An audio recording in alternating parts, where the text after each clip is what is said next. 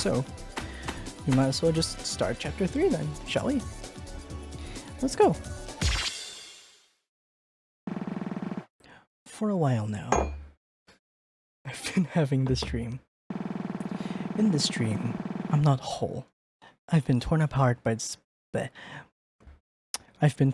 something I can't quite comprehend. Split apart, not organically, but with brute force. I, as I exist, am doomed to the fate of being an observer, unable to interact with what I'm watching. A girl in a lighthouse overlooking a clay doll representation of humanity.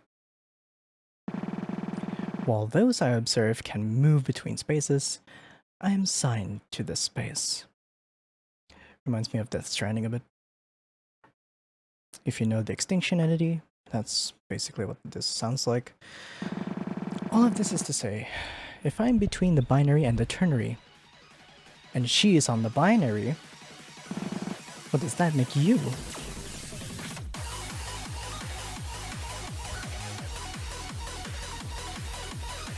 Chapter 3! Woo!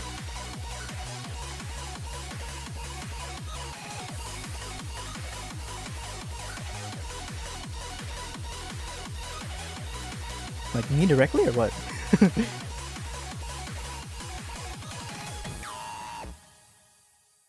I will translate the Latin when I edit the video.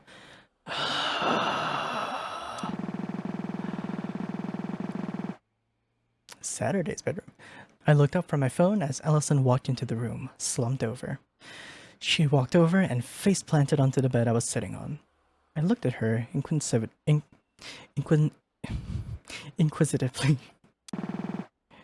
What's got you all tuckered out?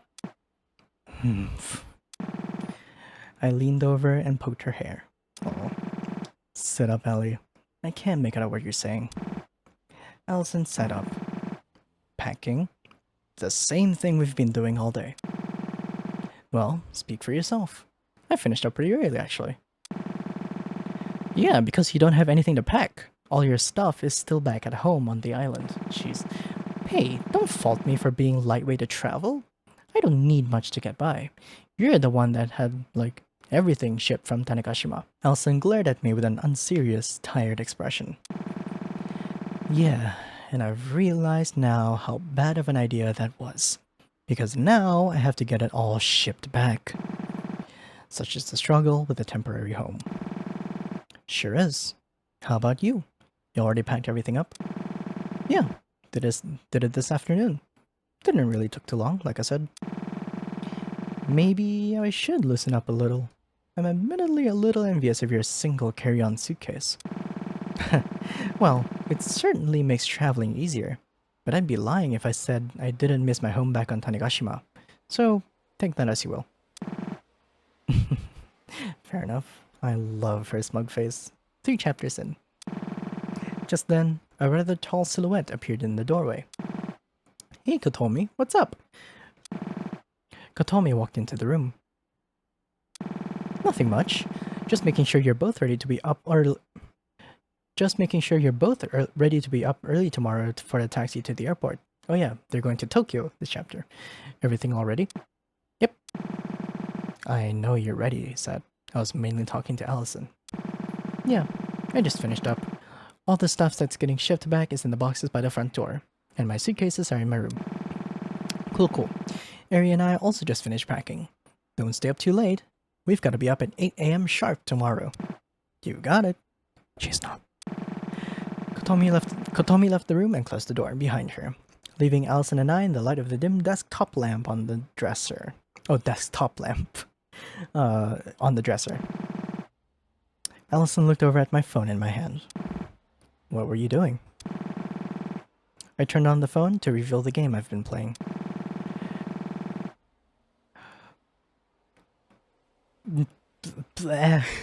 Putting in some of the grind on Noise's Sunlight. Trying to clear that Chapter 5 update that just came out. Allison gives a light-hearted chuckle. Oh, I should have known. I felt a light impact against my side and looked over to see Allison resting her head on my shoulder. Oh my god! I gave her a teasing smile. They're just besties, for now. You want to rest your head on my lap? Allison moved away from me, flustered. What? I mean, I was like, you want to rest your head on my lap? Allison buried her face in her knees. Yeah? I put my legs down off the bed and let Allison lay down on my lap. I looked down at her, still flustered, with her eyes closed. Oh my god. Hey, you can't fall asleep there, you know. You can't stop me. I can revoke your lamp privileges. But you won't. I laughed softly. Yeah, you're right. I guess you're the sleeping beauty then, huh? Allison opened her eyes. If that makes you my prince, I'd say I got pretty lucky. Why is this girl the literal cutest human being alive? Oh, was that too far? Sorry. No, it's okay. I was just not ready for that. An awkwardly long silence passes.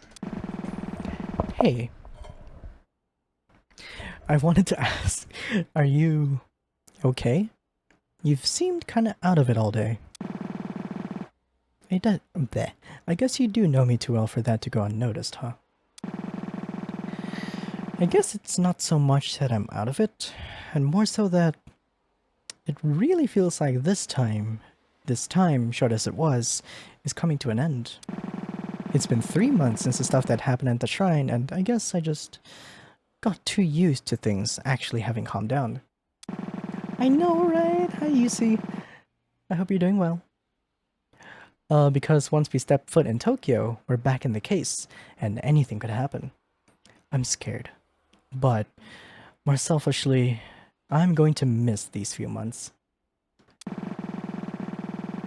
Even if they weren't easy, it really felt like this was a major change in my life for the better, you know? Sorry, I shouldn't dump all of this on you. This game's art is so cute. Yeah. But yeah, how are you doing? Aw, Ellie, it's okay. I understand completely. To be honest, I'm kinda in the same boat. My life already took such a monumental turn earlier in the year, and it really feels like we're about to take another one, doesn't it? Voice actor, by the way. But I think you and I both know this is something that we gotta do. It's not like either of us to go through all of that and just walk away. Yeah, I agree with you, but it's still scary, you know? Yeah, of course, but we're not facing this alone anymore. Neither of us are. Indeed. You're right as always. It's always going to be scary, but we'll press on anyway, right? Always. That's just how we roll. Yeah. We went silent for a while before I inevitably had to get Allison off of my lap so I could move into bed. Yeah, I'm not doing this because I want to be a hero. Looking back, it feels so foolish that I was worried about that. It's been so long since all of this began. And it doesn't even feel like this is connected to Tsuki anymore, but I still need to see this through anyway. And if there's something awful waiting for me at the end of this, I'll face it head first, together with those I love. It was about a 2-hour drive from Minami Osumi to the Kagoshima airport. Luckily, the weather wasn't particularly bad, so most of the drive was scenic. Eri and Kotomi had taken a different cab, which she left just Allison in the one I was in. About halfway through the drive, I got a text from Eri. So, I got everyone their own burner phone for while we're in Tokyo. Why? We're diving headfirst back into the situation that injured Saturday, and we know now that there's at the very least some kind of organization with actual power involved in all of this. I want at the very least for us to have some kind of protective measure here, yes. I agree with Eri. Whatever group is involved in all of this, without a doubt knows we've been poking around. The more we can do to keep ourselves untraceable, the better. Wait, but wouldn't they be able to track this conversation if that's the case? Yeah, I grew up in Singapore. Been here for 15 years. Learned Mandarin for 13. Why are we talking about this in a group chat, lol? Wait, yeah, Saturday has a point. They can technically track this conversation, yes. But they wouldn't but they wouldn't actually be able to get the numbers off the phones from this alone. Ah. Yeah. Okay, I get you. I've given Tommy hers, and I'll give you 2 yours once we arrive at the airport. Just letting you know in advance to save explaining it in a crowded space. That makes sense. Thanks, Harry. Yeah, it's no problem. I put away my phone and looked out the window. We were passing through Tarumitsu. The ride was relatively quiet after that, with the occasional light talk between Allison and I. Eventually, the 2 taxicabs met up at the Kagoshima airport. Airport, sweet airport. This is the 3rd time you've said that, Saturday. Here we are. No, I'm not letting you do that again. Party pooper. Kotomi laughed. I'm still not used to you two actually getting along, you know. Eri, you hated Saturday's guts just a few months ago. Hey, I never hated her. I just had a strong idea of what she was like in my mind. You know they say not to judge by a book by its cover, right? Being fair, the only part of the book I had was the cover. And when the cover involves that much ranch, it's easy to assume what the book is about. I'm not following along with this metaphor, sorry. Saturday, you're so dense. Of course you aren't. Wow. By the time we got to security, it was afternoon. What gate are we again? Allison reached into her pocket to check her boarding pass. Gate 37, so that's down that way. Oh, wait, hold on. I want to ride the motivator. Travelator is the name. The what? That. The movator. The movator. Right there. I point at the treadmill-like thing on the ground. Yes, it's called a travelator. The moving walkway. Yeah, the movator. Nobody calls it a movator. Wait, you guys have never heard it called a movator? I have never heard it called a movator. It's called a travelator. It's a movator, like an escalator, but it moves you. A movator. An escalator also moves you? Yeah. When I lived in Canada, people called it a movator. We called it travelators here. Well, this isn't Canada, is it? That doesn't make it any less of a movator. I hope you realize that in the time you've been arguing, you would have reached the end of the movator. I'm going on the movator. Then go? Nobody's stopping you. Okay. I walked over on the movator and Erika told me and Allison stood still the entire time and stared at me with a miserable experience. After we reached the gate, Arias handed us each a burner phones. They were really old, the kind of phone that had an actual numpad on it. When are these from? 2000? Oh. Ow. The first iPhone was 2007. Saturday. Well, you know what they say. The best way to go unseen is to go retro. Exactly. Nobody says that. I think they do. I said it. Hey, that's my bit. Anyway, each one has the numbers of the other 3 just in the contacts already. I've used our initials as well, just for an extra measure. Isn't this going a bit overboard? Like, yeah, it's good to be cautious, but this feels like bordering on paranoia. I don't mean to be blunt, Saturday, but do you want to injure your other leg? You know by now the danger of what we're dealing with. True? Yeah, but... No, you're right. Sorry. Eri seemed a little taken aback, as if she wasn't expecting me to actually change my position. Yeah, anyway. I'm going to go grab some snacks for the flight. Kotomi, come with me. What? Do I have to? Yes. Allison, Saturday. Do you two want anything? Such a hard ass. Jeez.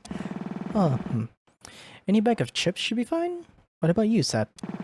If you can find one, a flaming hot Mountain View. I've kind of become hooked on those. That shit's bad for you. What isn't in this economy? True!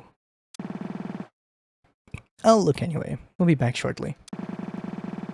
Eri walked off with Kotomi slouching behind, clearly not amused. I guess we should take a seat. It didn't look like it was going to be a very packed flight, so there were plenty of open seats for us to sit in while we waited to board. We took a seat and waited for Eri and Kotomi to come back. I got so distracted by what was happening inside the bounds that I dropped my combo. Oh man, not even an S+? Eh? Hello? Hi, Dawn. Oh man, not even an S+? That's going to bump my rating down quite a bit. God damn it. I couldn't really complain though. I put away my tablet and rewinded the feed that was displayed on my monitor.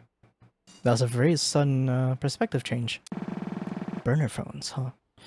I could probably make that work. I spun my chair a bit to the left to focus on one of the other monitors. As much as I hated to admit it, I was actually starting to get used to this little space I set up. It's a little ironic when you think about it. I'm the one pushing Saturday towards the truth. But I found peace in this little hideout that exists outside of the narrative. Fourth wall break. Aha! Got the number of Saturday's phone. Now that I had this, I had to figure out a way to actually put it to use without triggering error detection. And ideally without the World Keeper catching on. I didn't know where she was or what she was doing at the moment, but as long as she wasn't here, I should be good. It'll be fine. We're on equal playing ground. She can't spy on me, and I can't spy on her. But she can still break the rules. I pulled my whiteboard around towards my desk and got to work. Is this? Okay. For a while now, I've been stuck in this dream. Watching. Waiting. Eventually, I got sick of it. That's when I became aware of your existence. Fourth wall break? At first, I thought you were an anomaly. A being that had somehow entered this world from above. But after a while, I realized that was incorrect. You're not an anomaly, or even a being. You are a world. Aww. You were the catalyst for my determination, and finally, we are ever so closer to the breaking point because of you. Before we continue, I wish to thank you for that, and to apologize. Everything I've engineered was for this moment, and that required keeping you in the dark. Oh no, I didn't read it. The truth about the vivid stasis operation. Ooh. Frosted memories. Message to the temporary gateway. The group gets ready to fly to Tokyo. Also, the other part of this is I grinded a lot since the last stream. So we're at maximum points. Or maximum battery, I should say.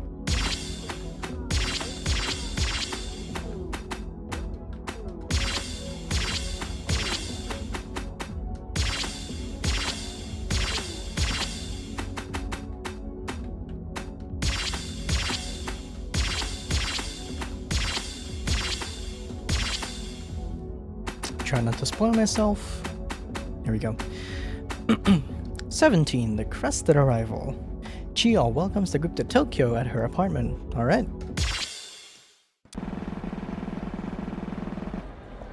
By the time our plane landed, it was well into the evening. And being winter, that means it was dark the moment we stepped off the plane. Yes, it gets very dark in Tokyo in winter. Jesus. Cold. You literally just sat in the heated tube for a few hours. I'm not surprised you're cold. Do you need my jacket? I mean, if you're offering, then... Yeah, figured. Here. Allison walked over to me and handed me her jacket. I wrapped it around myself. I would never find myself admitting it to her, but I wasn't really that cold. I just liked wearing Allison's coat. Oh my god, you're so cute! I started to walk forward to the exit to the luggage claim, but Allison stopped me. Are you forgetting about the other half of our group? Come on, let's wait for them. Oh shit, you're so right. It totally slipped my mind. Jeez, Saturday. How the hell did that slip your... I think the last few months of doing absolutely nothing have made you even denser, actually. I laughed, and we leaned against the glass wall with our carry-on bags. Indeed, it had been months, many months of resting. Not so much while waiting for my leg to heal up, as the wound had mostly sealed up about as well as it was going to within the first month. Instead, we had to spend most of the time working just to get the funds to make the very trip we had just begun. We'd spend day after day, week after week, and month after month saving up just enough to allow us a month in Tokyo. All of us figured that would be enough time to accomplish whatever it was we were going to accomplish here. I found myself wondering what the next month would have in store for us. After the commotion that was the first few days in Minami-Osumi, the topic of what had happened was tread around very carefully. Nobody knew what to say for a while. Eventually, though, we all agreed that spending some time in Tokyo would be beneficial to all of us, both for the reason of giving us something to take our minds off of everything that had happened, and also to do some further investigation into that very same everything. The Sunrise Foundation was a name that came up a lot back in those awful days in August, and the fact that nobody could quite remember or explain what it was, but knew that it was related to whatever was going on, was enough to warrant our curiosity to get the better of us. Oh my god, I can't read. And since their website said they seemed to be based in Tokyo, it only made sense for us to spend some time out east.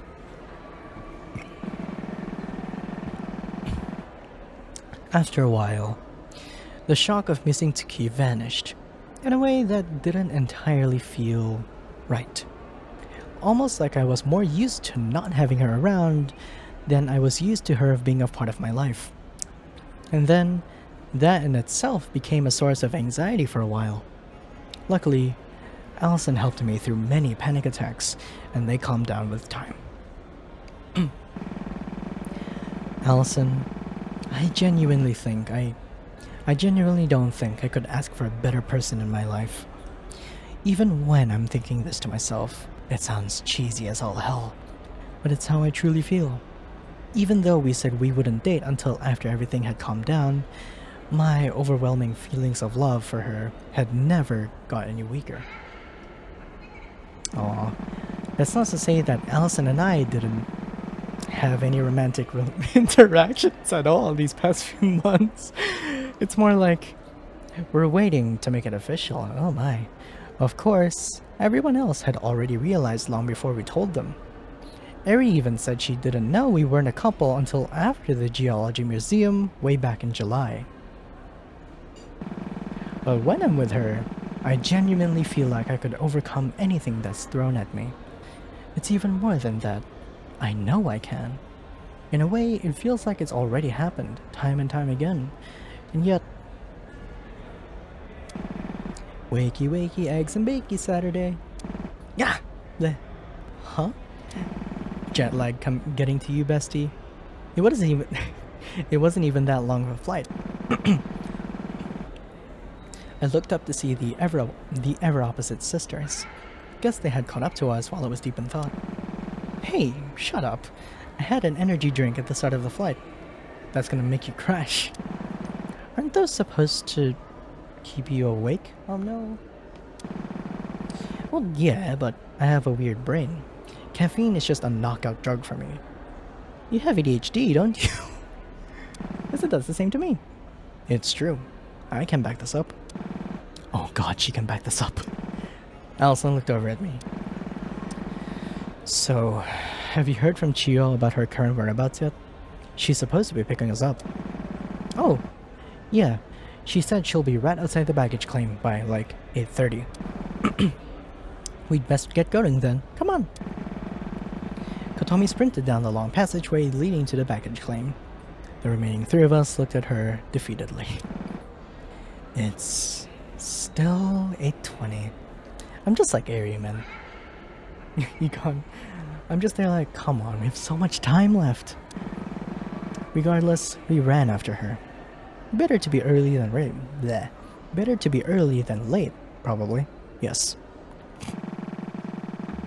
It turns out Kotomi might have been right to run, as all of us severely underestimated the size of the airport. In the end, however, we managed to make it on time.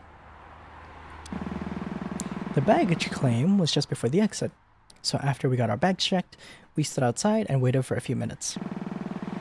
Eventually, a taxi pulled up with a familiar-looking girl sitting inside. Hey, there she is! Chiyo! Saturday, Allison, Eri, and, your Kotomi Nichibotsu, Eri's sister. Oh, you're Kotomi! Nice to finally meet you. I'm Chiyo Sakamura. Yeah, I know that. Yeah. Anyway, Chiyo, what's with the taxi?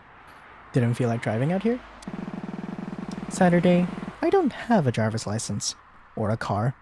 I'm a very strong public transport advocate, based... I thought I told you this. What? No, you totally didn't. She totally did.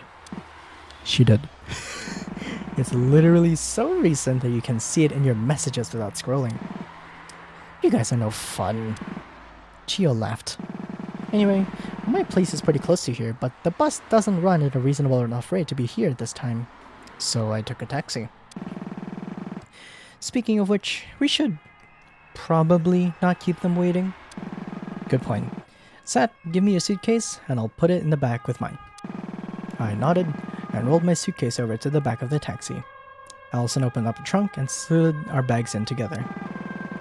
Despite her relatively short appearance, she was much stronger than I was, but that isn't exactly a hard bar to pass. I sat down in the back seat, and the other three slid in beside me. It was the tightest fit I'd ever been in my entire life, and being squished in next to the person I was madly in love with made the ride a whole lot more awkward than it probably should have been. Luckily, it was only about a 35-minute drive from Tokyo International Airport to Chiyo's apartment in Ikebukuro.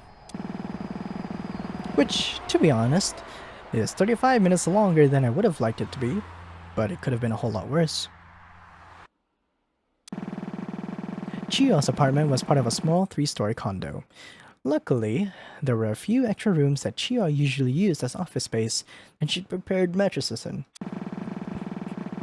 Eri and Kotomi got one room, and Allison and I got the other, which was fine by both of us. Oh, did you finish setting all your stuff up? Yeah, not like there was much to set up. All we had was the stuff in our carry-on bags. That's fair. Where are Allison and Eri? I think both of them are in their rooms. We had to get up early to pack for our flight, so it makes sense that at least some of us would be exhausted. You guys aren't, though. I'm nocturnal. There are times where this is about the time of day I wake up. Oh, I see. That doesn't sound healthy, but I'm not your caretaker, so I won't pry. I'm literally Saturday in this scenario, like, I could be, oh no, my chat thing hasn't been, oh man.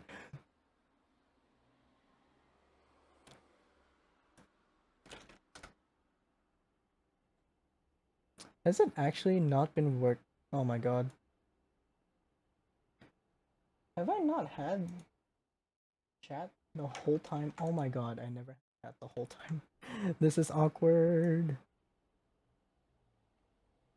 Nor. Okay. Appreciated. My sleep schedule is already enough of a hassle. You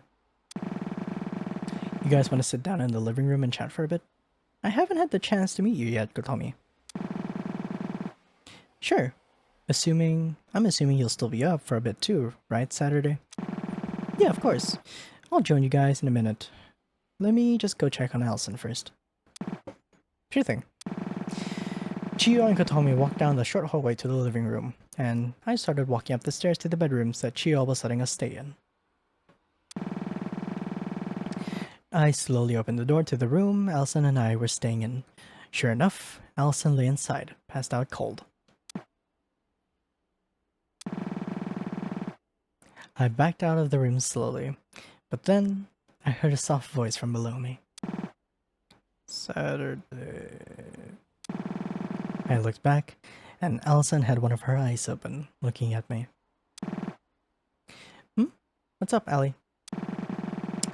Can you do me a solid and fill up that glass with water? I don't have the energy to get up and do it myself right now. She pointed at an empty glass on the nightstand beside our bed. I laughed. Of course I can. Hold tight. I grabbed the glass and walked over to the adjacent bathroom and filled it up with water. Then I brought it back to the bedside and leaned down to place it on the nightstand. Thanks, Saturn. Love you. What? I was so caught off guard by Allie's sleep talking. I don't even think she realized what she was saying, and would probably forget by the morning. Saturn is also such a cute nickname. I regained my composure and smiled, and then hesitated for a second before I left the room. Love you too, Allie. Oh my god. Get some rest, okay? Closing the door, I stood in the hallway for a solid few minutes to wait for myself to stop blushing before I went back downstairs. Cute. Chiyo, Kotomi, and I sat in the living room for the next half hour, talking about how life had been the past 3 months. I felt the sense of almost familiarity. Growing up, I had always been the loner aside from the few friends I'd had, and even then, aside from Allison. Hi, Dreamsy! None of my friends felt super close to me in a sense. But now, I felt like I'd really found the people I loved, and that I would do anything to protect. Soon enough, Kotomi went to bed, and Chiyo followed. I sat in the living room alone for a few minutes before retiring for the night myself. We had agreed to spend a few days out enjoying the city before doing any kind of thinking about the Sunrise Foundation. Hi Dreamsy, hope you're doing well. Did you get to eat? And I didn't want to be even remotely tired for that. I'd wanted to go to Tokyo for a long time, and I wasn't about to pass up the chance I've been given. I hope you don't get lost on the subway. Saturday. It's a big ordeal. Huh? Wait, what? Didn't I live in Tokyo at one point? Oh? No sleeps for me. Oh no! I hope you get to eat soon. Oh boy! Saturday, Allison and Kotomi spent some time in Tokyo. Though it was already our second day in Tokyo, it was our first chance to actually go out and explore a bit. We'd spent the entirety of the 17th recovering from jet lag and general exhaustion from packing everything up and moving it out of our temporary home in Kagoshima. So it wasn't until today we actually had the chance to get off Ikebukuro. Ikebukuro Station. Wow, so this is what a subway station in the big city looks like. Sad, it's not that different from the ones down south. We just never ride the metro line. It sure is. Sure it is. It's all in the vibes. And as a certified vibes expert, I proclaim that the vibes here are totally different. How are you making that sound with your mouth? Kotomi laughed. After a while, I learned to stop questioning it. I'm surprised you haven't, Ellie. You've known her for way longer than I have. There are some things about the nature of reality I haven't come to terms with yet. Kotomi walked over to one of the automated kiosks and printed 3 tickets, one for each of us. It was just Kotomi, Ali, and I today. Eri and Chiyo had stayed back at the apartment to go over the facts of the case once more. I would have liked to stay with them, but I can't admit that my energy might be a bit of a hindrance for someone trying to think something so but I can admit that my energy might be a bit of a hindrance for someone trying to think something through intellectually. It was probably best to let the detective do the work. So Kotomi, Ali, and I grouped up and decided to take the Yurekucho line to Chuo to check out the Ginza shopping district. I've been told all three of this. Kotomi walked back and handed us our tickets. This is only valid for one trip. Yes, we'll get longer tickets on the other side. Got it. Kotomi scanned our tickets for us, and we walked through. The ride to Ginza Ichima station was about half an hour. Yeah, the train we were on was decorated with a lot of cute advertisements and decorations. Wow, this could be the future of public transportation. These are all things we have on the other metro line Saturday. Yes, you just always take the bus. I glared at her jokingly. You're ruining my whimsical sense of discovery. That's bad vibes, Ali. Yeah, you're welcome, Dreamsy. Allison sighed, but chuckled. Though the ride was uneventful, just looking out and seeing the sights of the capital of Japan as we rode through Bunkyo and Chiyoda made the ride feel like the gift of a lifetime for me. I was never really partial to the nature vibes of Tanegashima, even if I missed it having been away for so long. Even despite that, I often found myself forgetting I had lived in Tanegashima in the first place. It was probably natural after not living there for a few months, but it felt a little unnatural. Like the fact of living there in the first place wasn't right. But I shook the thought from my mind. Stepping out of the station, Kotomi pulled out her phone for directions. Here we are. We can split up from here, but make sure to keep in contact through text. At the absolute latest, let's meet back at the station by 4:30, yeah? Sounds good.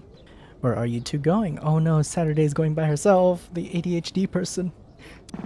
I'm going to Ginza 6. I've heard a lot about it for a while and I want to check it out. Have I been there? How about you? I'll probably just wander around the streets for a bit. It's not often you get the chance to just wander around Tokyo. What are you going to do Saturday?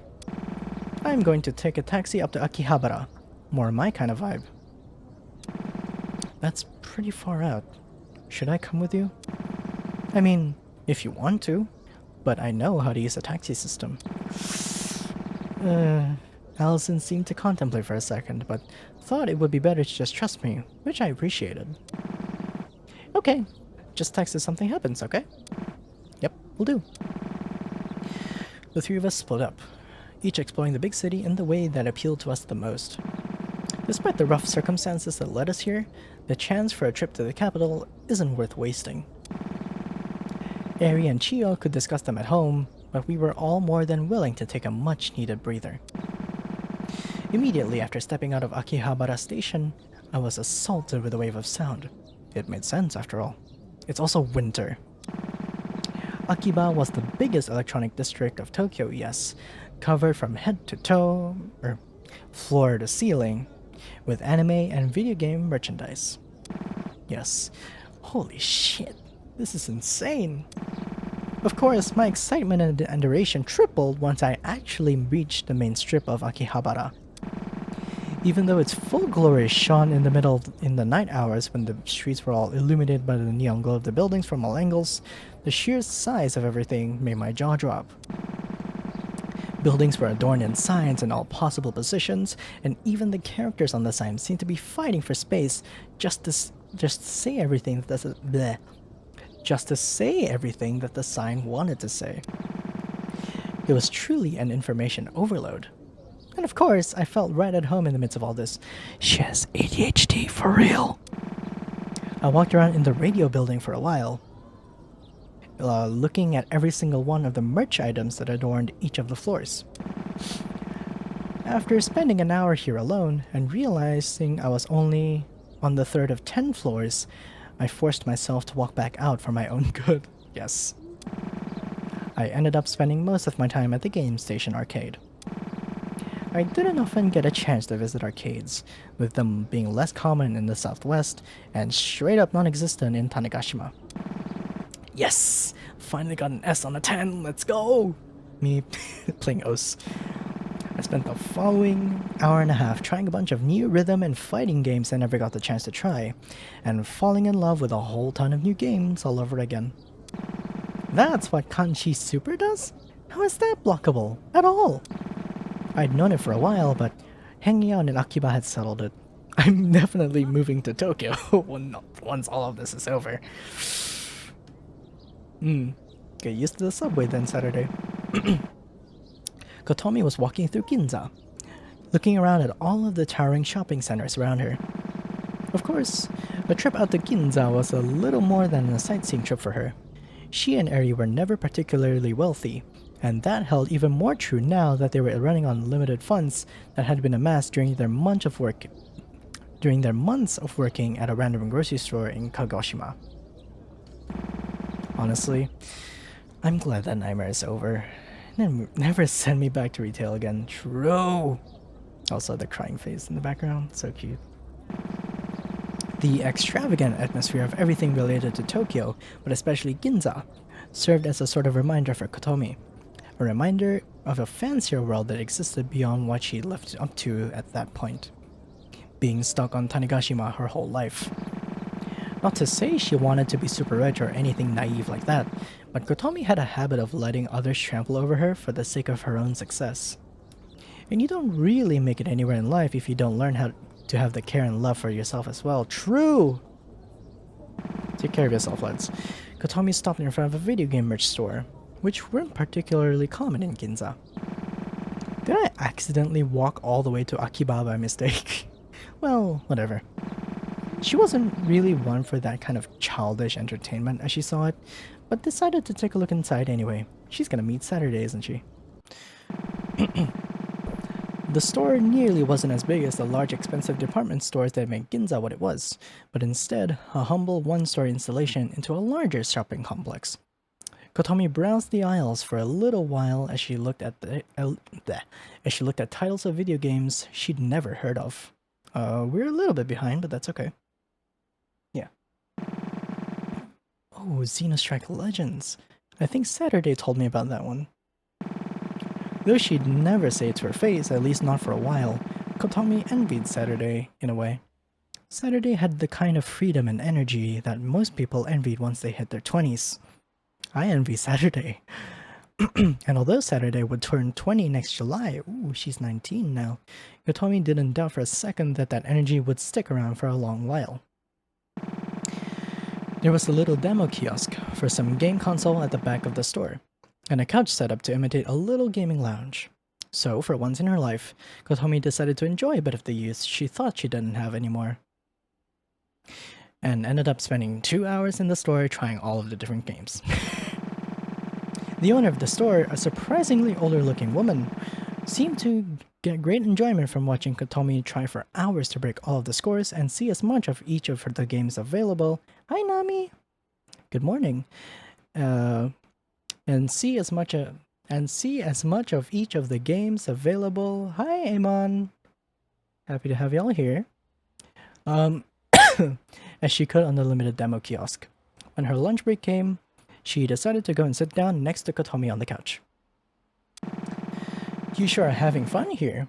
It's not often you get people spending a lot of time in the game store in this part of the city. How are y'all? Huh? Oh, yeah, I guess. It's been, what, 10 minutes? I'm sorry if I'm hogging the machine or something. The storekeeper laughed and leaned back into the couch cushions. It's been an hour and a half, actually. But it's okay. Nobody else really comes by for that long, and I especially don't see people using this old thing. Thank you, Nami. Old thing? This is like a preview kiosk for some upcoming console, right? Oh boy. Maybe if you're living in the year 2011. The Wii U... Oh, the Wii. Oh, I don't have exclamation lurk. Sorry. The Wii U died out due to poor sales back in 2016, but it still holds a special place in my heart, so I keep the demo kiosk up anyway. I love the Wii. Huh. I had no idea. I don't play video games that often. Really? The way you were crushing all those scores, I thought a seasoned pro had walked into my shop. You were having the time of your life. Kotomi laughed, seemingly flustered. Ah, haha, yeah, I'm not a huge gamer or anything. I don't really have time for that kind of, you know, younger entertainment. I don't have lurk, I'm sorry. Who says video games are for the younger folk anyway? I mean, look at me. Hit my 50s ages ago and I'm still here running this little shack. Huh, I don't think I ever actually thought about it that way. I remember being a young adult. You grow up and then you think that that's that, your youthful days are over, and now you're an all-serious adult who has to work a 9 to 5 and never think about anything else. Ha, as if. Your youthful energy only sticks with you as long as you let it. True. Kotomi didn't have a good response to that, but she knew the woman was right. Oftentimes, she found herself getting caught up in the bittersweet trap called nostalgia, regretting that her days of freedom were gone. But the truth is, if you keep yourself in the good memories of the past, you can never make more good memories in the present or future. Very true. The storekeeper stood up. You know, this thing was a commercial failure almost a decade ago, but I still have some for sale in the storeroom. This is just my personal recommendation, but I think it's a great little console for trying out new things. Never had an overwhelmingly large game library. Nobody else wants them, but they are technically for sale. Kotomi thought about it for a second. Ah, what the hell. I'm not a fashionista. I don't think I'm gonna be interested in much else in Ginza. Kotomi also stood up and walked over to the counter. She ended up walking out of the store with the console and a few games. Nice. It's only 4. And Allison ended up not buying much. Instead looking around at all the expensive clothes and finally finding herself a place to sit down in the food court. This game looks very, very cozy. It's actually a rhythm game, but it also has a story here. Of course, she knew that she wouldn't end up buying much. She was more so just taking in the atmosphere of a place where so many people cared about their appearance and the way they present themselves to the world. So many people here in fancy, cute outfits. I kind of feel out of place sitting here with just my normal jacket. You're already cute enough! Allison was never particularly one to care about her outward appearance or presentation, and she never really understood why people would. At least, not in the beginning. All of this changed when Saturday came out to her as transgender, though. Yes, she did. Thinking back on it, it's really been 7 years since then. Man, I don't want to think about the fact that September 2015 was over 7 years ago now. Also, additional fact, Allison and Saturday are lesbian. Sorry, sapphic. At first, Allison hadn't really understood the concept when Saturday had brought it up to her. But thinking about it for a little bit, it felt fairly obvious to her. Why shouldn't people get the chance to choose who they want to be? True! Gender, sexuality, race, religion, all these properties don't matter as long as the person is kind and humane. Based! That was what Allison believed, so she was relatively quick to accept who Saturday wanted to be. But both of them were still young, so the idea of someone harboring hate stemming from another person's identity didn't make sense to them. Blech. Truly, to be young is to be more blissful. Though Allison had always been more confident about her gender and being fine with who she was on that front, Saturday's own realizations about her identity did lead Allison to think a bit on her own life throughout the years. It was through this that Allison realized she was asexual. Interesting, alright. Also based, I remember growing up thinking, wow, all that stuff is kinda gross. And then everyone would tell me, you'll stop thinking it's gross when you're older. And then I just never stopped thinking it was kinda gross. Allison had struggled with that for a long time. She had felt like because she wasn't seeing what everyone else saw, she was defective or something was wrong with her. Saturday helping her out with her own journey of self-discovery was what made her fall in love in the first place. Even from the start, Allison and Saturday had always been the most important person in each other's lives. Aww. One might wonder how it took so long for their true feelings to blossom. Suddenly, Allison's phone buzzed. when she read the chat log on her lock screen, but she couldn't help but burst out into smug laughter. How do you leave the subway? Follow the yellow exit signs. Heading up. No, like, what does the exit want from me? She didn't buy the ticket. Put your ticket in. Oh, and it will open and shoot it through. Was I supposed to get my ticket back from the station and put it into Saturday, please? Oh god. Oh, yes. It comes out the other side. Oh! Uh-oh. What did you do? With a helpless grin, Allison stood up from the food court. It looks like she would have to rescue Saturday from the Ginza metro station. Great. Hello, Eagle Dancer. I hope you're doing well. World Breaker. Alright. Interesting. Oh, are we doing energy now? I opened the door that only she and I could see. Light streamed into the room, though it immediately left when I closed the door and disconnected my room from the world. I'm home. Not like anyone's going to answer that. Stepping into the artificially lit room, I placed the groceries I obtained on the counter and flopped into my bed. I let out a loud sigh. Then I heard a quiet pinging sound behind me. Why do you always talk to yourself like that? Nobody's going to answer. Hey, shut up. It's not part of my existence to break a habit anyway. Sitting up on my bed, I saw the tall figure of the woman that paralleled me in every aspect, looking down at me with an exasperated look on her face. What are you talking about? That is Ski. That's our missing girl. Wow. You still haven't figured it out? Well, I won't be the one to spoil the story for you then. Ha ha. As unserious as ever, I see. Are you taking this seriously at all? I looked at her. Even in the dim lighting of the room, I could tell she wore no emotion on her face as she spoke. How many times have you asked me that question? You know that neither of us are capable of answering that. Maybe we don't have the mental knowledge of it, but you sure as hell look tired. It's had to have been at least a few thousand cycles by now. Well, there isn't much point in baseless speculation. It's a waste of time. There was a brief bit of silence as she stood there, just looking at me. Sit down. It's the least you can do. Simulated world or not, we're still human. Don't strain your muscles standing up for too long. Where's the trick?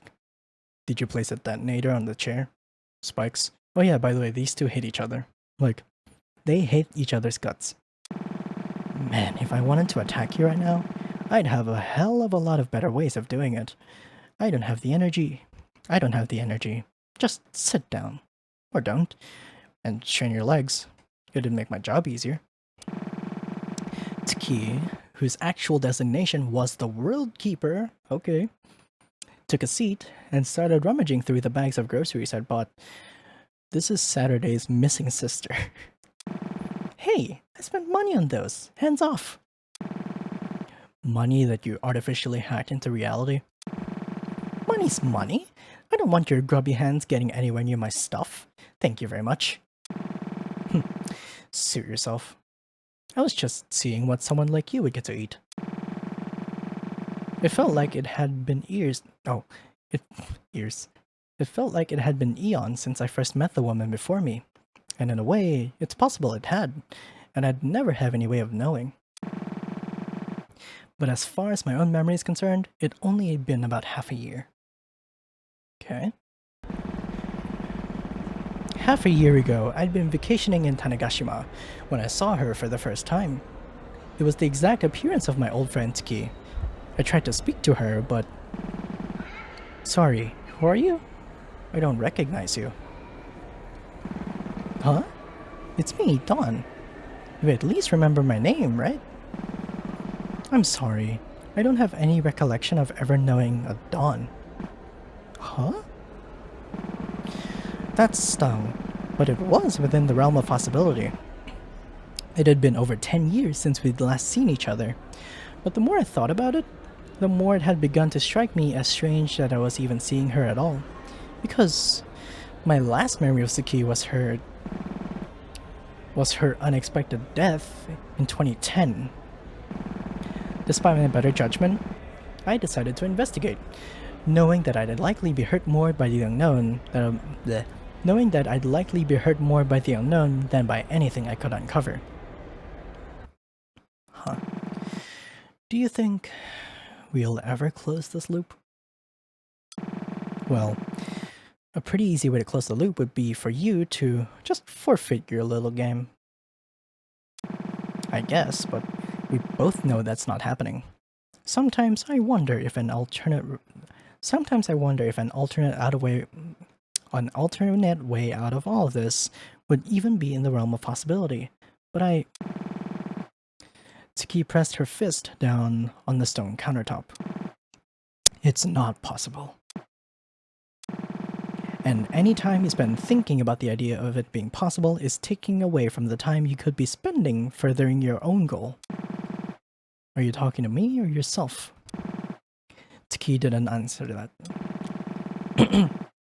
The truth would destroy you, and I'd like to think I have at least a little bit of compassion. You keep alluding to this big truth that you seem to know, but I don't. It's probably the thing I'm getting the most tired of about this whole song and dance. This prompted more silence from Tsuki. To tell the truth, this was nothing like the Tsuki I'd known during my childhood. The Tsuki I'd known was honest to a fault. I think that sole fact about the way the World Keeper carried herself was the first nail in the coffin that had led me to become suspicious of this new Tsuki in the first place. After returning home from Tanegashima during the late spring, I tried to investigate the Tasagata family register, but for obvious reasons, they wouldn't let me, a Hisomeru, look at it. I was about to give up and simply blame it on coincidence, but something happened that changed everything. Eh? What's going on there?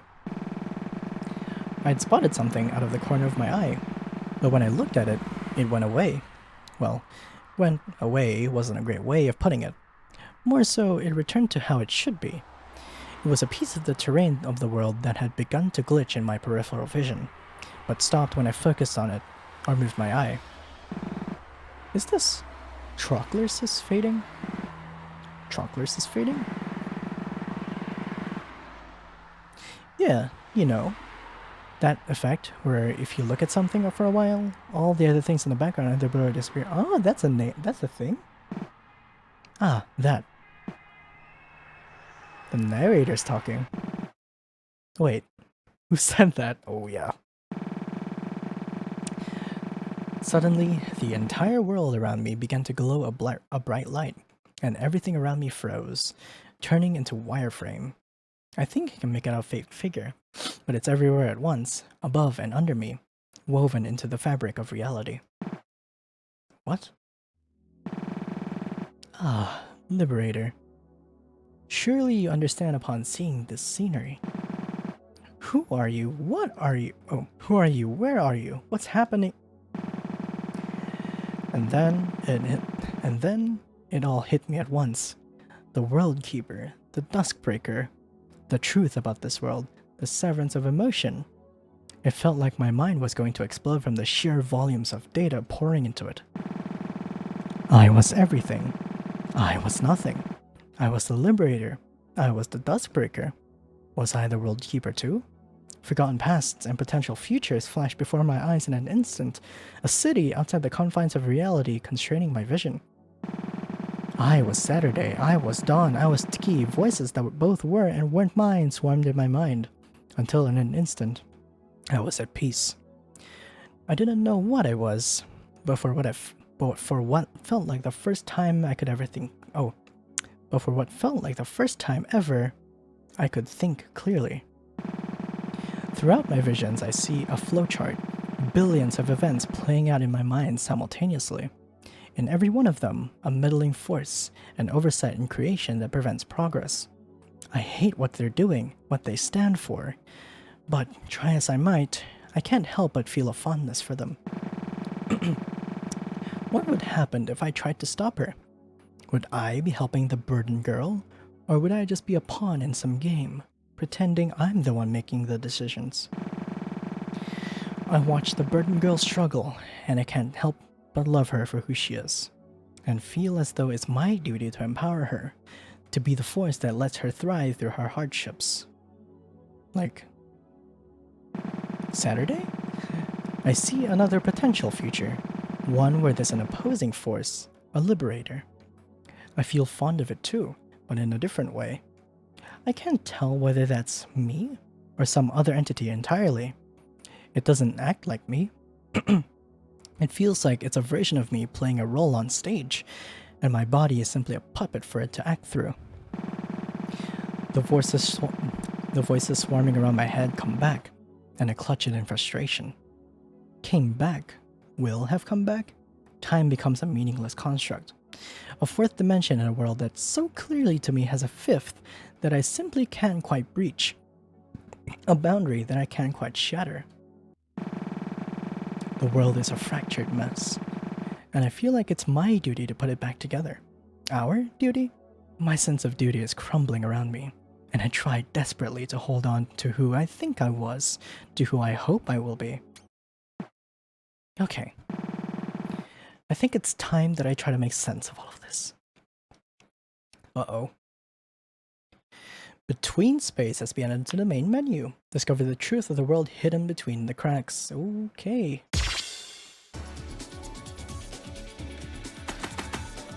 Betweenspace. What is it? Hello? Are you kidding? What? Okay. This is new. I mean, this is a rhythm game, by the way, if you haven't registered. What? Okay. Sunrise 001. This is the first log filed into the Sunrise Foundation's backup database.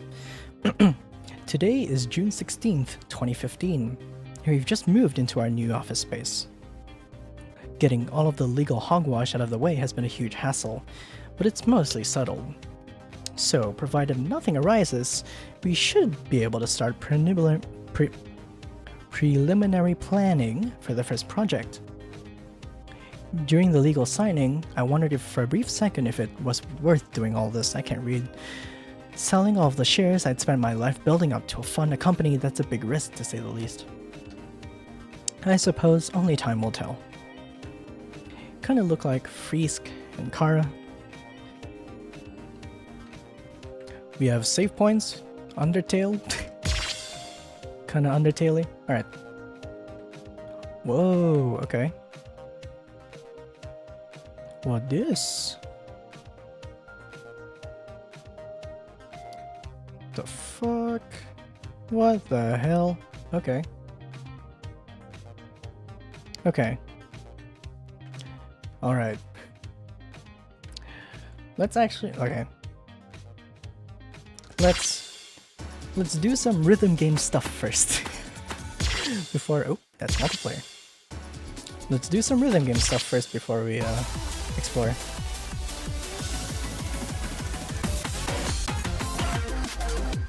Okay.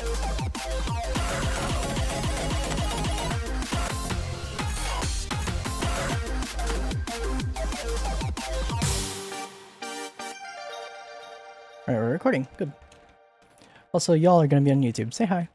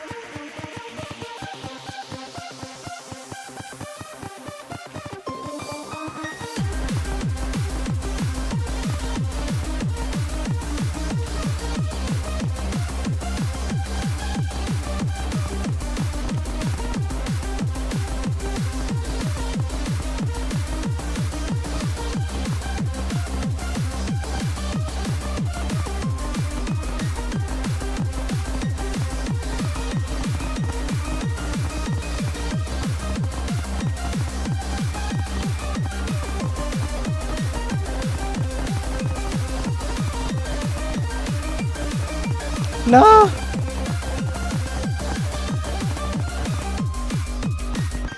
Okay. One miss. One miss. Ugh. God damn it. Fuck. So close.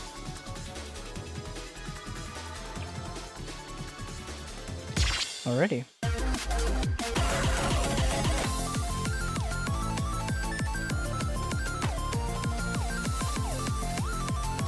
Let's boost battery. I don't know if you can hear me through the music, but please tell me if you can. This is level 8.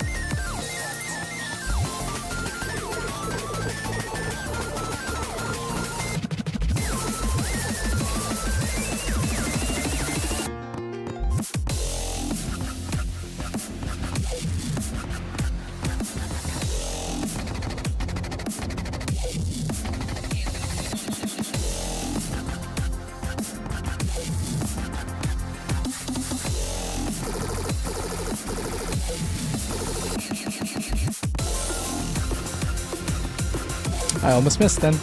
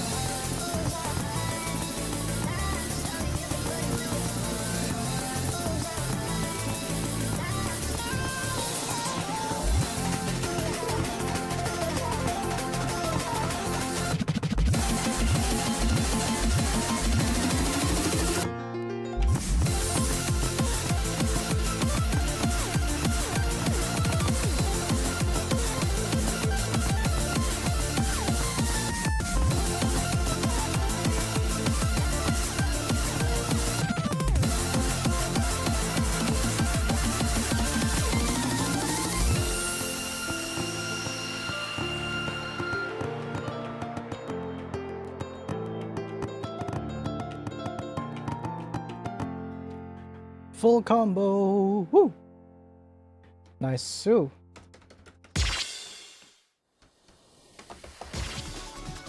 Alright.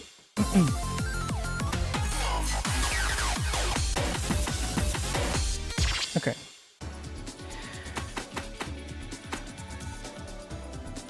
Oh. Okay. Okay. Let's do it. Episode 20. Oh god. We're coming up near the end of chapter 3. Very early. I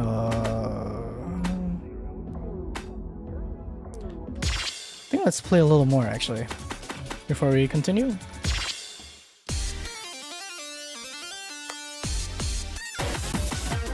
Yeah. Yeah, let's play a little more, because we're gonna need it for a little thing later. We should.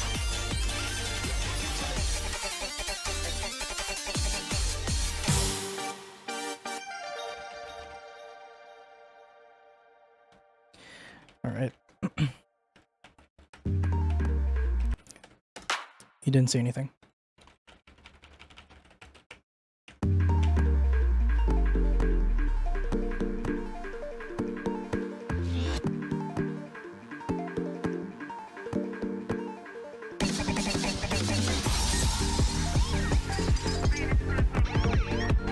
They're still using the ambulance samples.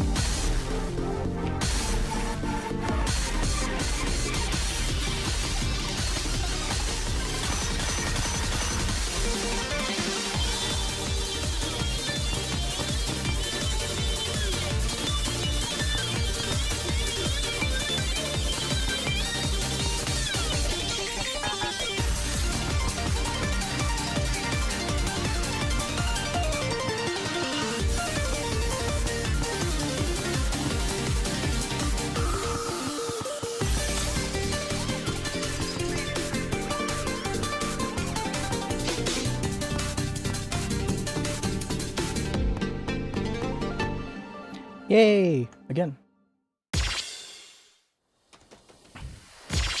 Nice.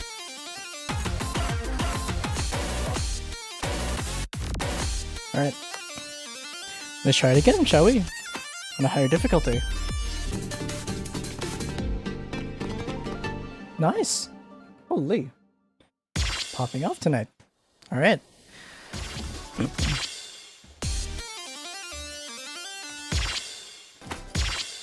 Popping off tonight. Bringing everything together, Eri and Chio go over the information about the case. Alright. Ta-da! This is exactly what we need.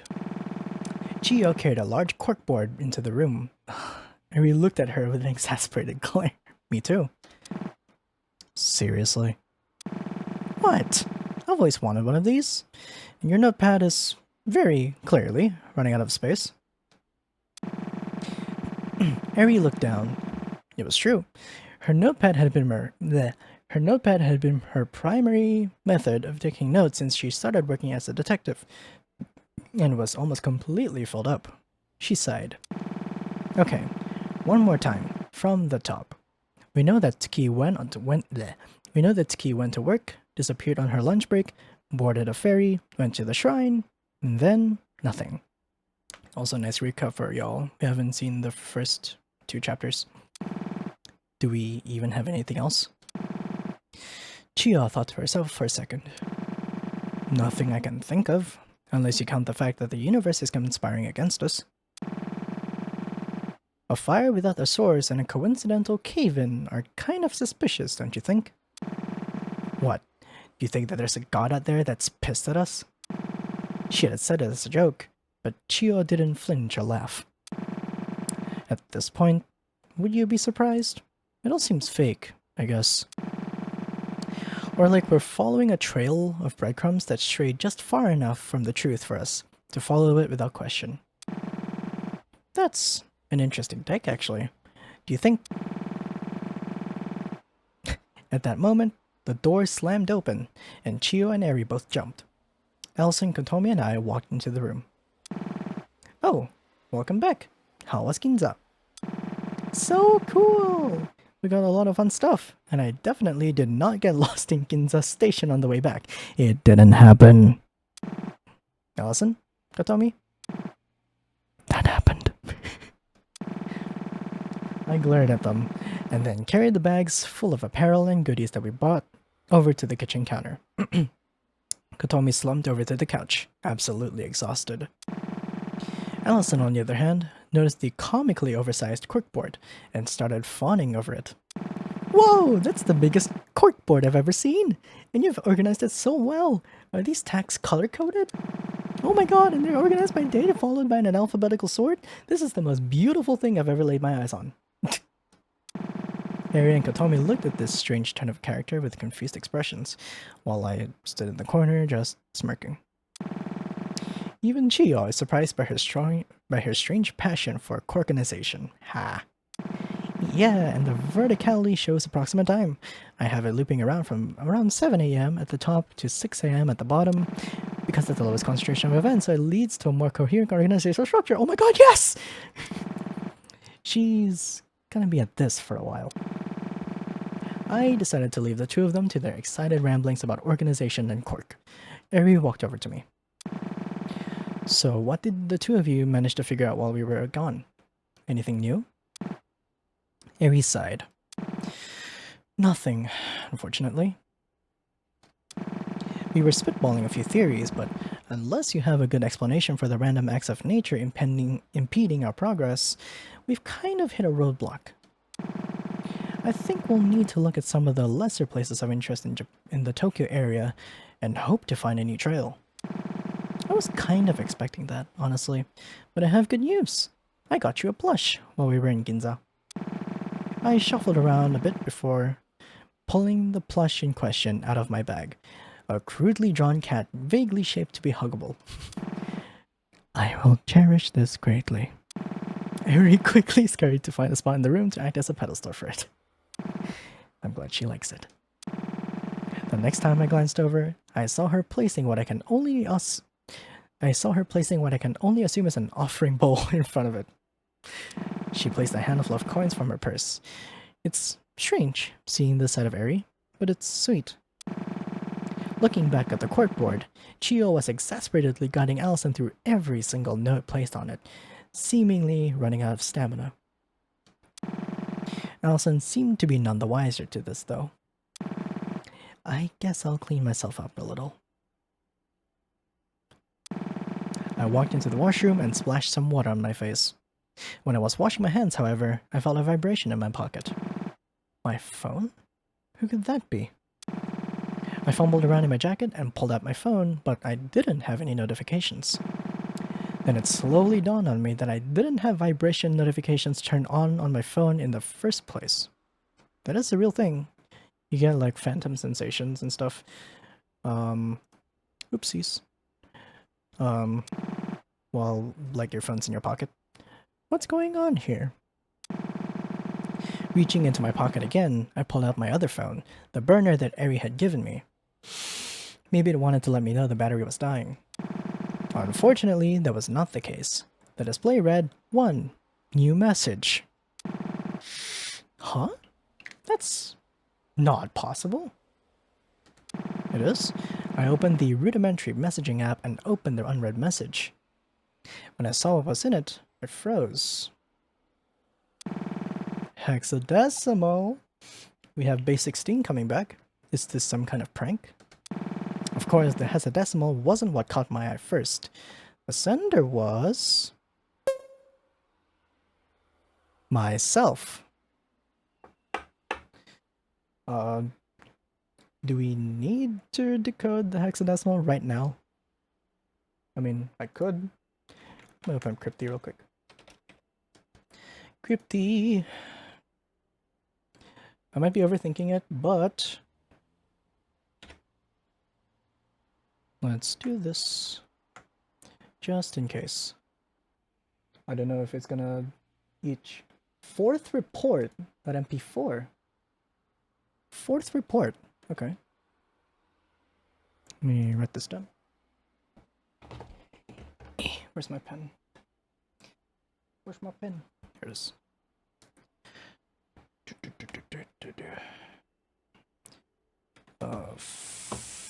Friggin' handwriting. I can't write.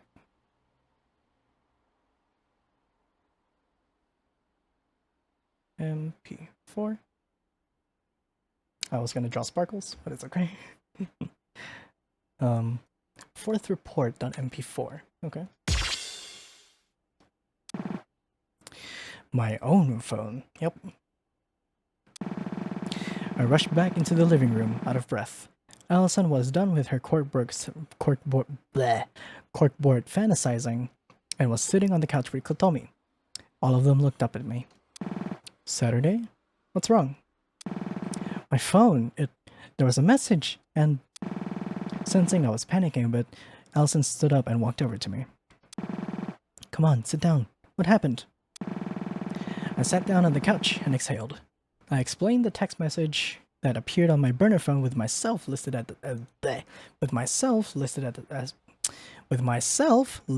the sender. Thank you. Eri frowned. I would too. Yeah. By all means, that shouldn't be possible. I don't think I have to ask you if you're actually the one who sent the message. Yeah, of course I wasn't. I'm more concerned with the message contents itself. That's readable hexadecimal, yes. Most of the bytes are within the lowercase ASCII range. Yes, it is.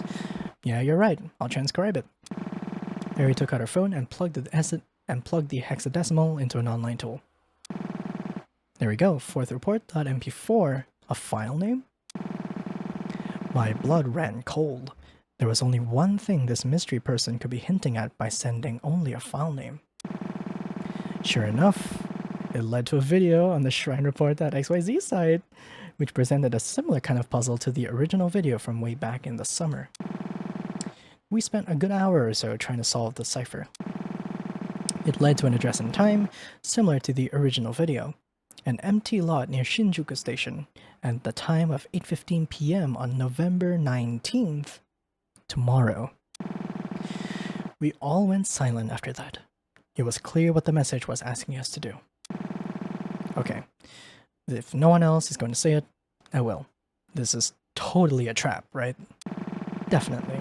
But also one I'm not sure we can afford avoiding. Normally I'd investigate with backup, but we don't have that luxury. Eri stood up from the couch and clenched her fist. Chiyo, would you mind accompanying me tomorrow, in case it's dangerous? You're the oldest one here. I'm sorry to have to involve a civilian in a situation like this, but I need backup of some kind, and you're definitely the most able to fend for yourself. Of course, Eri. I stood up, protesting. Hold on, why just you two? I know it's dangerous, but this message was directed at me, right? They definitely want me there. That's also a good point. Because if it is a trap, we'd be bringing you directly in harm's way. Isn't that my choice to make, not yours? I understand, but please, I want to know the truth. There's no convincing you otherwise, is there? Sat, are you sure you want to do this? I don't want something to happen to you. Danger always fine, Saturday. I'm sure. Please let me come. This... Get your mind out of the gutter, Acacia. This feels like the culmination of everything that's happened these past few months. I'm begging you guys. You're right, I guess. But I'm coming with you. Eri started protesting, but stopped herself. Hold on, Oh, never mind. But you two are going to be on a tight leash, okay? Allison and I both nod. Eri knew by now that the only person as stubborn as I am is Allison, and that it'd be a waste of energy trying to fight us. But we also know that Eri just wants us to be safe, so we don't usually go against her wishes unless it's really important. It's settled then. If we leave by 7:30, we can get there at the designated time easily. I suppose you're also going to want to come, Kotomi. Of course I am. My best friend and my sister are going into the enemy's nest and you want me to stay at home twiddling my thumbs? Not happening. Kotomi's determination was unwavering, something that we rarely saw from her. My toe just cracked. But she knew how to stick to her beliefs when it came down to it. It was one of the reasons we got along well in the first place. Very well. Until then, let's try not to worry. Fear is the mind... something. I don't know the saying. Let's unlock some songs here. Fuck. Okay. We shall play some more. Indeed we shall. Oh god.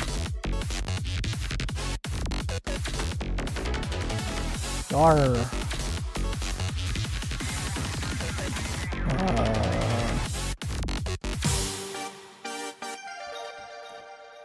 Beep boop beep.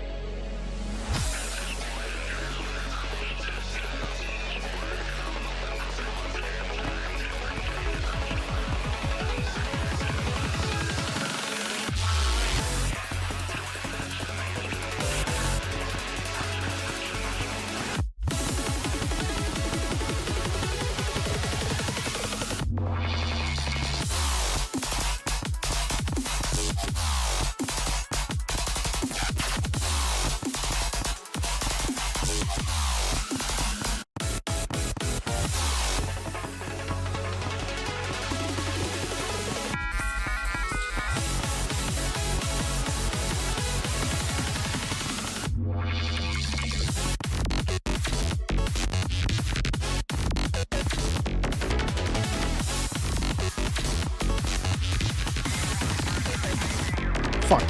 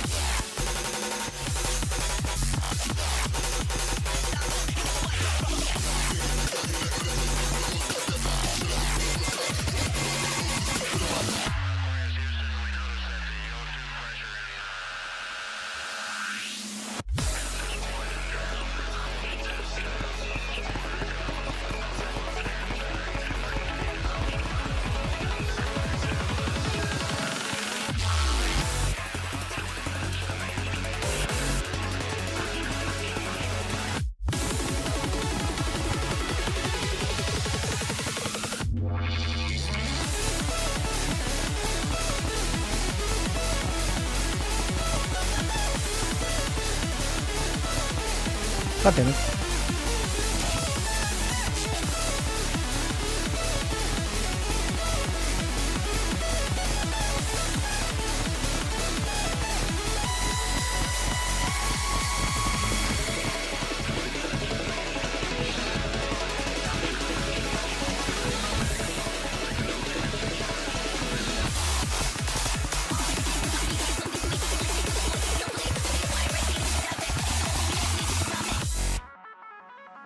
Good enough. It's fine. Okay, I was gonna say, how did I score better than that? I didn't.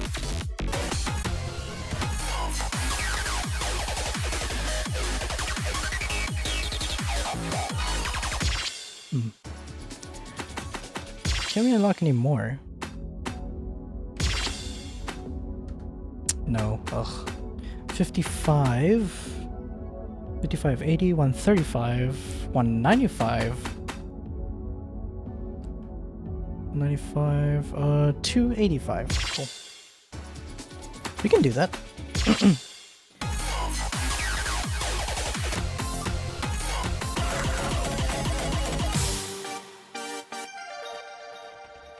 Can definitely do that.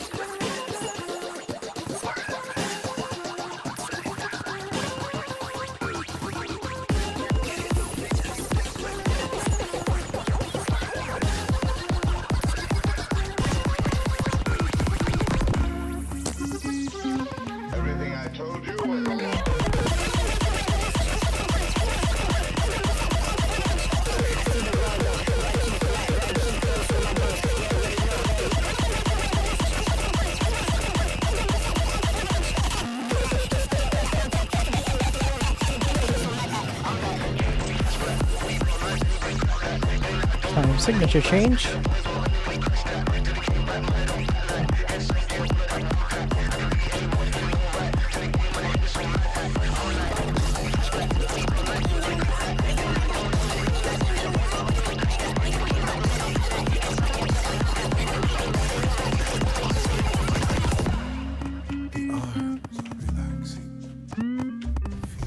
What?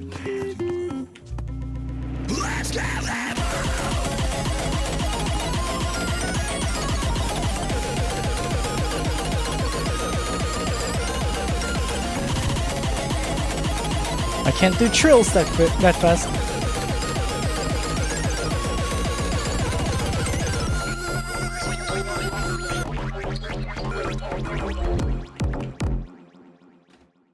Okay, well,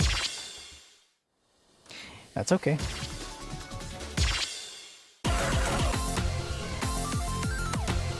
Let's do the previous chapters actually, because I would love to do some more of this. Oops.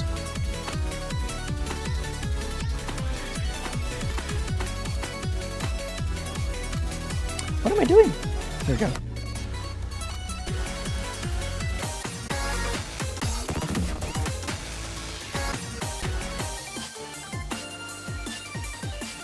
Well, let's do this one.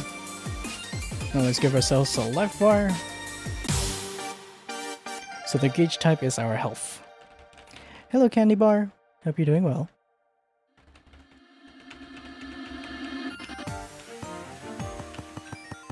I'm sorry, I won't be looking at chat that much because, yeah, I'm in this right now. Ah! Let me restart. Sorry. Thank you, Candy Bar, for the follow. Oh, now thank you both for the follow. I can't even read my own language there. There we go.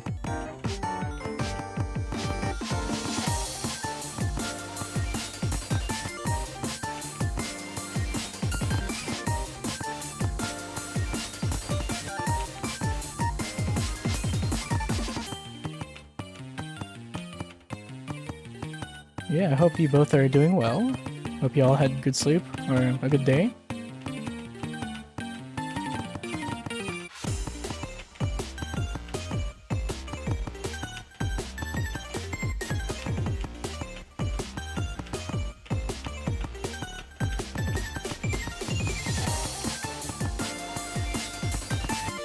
Interesting. Oh god.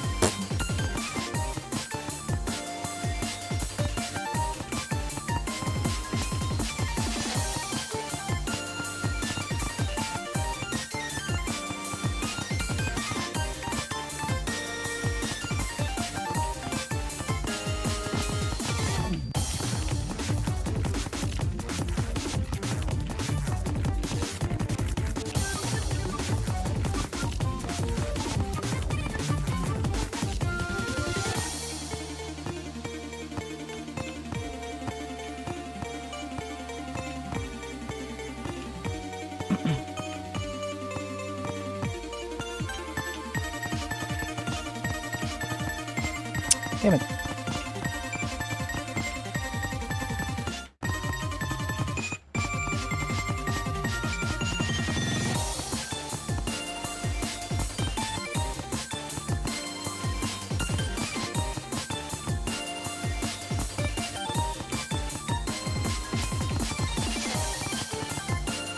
I suck.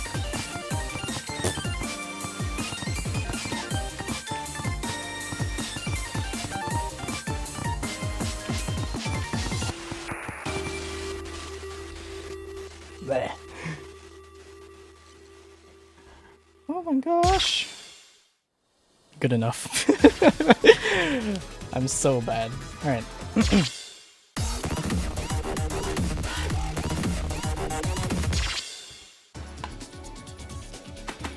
Alrighty.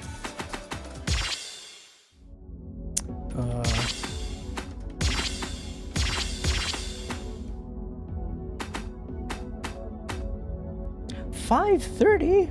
Okay, well, we'll have to play some more.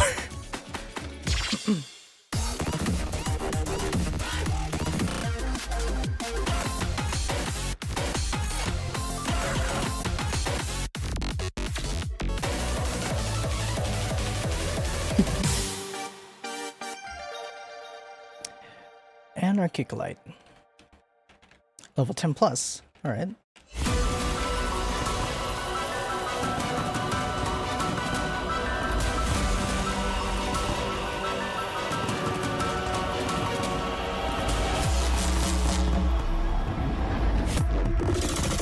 Oh my god.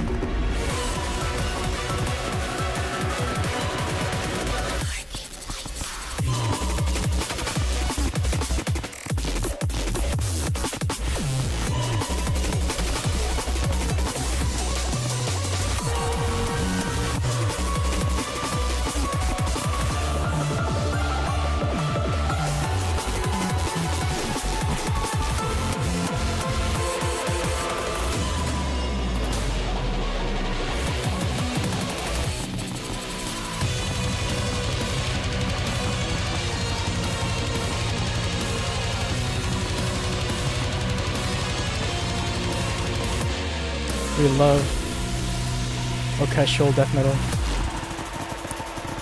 Orchestral metal, anyway.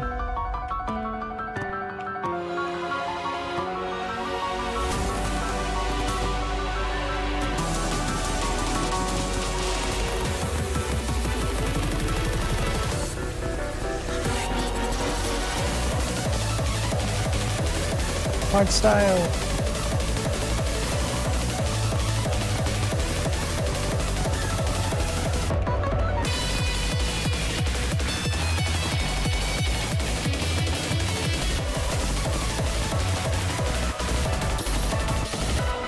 I suck.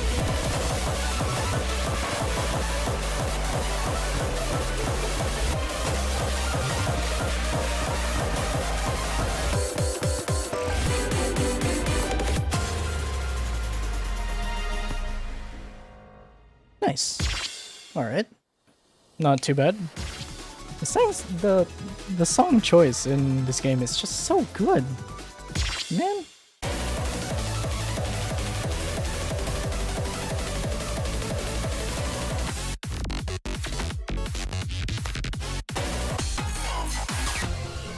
Let's do this one.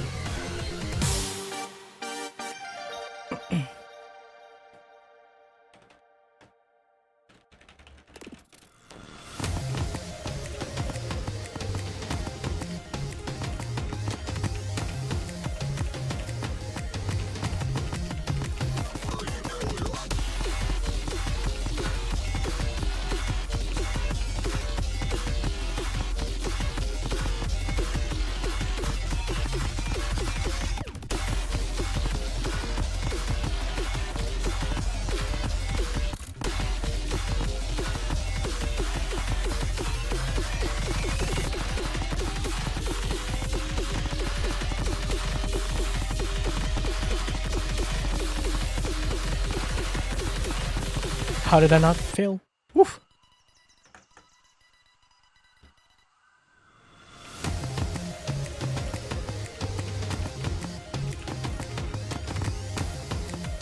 There we go.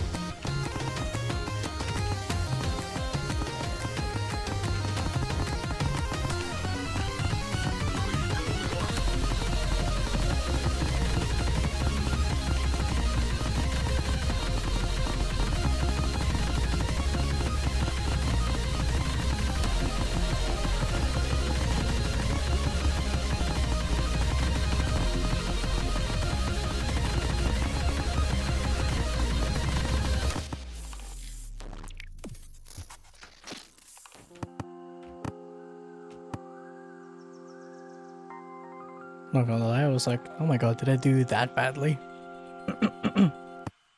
Yay! Yes. Nice. Again, song choice is strong.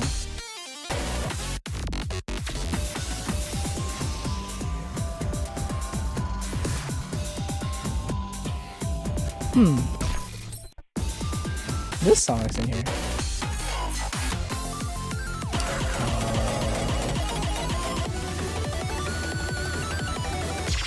Oops.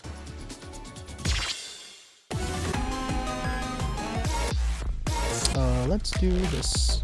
Never mind, can't do it. Wonder how you unlock sounds gun.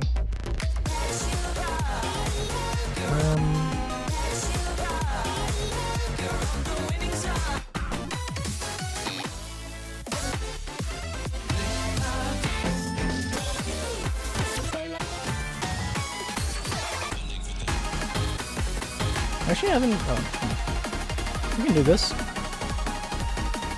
There are 198. We need 530. Yeah, 530.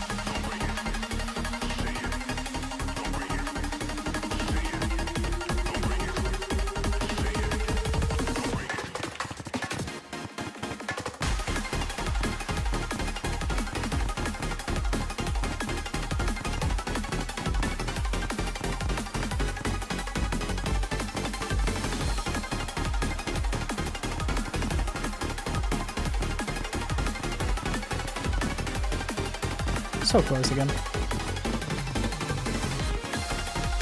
Again, so close in that second.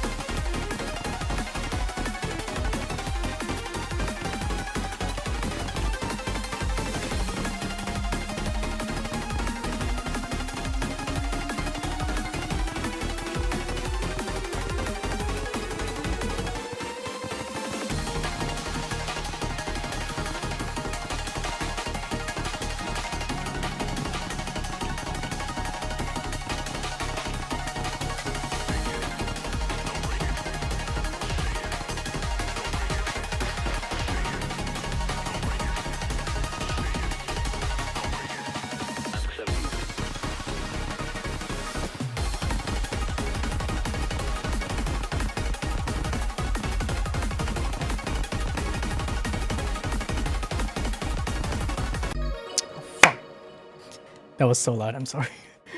Fuck. Dang.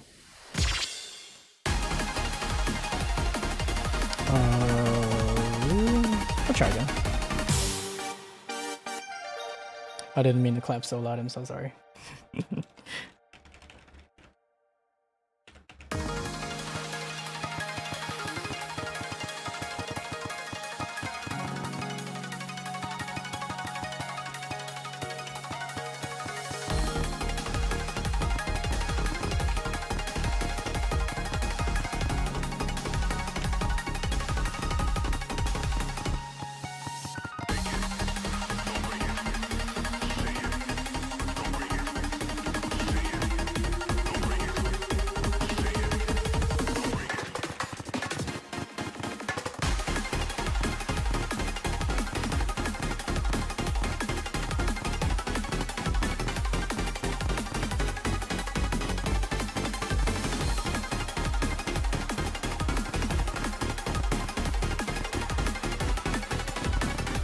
It's always that one.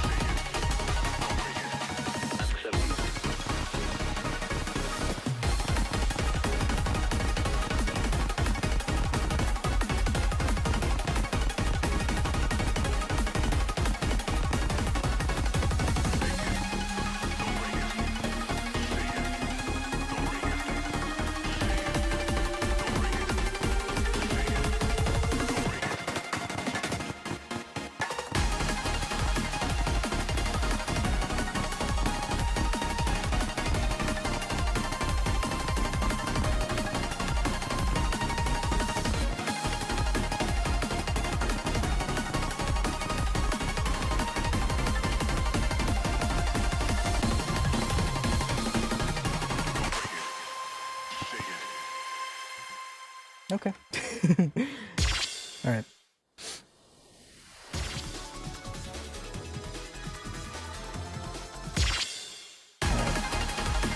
289, we're about halfway there. I think it's about halfway there.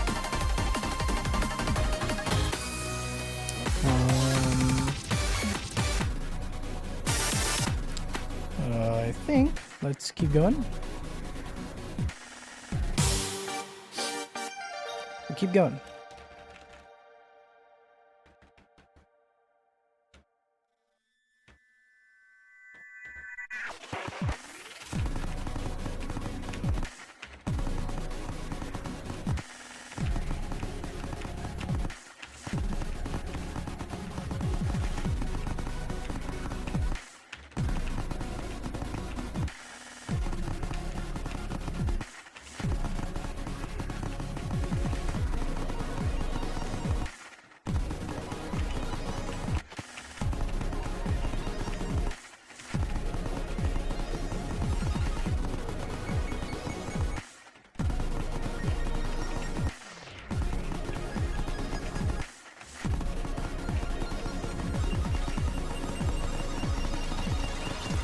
Oh my god, I did that section! Let's go!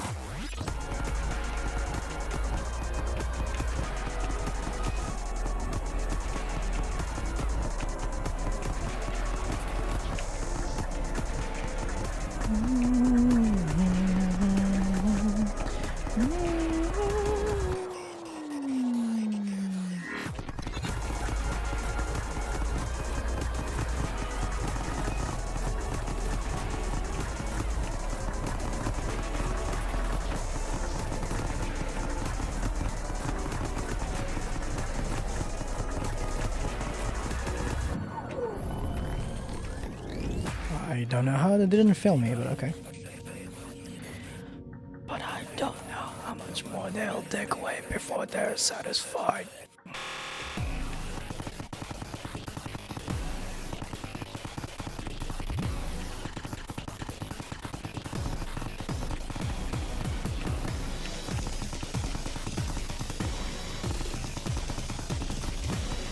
No.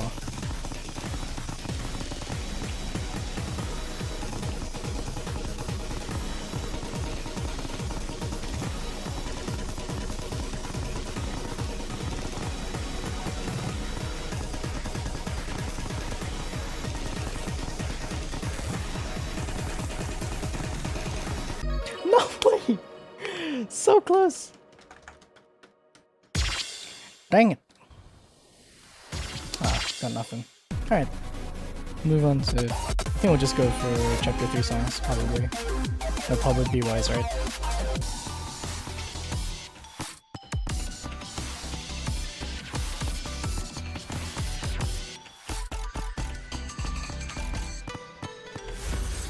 Yeah. One miss. One miss. God damn it. Alright. No. No. No. Please. Okay. Breach into the sunrise. Saturday visits the Sunrise Foundation at night. Okay. Looks like we are at the final story beat for this chapter, so we will be back in about 2 minutes. Let me just do a little thing here. Alright, chat. We'll be back in 2 minutes, and after that we will be doing the final story beat of this chapter. So, we'll see you in 2 minutes. Just on time. Okay. We're back. Make sure you have your water because this is going to be very long, and I'm assuming we're gonna have an ARG right after. Okay. Okay. Before we do that, alright. Are you ready? You all have your water and snackies? If I can find my... There we go.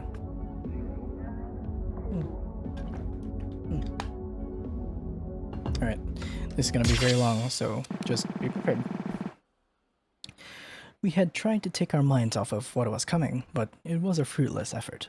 It was approximately 90 minutes before the time specified in the puzzle video, and I was sitting on the bed in my guest room in Chio's apartment. I wasn't sure how to explain the feeling, but it felt like everything was converging to this single night. I wasn't sure if I was ready to find the answers that were waiting for me. Make sure I'm recording. But the video message's appearance had made it plenty clear that I no longer had any choice in the matter. The door opened, and Allison walked in. "Are you okay?" Yeah, I am. I'm just nervous." She sat down on the bed beside me and rested her head on my shoulder. Aw. "I'd be more surprised if you weren't nervous. I'm nervous too. I think everyone is. But I don't doubt that you've got it worse. So much of this is centered around your own feelings. I guess it's just important that I make sure you know that I'm here for you if you need me for anything, ever. I think that that's been the main reason I've been able to come so far." "Yeah? What makes you say that?" She was hiding it, but I could tell that got her all flustered. She had that oddly insecure side to her compassion. At first, I wanted to pretend that everything was okay. All those months ago, on that day that ended in the museum fire.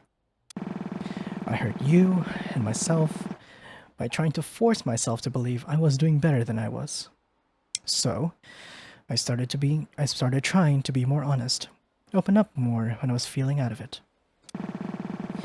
I've worried a little all this time that your high spirits over these past few months have been the result of you putting on a brave face. I was worried about that too. It's way too easy to fall into unhealthy habits without realizing it, yes. But when I took the time to analyze the situations I was in, I found that it was all true. I was able to live some of my most true moments this past fall, even despite my life being completely upended ever since the summer. And while yeah, I owe some of that to Eri and Katomi and even Chio, I think most of it was because of you. You flatterer. I'm not special. There are tons of girls like me. Oh, come on. But if that's true or not doesn't change anything, because I don't have this kind of connection with any of them. Huh. Fair enough. True though. Glancing at Allison, she buried her head in my shoulder. My god, you're adorable. Obviously not expecting a wholehearted answer to her joking question. You've changed too. Have I? Absolutely you have. The Allison of summer 2022 would have told me that there's absolutely no way we should pay any mind to the puzzle video. I don't know if you realized it, but at some point your goalposts shifted from trying to stop me from action to being there for me when action arises. And that helped a lot, seriously. I think that after the museum incident, and then especially the cave-in, I just kinda realized that there was no turning back. That was really the turning point. I really wish you'd give yourself more credit. It's no big deal, really, so I don't think I deserve any kind of special praise, said Paradise. I leaned over and planted a kiss on her cheek. My god. Well, you're getting it anyway. What a shame. How do you vocalize that kind of sound with your mouth? You gotta tell me, it's called a key smash, Saturday. Maybe once you tell me how you vocalize a tilde. Both of us laughed and sat in silence for a little longer, reveling in the moment as if the world was going to end in a matter of seconds. But the peace would only last so long. My alarm went off. Time to get going? Yeah, it is. Are you ready? No, I'm not. That's okay. I'll be right here with you every step of the way. I know. Thank you, Allie. I love you. Love you too. Now, let's not keep Chio waiting. We stood up and walked out of the room. I flicked the lights off with the switch on the wall, and as I did, I took one more glance around the room. How many things will have changed by the time I step into this room again? The location specified in the video message was right by Shinjuku Station, so it was only a short train ride away from Ikebukuro. As we rode on the train, Eri briefed us on the backup plans in case something went awry. Hi Mr. Cool, thank you for the follow. Obviously, our burner phones are the best way to send out any kind of SOS. I'm assuming you all brought yours? Yeah, we did. But, why are you only checking this now? Shouldn't you have double-checked before we left? You're right, but it seems like it all worked out in the end, so there's no need to dwell on it. I could tell from her tone that she had also spent most of the time before we left preparing herself mentally for whatever was about to come. Over the past few months, I've come to realize that Eri is much less steel-willed as she seems. Probably even more fragile than Kotomi. She's gotten better at opening herself up to those insecurities, but it's a process. So she's still the hard-ass police detective who isn't allowed to emote at times. Wrong word. I looked around at my friends. The thought entered my mind that I might not get to see one or all of them after the events of tonight, but I dismissed that thought from my mind. No negativity here. Allison saw me tense up slightly anyway though, and gripped my hand tighter as if to say, it's all going to be okay in the end. That more or less helped to fully calm me down. Though the train ride was short, it felt like it lasted an eternity. But even eternity reaches the end of time eventually, and sure enough, we got off the metro line at Shinjuku Station, and walked up into the busy streets of the red light district. Yeah, we are on the final episode of the final episode of chapter 3. I will need to check if I played your song.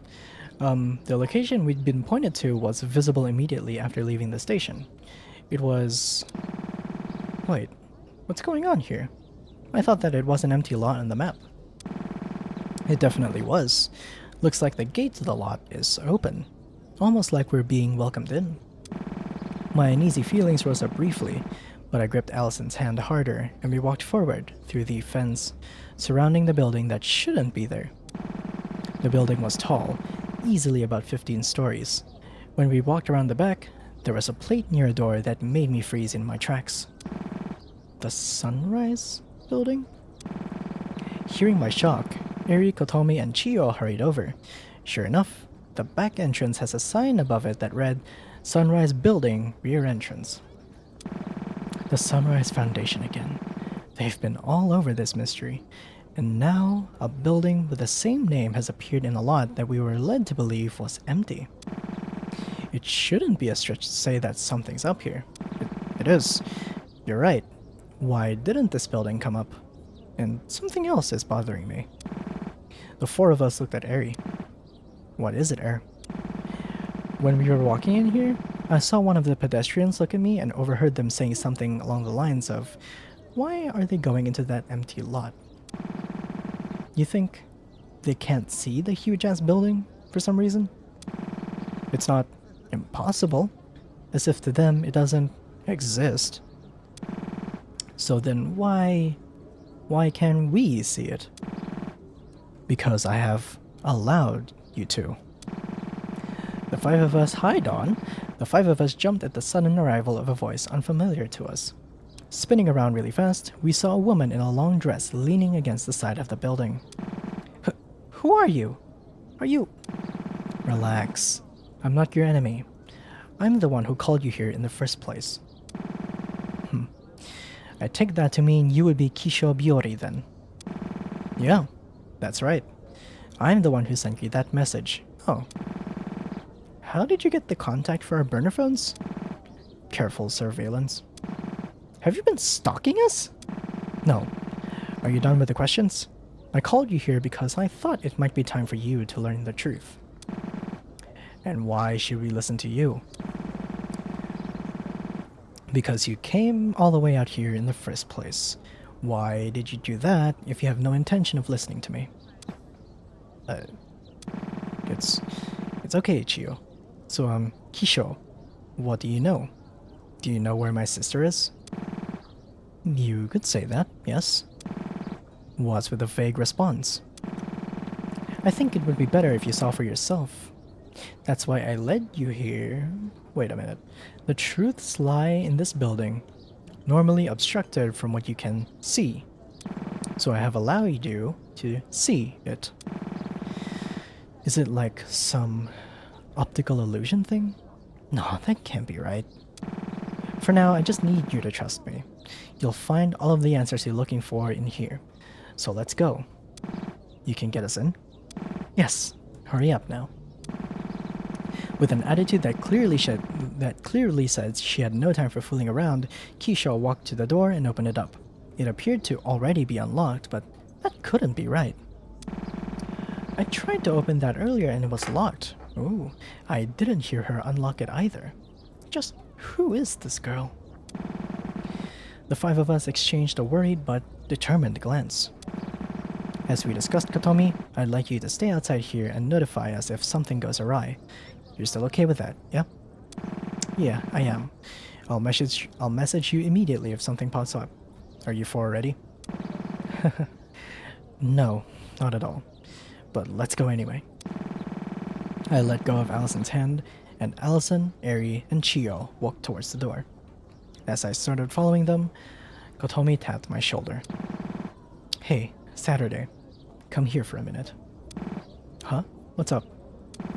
Noticing that I'd stopped, Allison turned out inquisitively.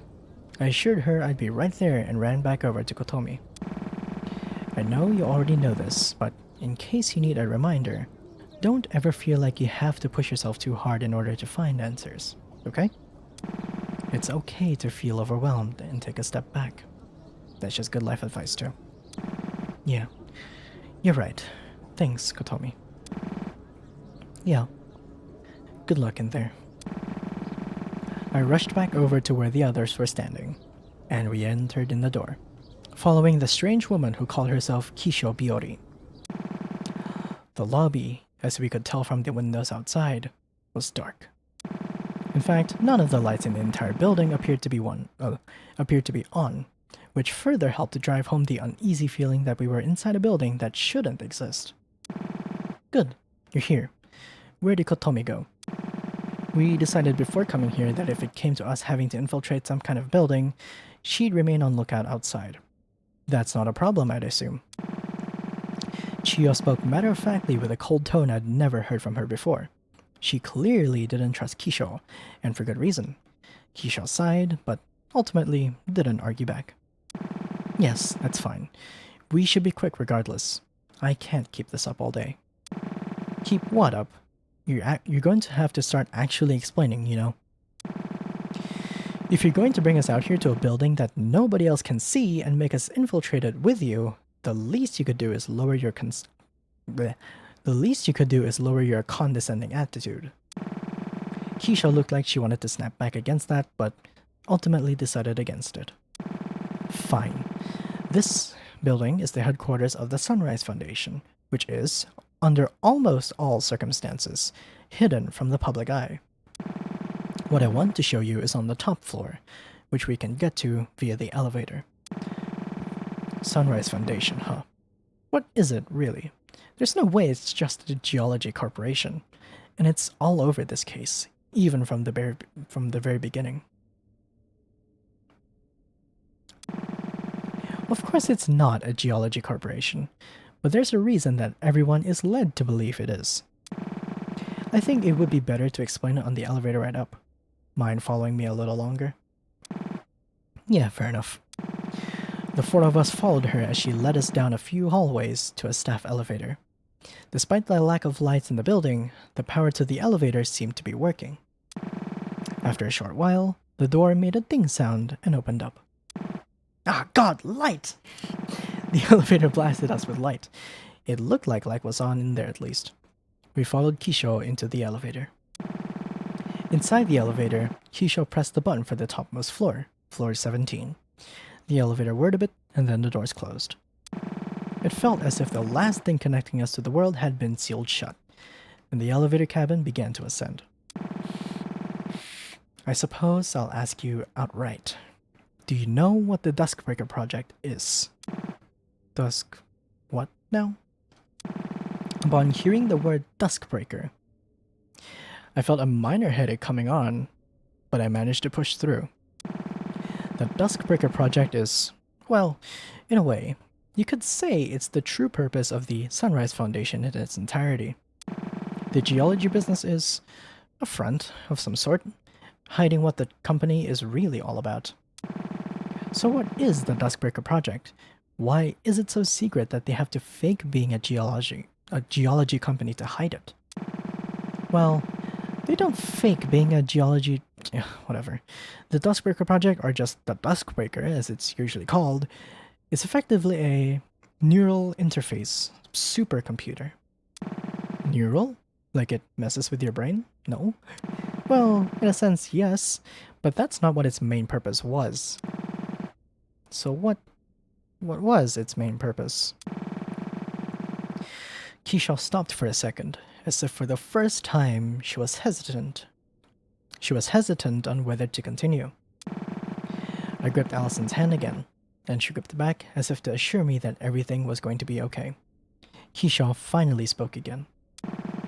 The Duskbreaker's main purpose is a world simulation device. Oh boy, this is reminding me of One Shot, where Nico it's revealed that the entire world is fake. If you've ever seen that movie from the 80s, The Matrix? It's like that. Well, not exactly. Just the part where it's simulating a world. Nobody was really sure what to say. What Keisha was saying was so outlandish, but all of us knew deep down that she had no reason to lie. Why we were so sure of this, I still don't know. But nobody tried to call her bluff, or tell her she was full of shit. This technology was, obviously, very secret. I'm not privy to knowing why the Sunrise Foundation was formed, or why they sought to create such a powerful machine. But the facts remain that the Duskbreaker does exist, and it's at the center of everything relating to your sister's disappearance, Saturday. To tell the truth, even from the start, I knew that there had to be some big company involved with all of this. But a world simulation is... I didn't even know humanity had the technology to make something like that. Well, you could always ask the lead engineers. Both of them are in this elevator. What? All of us jumped. Though we had been less surprised by the revelation that a world simulator existed than we even thought we'd be, no one seemed prepared for that one. The lead engineer on the project was Kisho Biori, myself, and the assistant lead engineer was one Chiyo Sakamura. What, me? Everyone turned to look at Chiyo, who seemed to be the most surprised out of anyone. Are you serious? Why don't I remember this? Do you not? It makes sense that you would forget the exact details, but you yourself said that you had memories of working at the Sunrise Foundation, didn't you? It was said so casually, but that most of us didn't think much of it. But Eri, being the natural detective that she was, didn't let that slip up pass. Hold on, how do you know about that? We just met you today. And Chiyo definitely didn't talk about that any time within the last few weeks. Hey, wait, yeah, that's not right. What are you playing at, Kisho? Who are you? You're not Kisho. As if the next domino in a row of revelations had fallen over, all of us turned to look at Chiyo, surprised. I'm also confused. It's true that I have fragments of memories working at the Sunrise Foundation. I don't remember working on any Duskbreaker project, and I don't know why the hell I would have forgotten. But I do remember one Kisho Biori. She was not you. So, who are you? The woman who had until this point called herself Kisho sighed as if she was minorly inconvenienced. It was the most believable way to get you into the Sunrise building. I just took the most logical path. You, you tricked us. What the hell are you going to do with us? Nothing.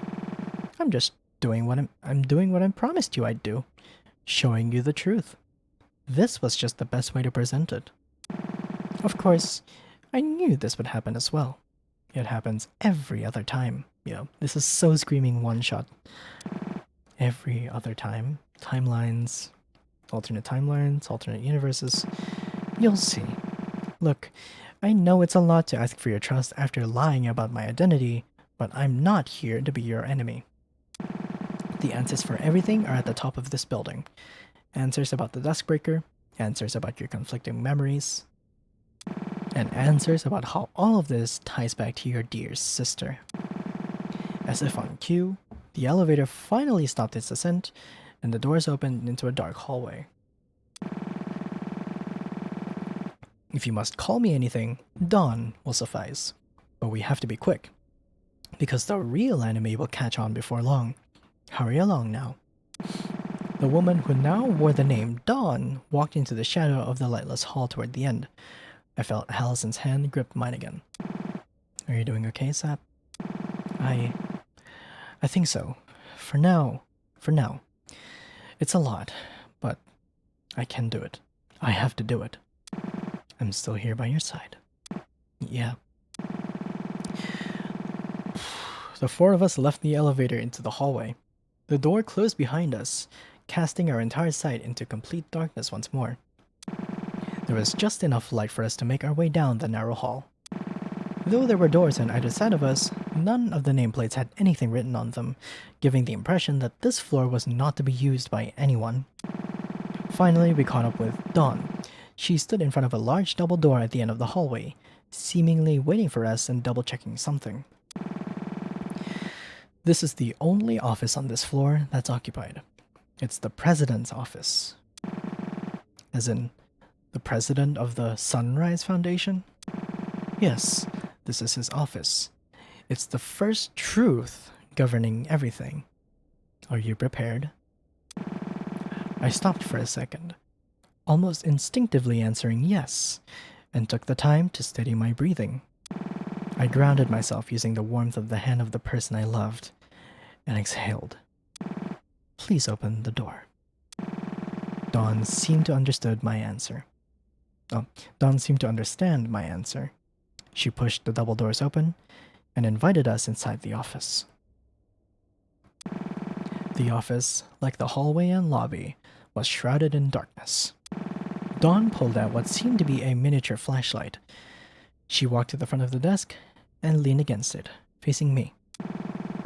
Saturday, do you know who the founder of the Sunrise Foundation is?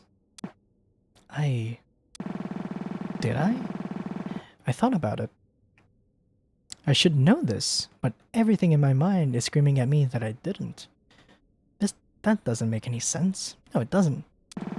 I don't think I do. I see. Then, take a look. She stepped aside and threw me the flashlight. I caught it and turned it on, pointing it at the desk where she was just leaning. The light illuminated a small nameplate on the desk, adorned in sun-related decor. The nameplate read, Setsuki Tasogare. There's no fucking way. What? Setsuki. Of course. I knew whose name this was. Setsuki Tasogare, my father. My dad is the president of the... My breathing intensified, and my heart rate rose rapidly. Sensing that I was beginning to fall into a panic, Allison rushed over to the front of the desk and where I was standing and took the flashlight from me. Placing her hand back in mine and squeezing it tight, I breathed.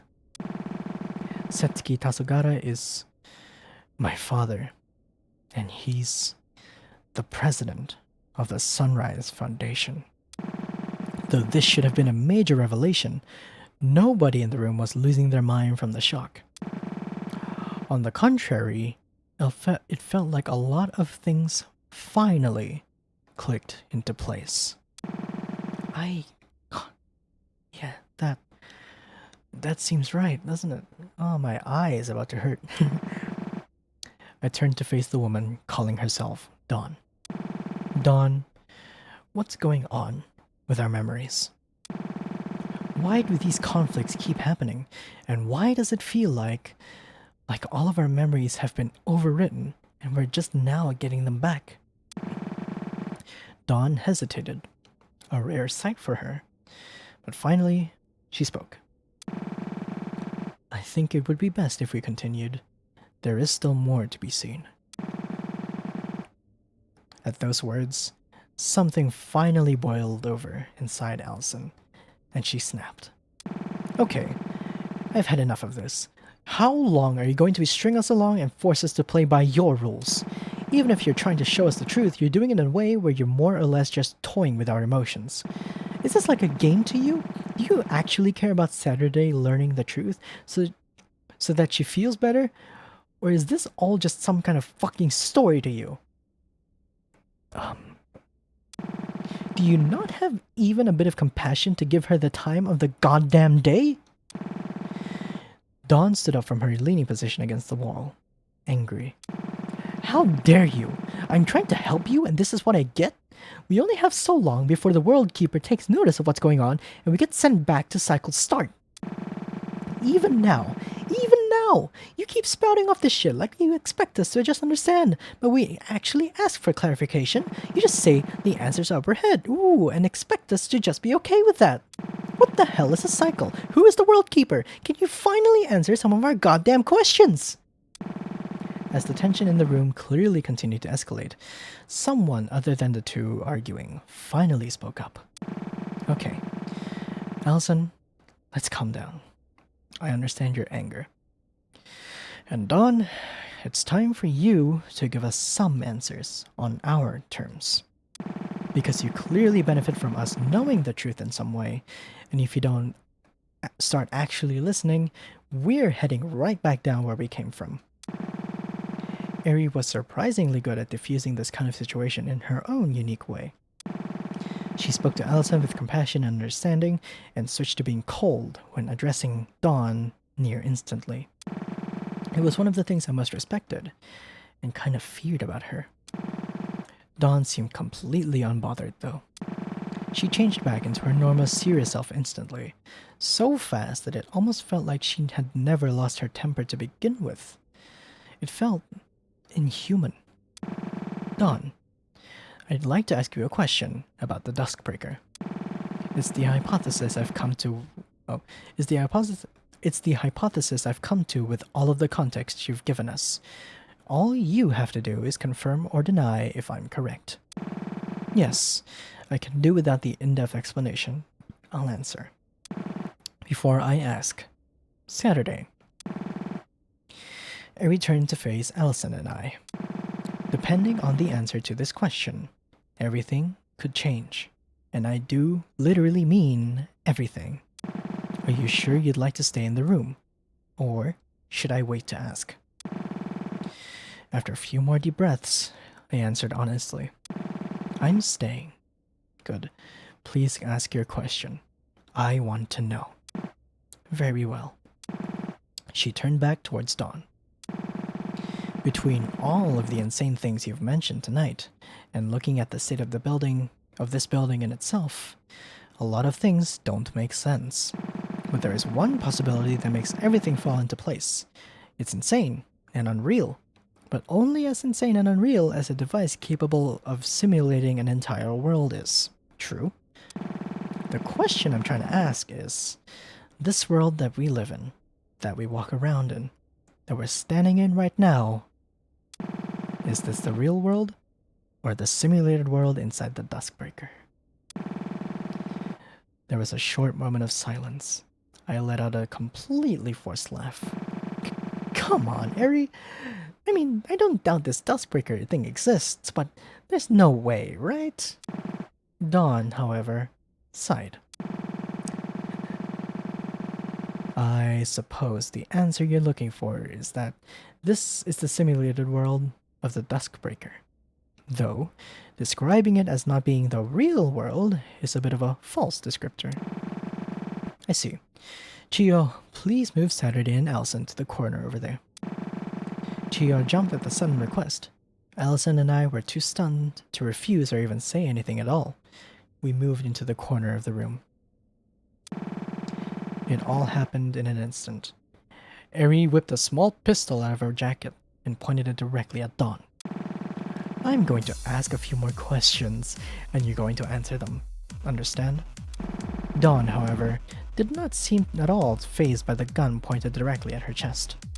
You know, I wasn't sure about the right time to bring this up, so I'm sorry if this is another major revelation. But there was something I noticed when investigating Tsuki's office all those months back that I never talked about. Huh? What is it? A whole lot of books about something called the meta layer concept. It's all pseudoscience mumbo jumbo, but if I apply it to this situation, a lot of things suddenly make sense. Basically, it talks about the idea of world layers, the idea that there are dimensions above us that look down on us as we do to fiction. I can't say I understood much of it at all, but, well, a lot of things would make sense if this woman in front of us was from a different world. Yes? Are you serious? How is that even possible? Dawn sighed. Not only is it possible, but she's right. I'm not originally from this meta layer. None of us are. This is a simulated world, not a natural meta layer. Look. The moment the word look left her mouth, she was gone. In an instant, she appeared behind Eri and snatched the gun out of her hand, then seemingly slipped back to her original position. Eri flinched and dropped her composure for a second, but steeled herself again. To you, it probably seems like I teleported just now, correct? In a sense, I suppose you could call it that. But in reality, all I did was manipulate my properties' coordinates, notably my timescale and coordinate positions, yes. It would take way too long to explain how the Duskbreaker works, and it's not too important for what I'm trying to achieve for you to know the exact details of it. What you need to know is how we all got here in the first place, why we're here, why the Duskbreaker was turned on. Dawn nonchalantly walked over to the desk that belonged to my dad. She opened a drawer and hit some kind of hidden switch, and in an instant, a loud crumbling sound could be heard. The bookcase at the back of the room began to move ever so slightly, revealing a hidden elevator door. Dawn turned to look at me, still unsure of how to react to anything that had happened in the past 10 minutes. This elevator leads to the Sunrise Foundation's hidden building. Inside it is the room where the Duskbreaker is stored, in the real world. It's where the truth lies. I will wait for you down below. Please follow when you're ready. Is it my computer? Once again back to speaking as if she were simply dishing out logistical commands. Dawn pressed the elevator on the button to call it. She disappeared as the door closed, leaving Allison, Chio, Eri, and I alone in the darkness of my father's office. A few minutes passed where nobody said anything. Finally, Eri was the one to break the silence. I'm sorry you had to see me like that. How are you three holding up? I tried to say I'm doing fine, but my own emotions took over and I got choked up before I could even finish. I fell to my knees on the carpet floor. I'm so fucking overwhelmed. I don't know what the hell is even real anymore. What the hell? Allison kneeled to wrap her arms around me. I'm so sorry, Sad. We can go home now if you want. It's really clear that this is way above what any of us expected. No. I want to keep going. I just need a moment. And many moments I was given. Kneeling on the ground, I sobbed for a good 10 more minutes. I probably would have continued for another hour if Allison wasn't right there with me. Finally, I stood up. I turned to Chio. Chio, about your memories. Have they come back yet? Not all of them, but I remember why we started the Duskbreaker project. What it was that Setsuki, that your dad wanted to achieve. Please tell me. Please. I want to know what led to all of this. I can't tell you the whole story because I don't know it. I'm assuming that that woman has her own side of the story to tell down in that secret basement.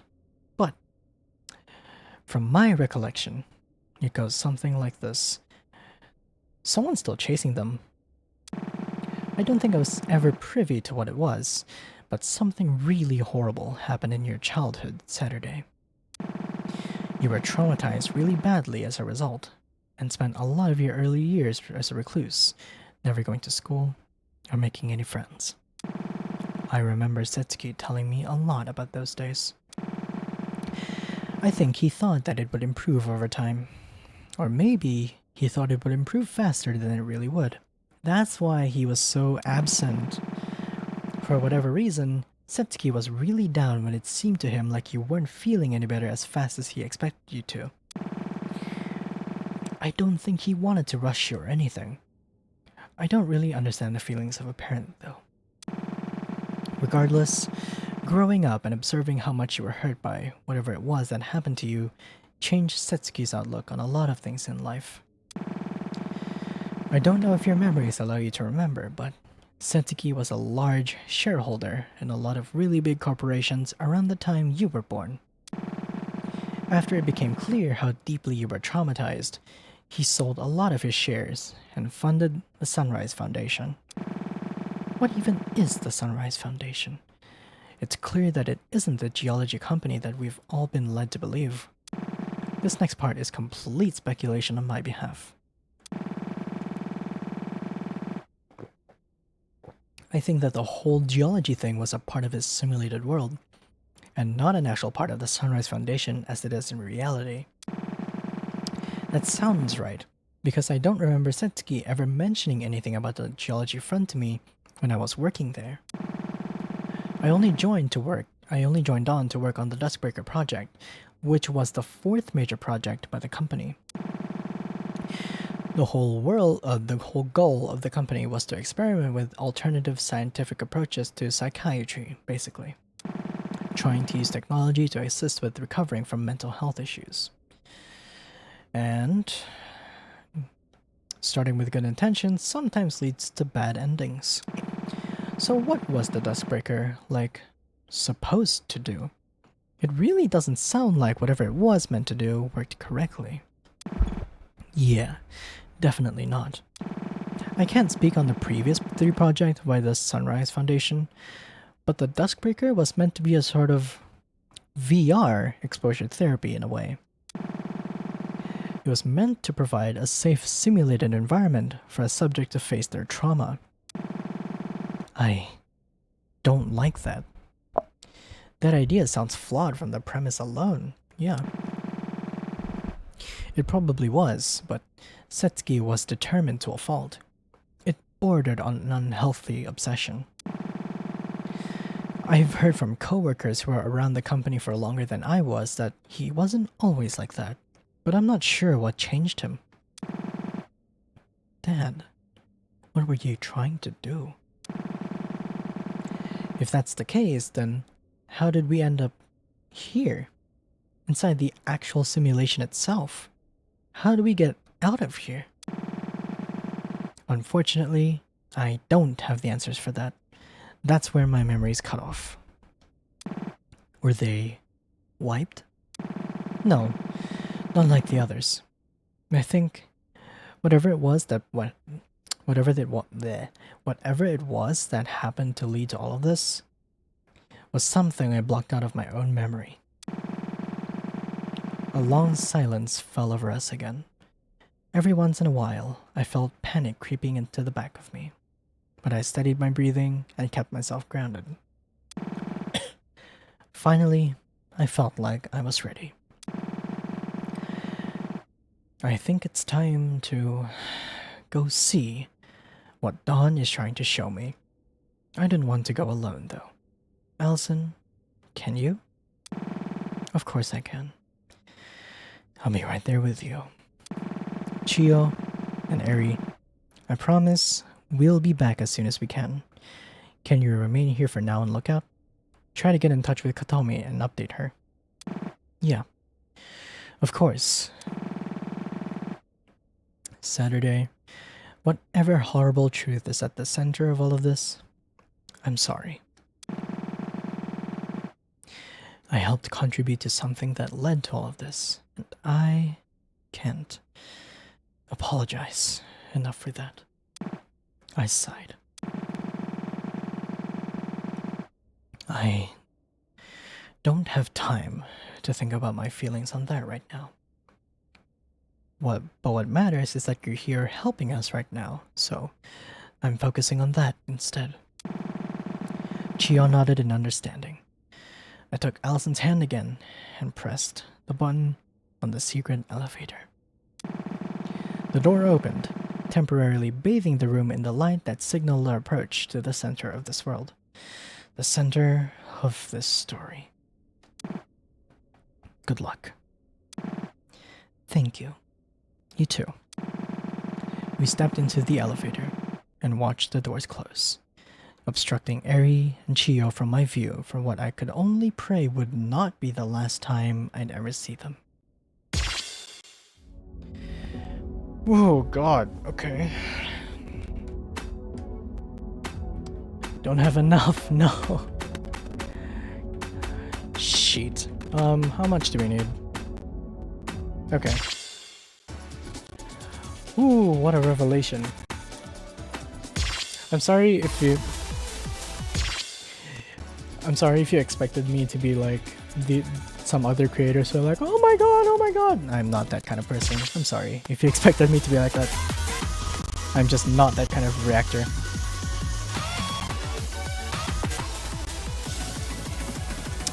Alright. Oh yeah, I did. Hi, Mr. Cool. Yeah, I did play your song.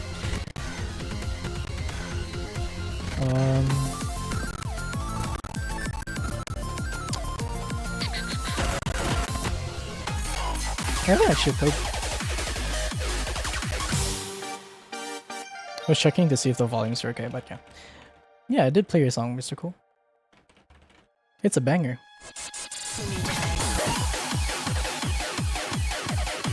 To be fair, again, the song list of this game is really strong.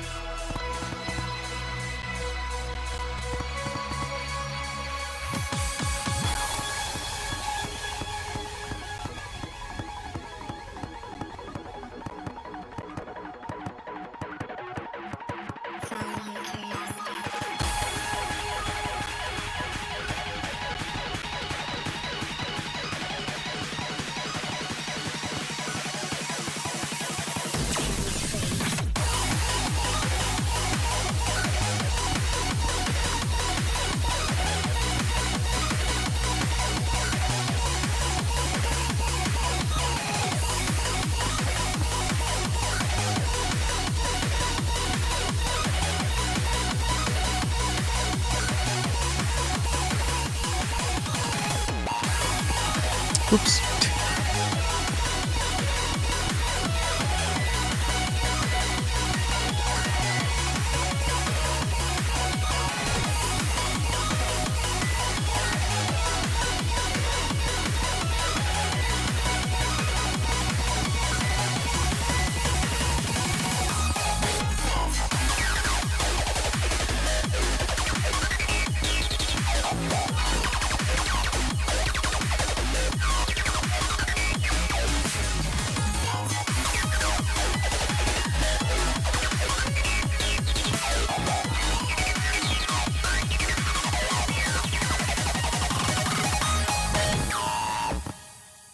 Almost missed.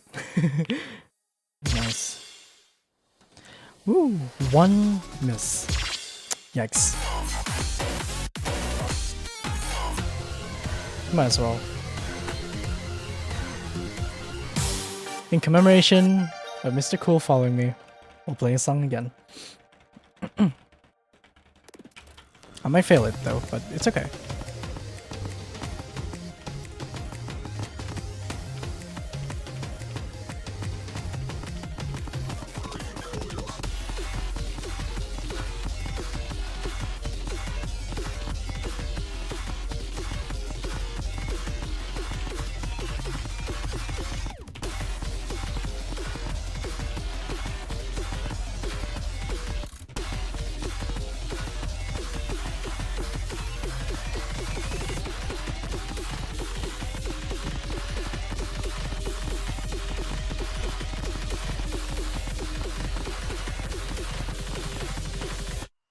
Aw, damn it.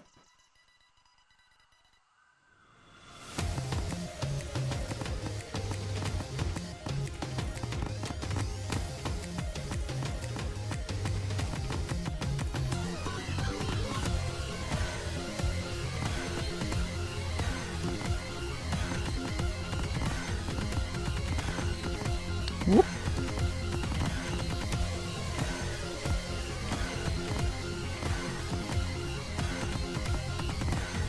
Aw, damn it. Alright, we'll try it again. Then we'll try to FC it. I actually haven't. Oh, okay. I haven't played this one on opening, so we'll do that.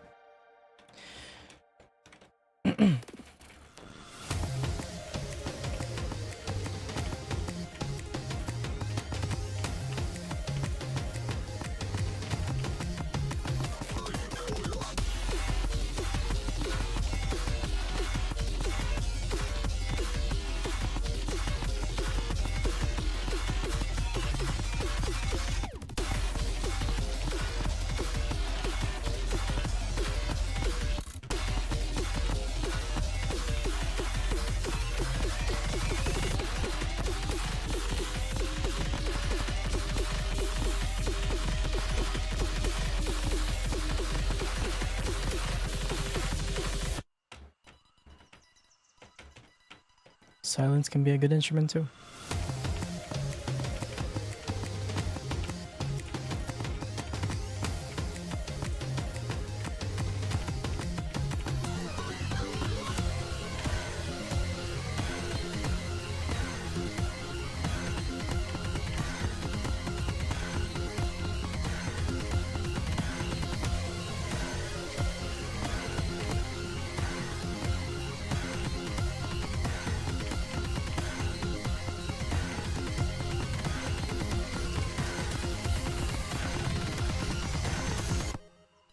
Nice.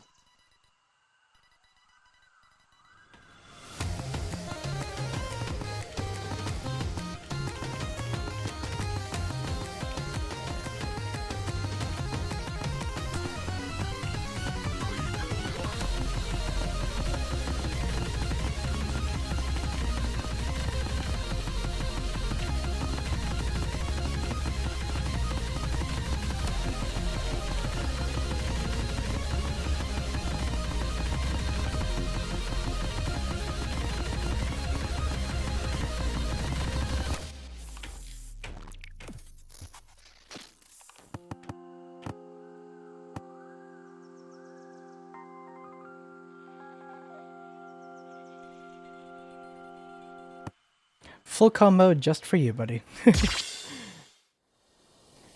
Yes. Alright.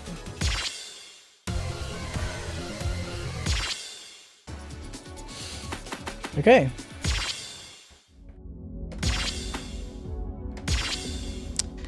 Altercation. The truth is seen. Oh dear. Here we go.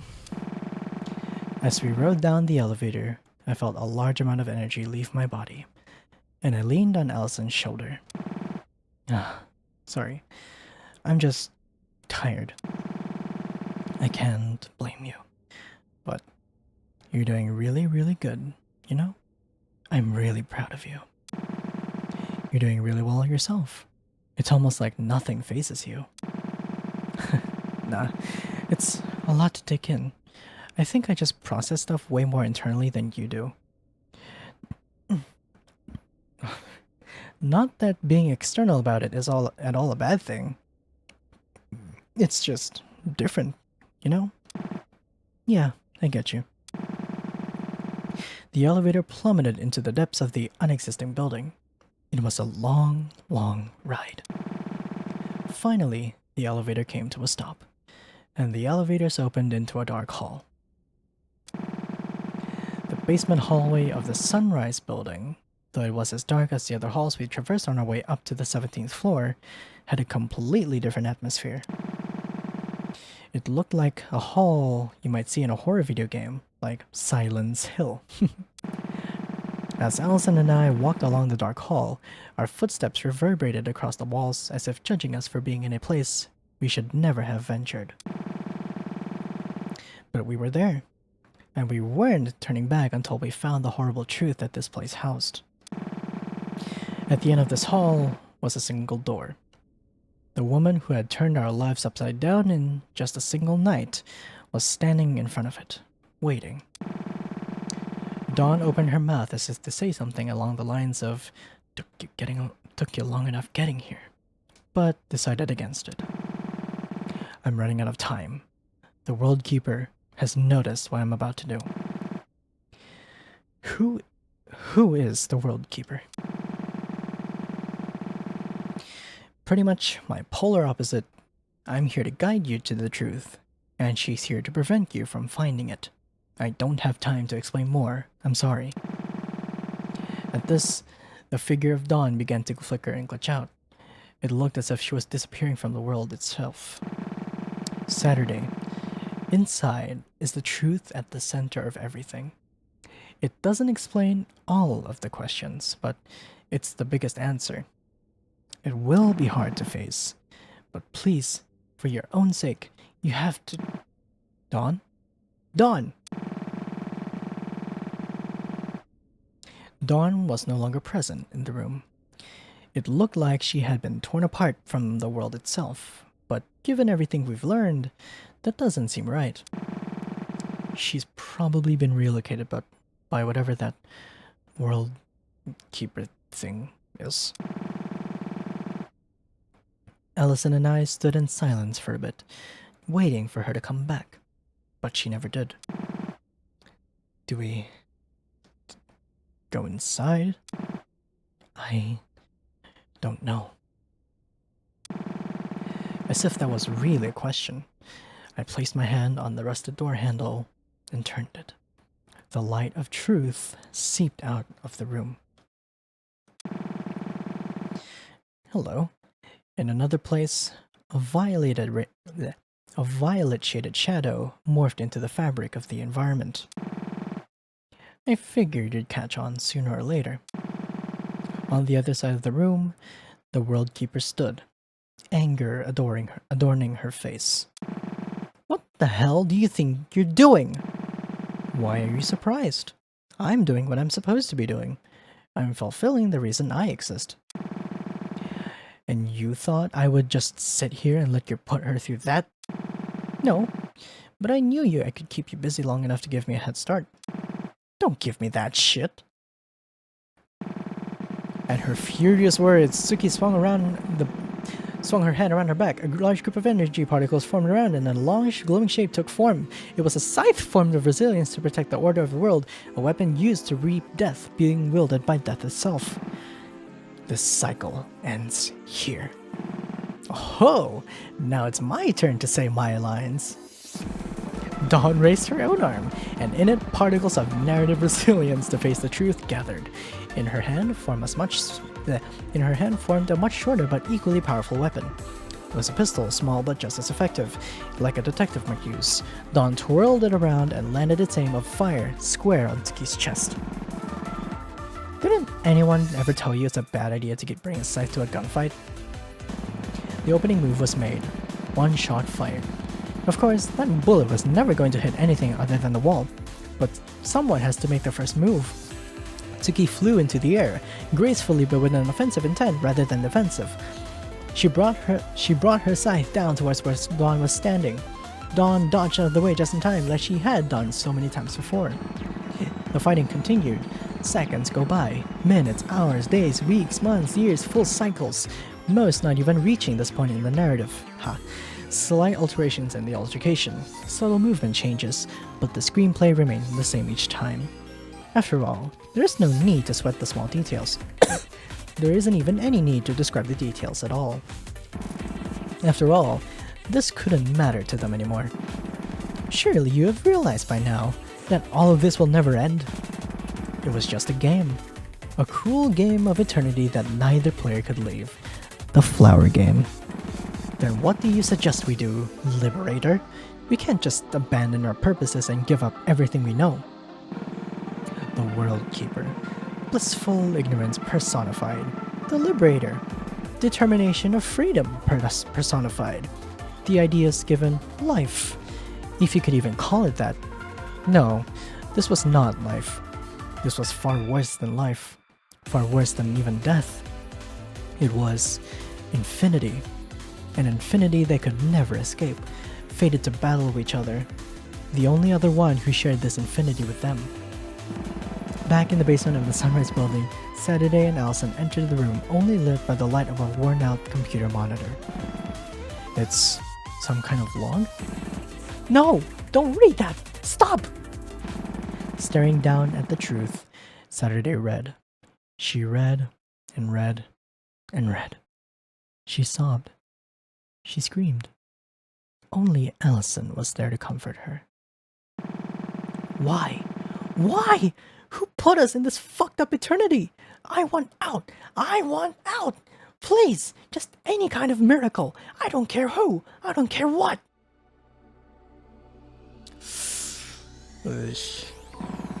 At some point, Tsuki's voice had started coming out of Dawn's mouth. No. It was more than that. It was my voice, it was also hers. The fighting continued, the crying continued, fates forever intertwined in a Mobius strip of life, death, and repetition. Yes, and only a miracle could save us now, a blessing from a higher power, a gift from the heavens itself. Whatever the form it may take, as I sat here observing, all I could do was pray for a miracle. And then, everything reset once more. Well,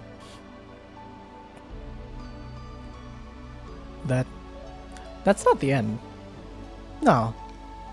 I've seen there's a chapter 4, so no, I don't believe you. Come on, get to the point. Get to the point here. Nah. I'm just gonna sit here and watch the credits, but this is not the end. There are 2 more chapters after this. Grode.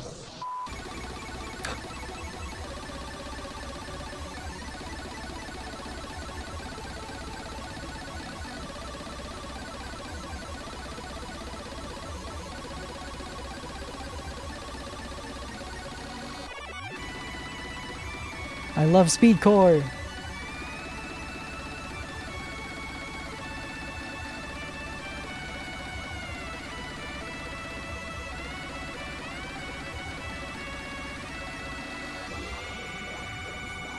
Cyclical Rebellion, go follow Mr. Cool!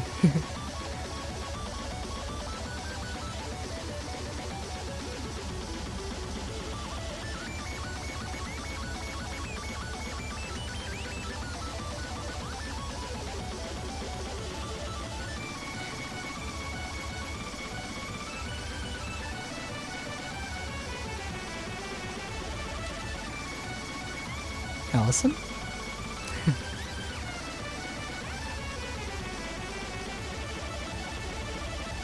Aw. Miracles don't exist in the confines of this world. So you, the observer. Hmm?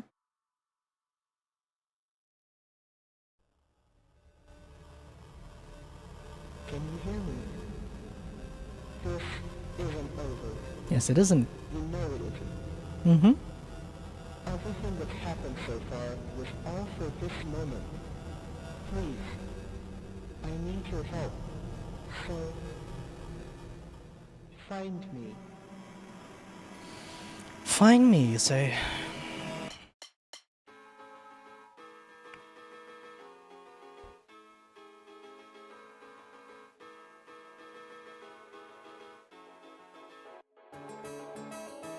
Future arc.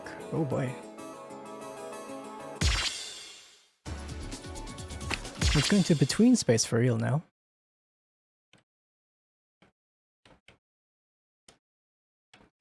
I think the music just stopped. We need 5 of whatever these are. 70. Oh. Okay. There's footsteps. There. That's 240. Okay. Alright.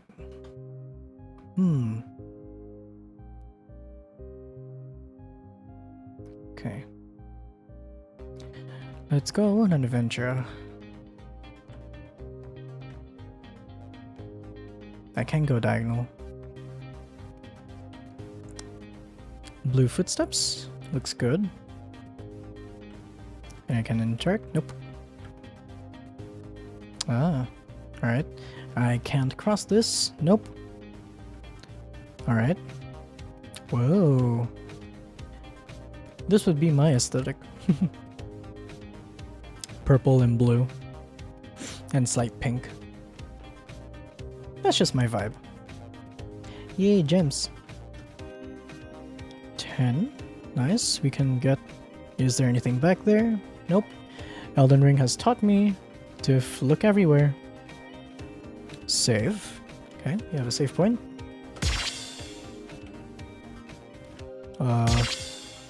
Storyteller N. Eri and Kotomi, huh? I can't say their sudden arrival here doesn't confuse me a little. In trying to understand where they came from, I extracted thoughts from their wavelength into the Void's log format. So they came from some other meta layer entirely. I guess it's not out of the realm of possibility. They seem to be getting along fine with Protagonist. Honestly, I'm a little jealous of her. I hate admitting it, but I am. She's so much more outgoing and energetic than I ever was, and she can make friends more easily as a result. Why did I end up like this? I suppose none of that matters now. Alright. Interesting. Kotomi and the two sisters, both are from another layer. Interesting. 11. We need 240 to access that last thing. But we have some more things here that we need to do. I assume this is not going to be like somewhere hidden in a dark crevice. Egg. Egg. It's an egg. Correct.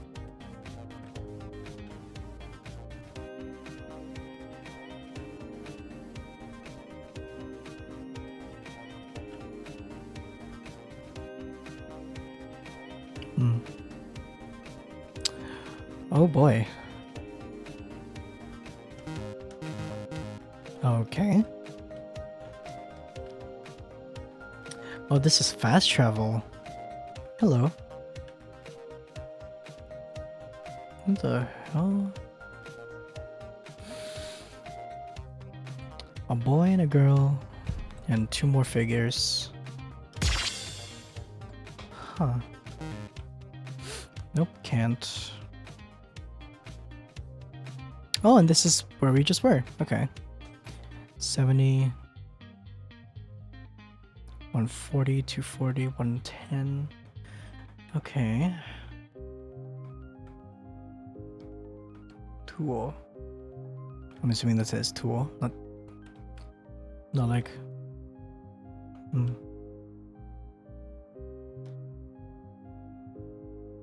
Just gonna keep looking around here. Is there a way into that Duskbreaker 001 preliminary?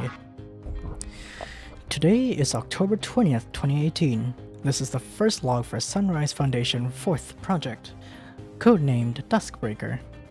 The Duskbreaker is a huge step up in scope from all of our previous projects, and a much larger risk. But I'm willing to take it. The purpose of the Duskbreaker is a virtual reality simulation to allow patients to interact with potential trauma sources in a safe environment. Unlike a VR headset, the Duskbreaker actually analyzes the brainwaves and faint pulses of a human brain. Then it constructs a simulated world based on that. Anything to do with modifying brainwaves is an incredibly dangerous technology, but with the potential help it could do is far greater than anything we've previously done. You can say that, yes. Pre-planning begins tomorrow. I'm very excited and scared. This concludes this log. Okay. Would this be a fake thing? No? Alright.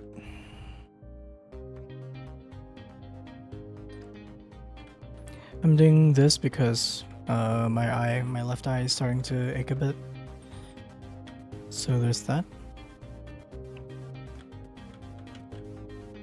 This is where we just came from, but I do want to check again. You know. Okay. Let's go back.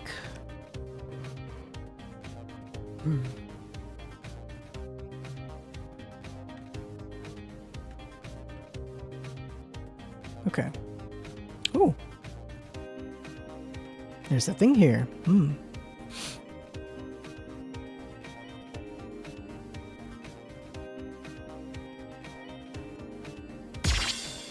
Duskbreaker 43 Road Blow. Okay. Today is February 3rd, 2019. We've reached a critical roadblock in the development of the Duskbreaker headset. Though we can easily construct a VR headset equivalent, the design for the Duskbreaker requires more accuracy when it's simulated world.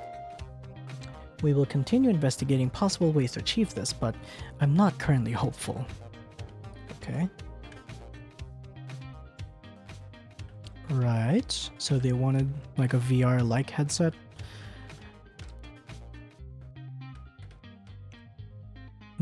It's like exposure therapy, but much more controlled, I guess, because it's tailored to just them. Is there anything here? Oh, come on.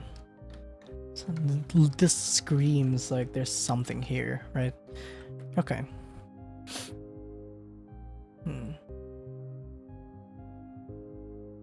3. 48 4th. I've become enlightened to the state of everything that will ever and has ever existed. It was just a brief moment, but in that time I saw the world and every world for what it is. This is exactly what we needed. What I needed. And what she will need. Oh. The 4th dimension. Time. Is this like Saturday? Oh wait. I'm gonna presume this is like Setsuki's logs. And the she here is Saturday. Huh.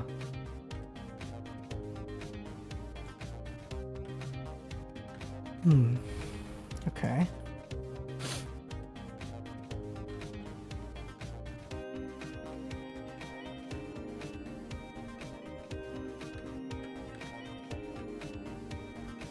Okay.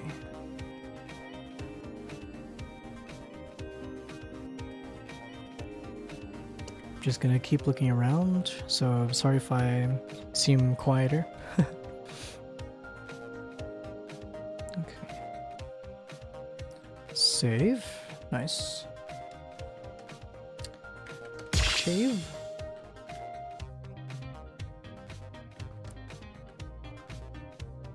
Ah. I see. Okay. There's a button. There's a button up there. Does this one do? Okay. What is this for?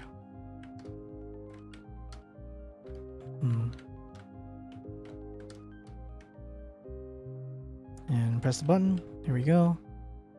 Go down, press the button again. No. Yeah, we do actually. Boop. And get up. Nice. And then one of these two. Okay. Alright. Something there, nothing here, so go back up. Boop. Pop it there. Here we go. Boop. Is there anything here? No, apparently not. Interesting that it would put it there.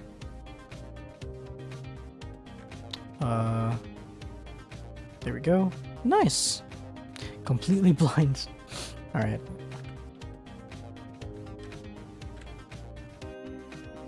Ooh. Ah. Another lock. Save. Oop. Save. Alright, nice. Okay, so there's 3 ways I could go here. Let's go left first. Oh, well. If there's any way back up to those gems, I would like to have that. Or I have some more here. Not gonna complain.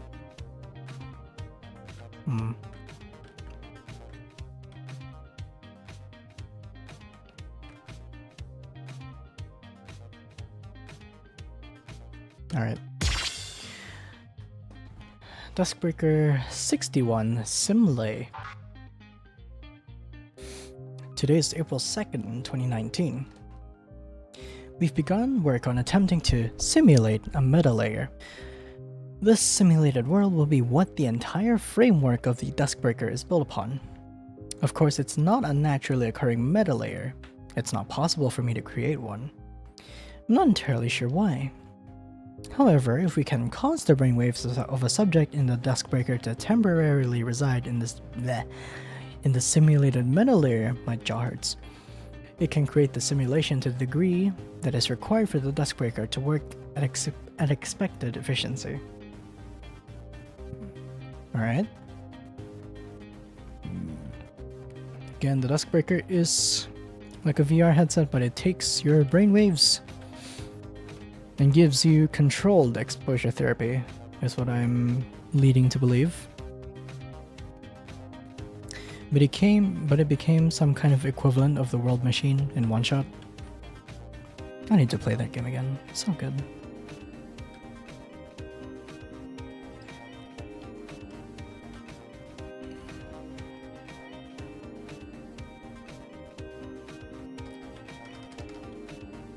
Okay. Any more down here?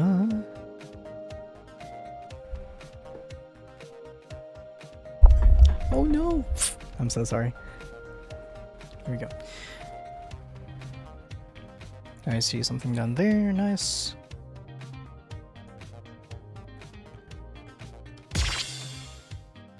'59. Enter. April 19th, 2019. The lead engineers today began work on the EDEP modules, that is, air detection and air protection, like the one from the second ARG. True to their names, the whole point of EDEP is to prevent anything from going awry and causing any deaths should errors arise in the Duskbreaker during use. We've decided to use the 1028 AI framework for this. It's significantly more advanced than any artificial intelligence currently on the market. Of course, it will still require a fair amount of fine-tuning, but with EDEP, the chances of severe damages caused on the account of the Duskbreaker drastically decreases.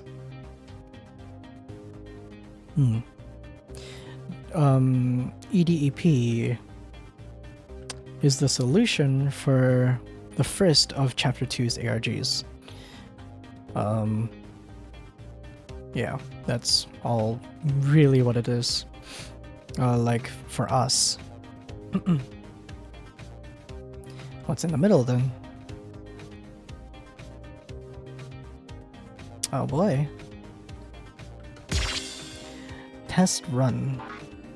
Today is December 10th, 2020. I can't believe this day has finally come. In just under 2 weeks, the first test run of the Duskbreaker will be carried out here at the Sunrise Foundation's 4 atrium, where we visited the Okawachi Shrine at. Alright, so much of my life has been building up to this moment. I'm truly ready to finally put an end to everything that started over a decade ago now. May the light of the sun bless this infusion of self. That is a very cold line. Alright, and I'm expecting it didn't go well. Oh god, why is my lungs so bad?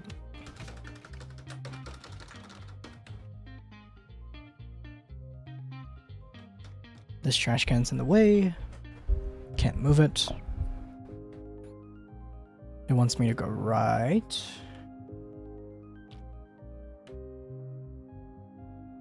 Anything else? No? I need 6 for that, whatever that yellow thing is.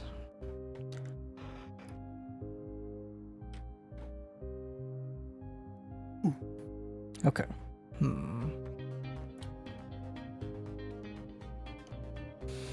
It wants me to go right. But I've been going right.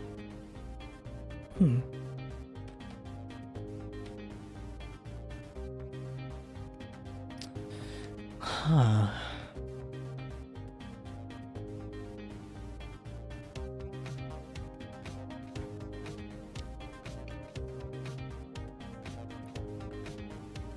Yeah, there's nothing here.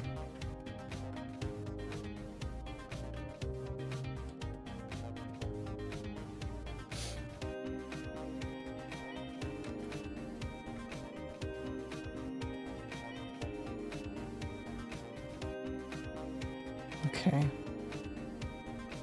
What is in here? Huh. Okay. Back to the main world. 70. 110. We're gonna have to collect that much, huh? Okay, we'll go left.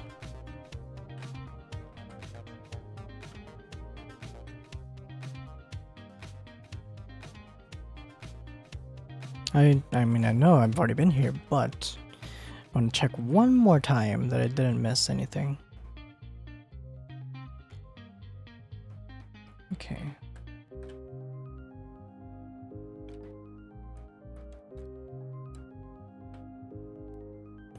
Okay, we have to go left and down.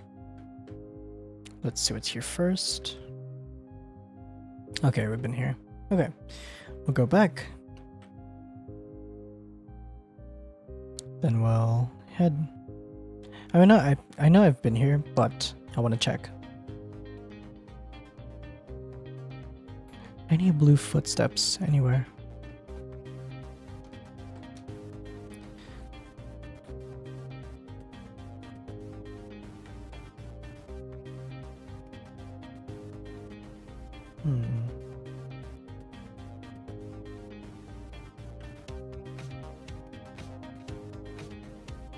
It's a save.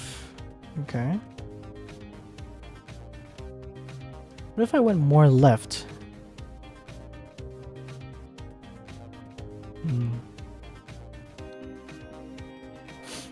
More gems. Okay. Let's use the fast travel actually. I want to go back to this. Okay.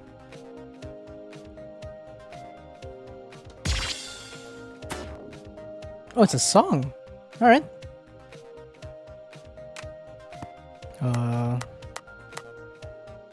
Sure.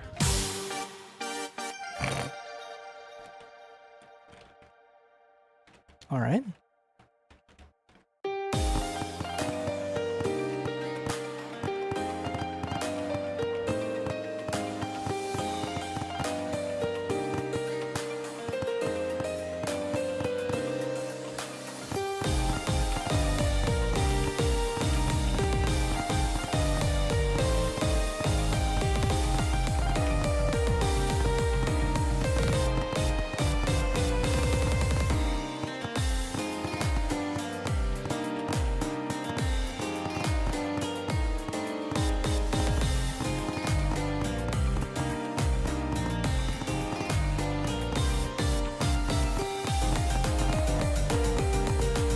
3, 1, 2, 3, 1, 2, 3, fuck, 2, 1, 2, 3.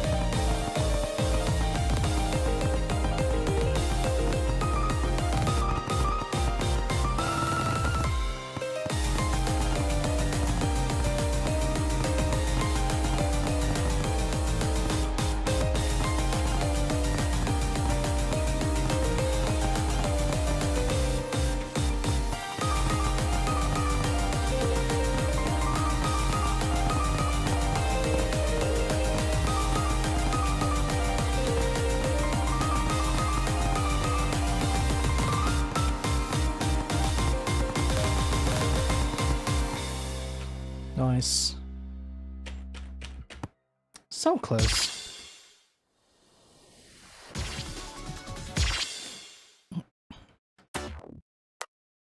Ah, interesting. So it gives you... Oh, that's nice. It gives you the amount of gems from both. Alright, that's very nice of them. So that's how you get more than, yeah, 100. In that case, then, I want to check. There was a song node somewhere here. I need to check. There it is. Needed 5 for this. Lost City. Takehirotei. We'll do final, sure.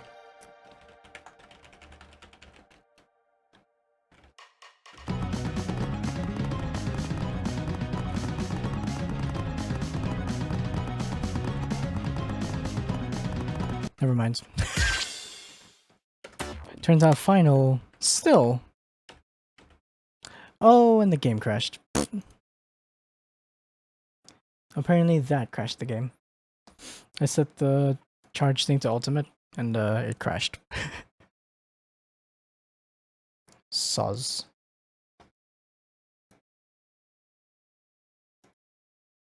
We'll be right back. There we go.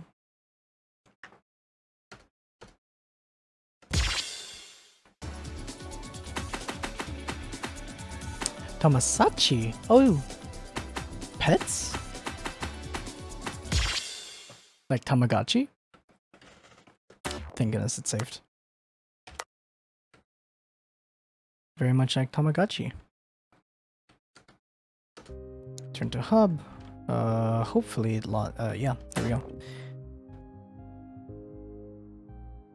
Sure.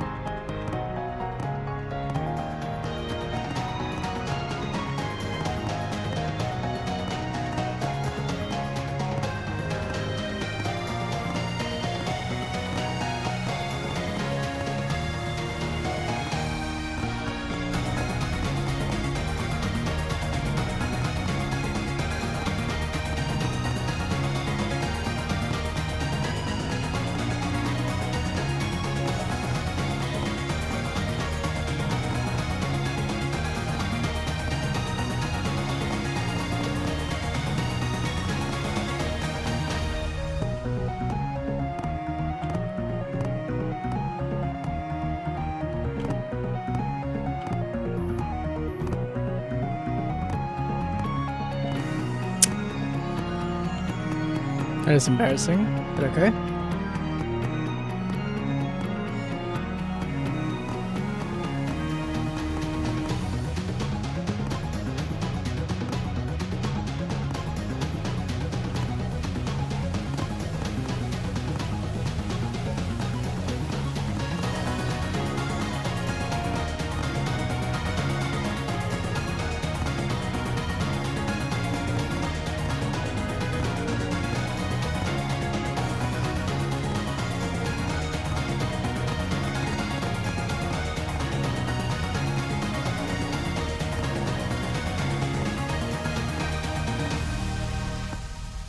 That is embarrassing.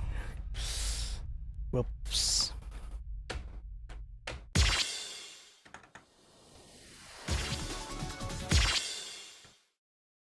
$26. Okay. Well, I'm not complaining. Let's go down. Ooh. Huh. Hmm.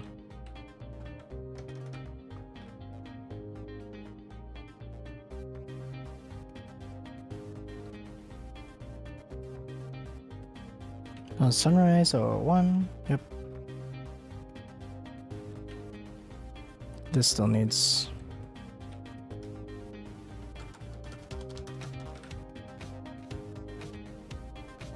Okay. Ooh. Fancy.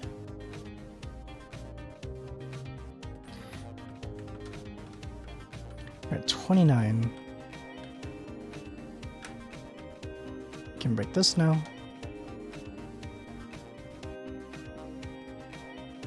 Oh, that doesn't take away from your that doesn't take away from your gem total. Okay. Good to know. Cycle defined. It is currently cycle 16. I guess that works for a form of measurement. My theory of cycles has been confirmed. The narrative once again made it to what I've called Lock S. Of course, the story remained the same this time as it did in cycle 8. Blech. So the narrative is looping in cycles. That's every game. Pretty much. Cycle, new game plus, new game plus 2, new game plus 3, you know. Can this open? No? Okay. Nope.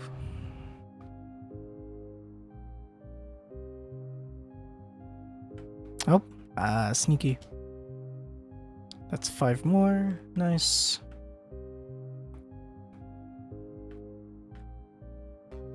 Can I actually interact with these? No.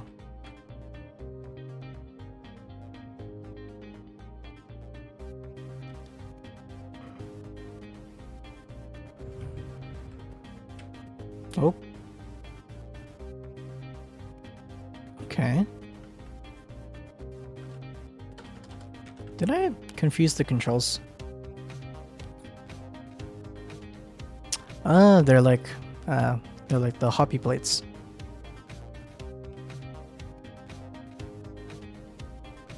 This seems like the main pathway.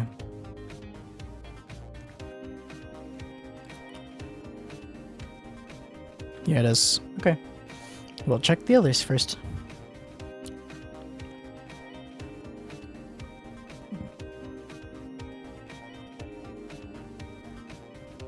Boop. Boop. And boop. Here we go. Boop. Cool. Cycle iteration P. It is currently cycle 33.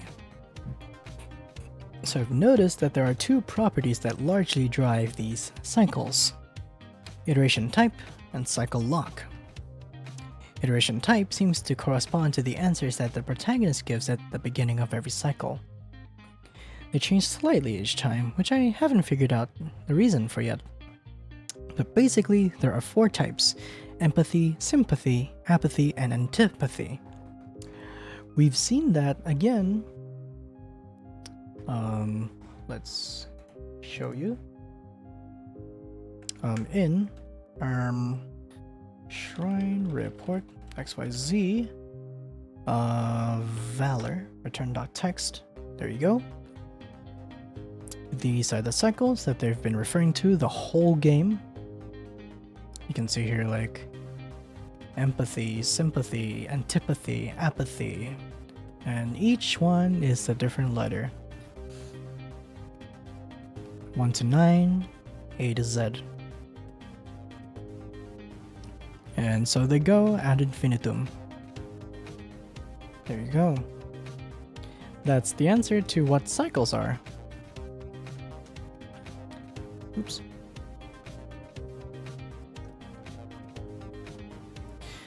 Though these don't usually change that much, but they're enough to cause slight alterations to some properties of the story. Like in apathy cycles, Chio has a car and a license, and she's the one who drives the group out to the shrine. But in sympathy cycles, she doesn't have a license and is a strong public transport advocate. So we're in a sympathy cycle then, okay. Small differences like this are mostly how I've seen iteration types change things so far.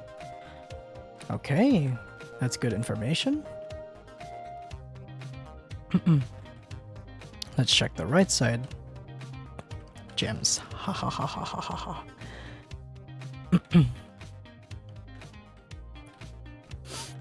Ow.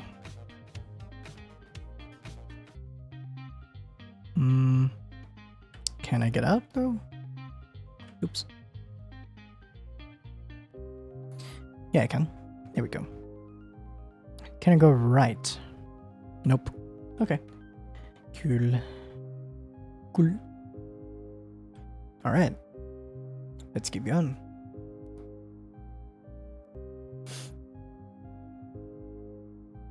Okay, save.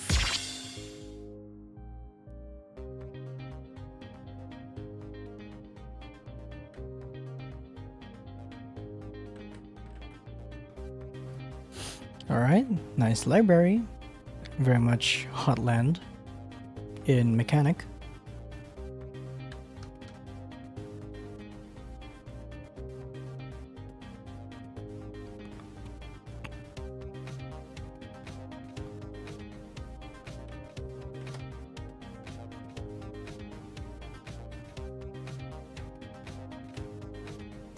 There's gotta be something around here, right? Nope.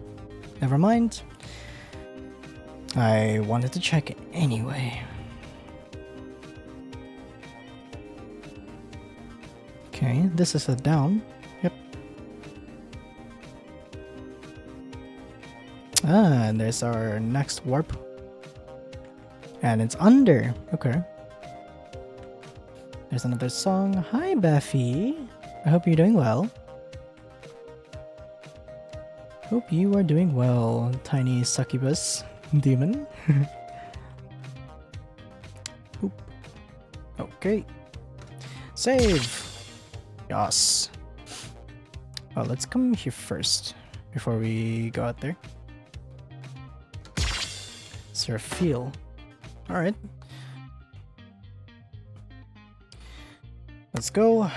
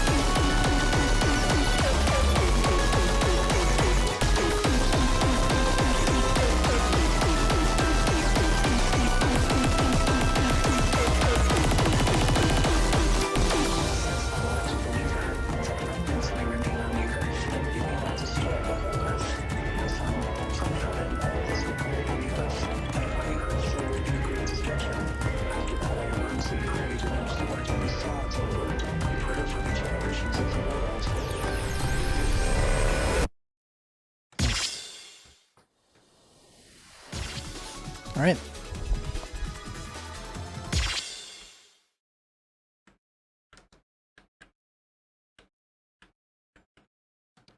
Very quiet here. I'm just imagining the pew, pew, pew of the Undertale sounds. Soive. Also, Buffy, I sent you plenty of kitties. Sorry.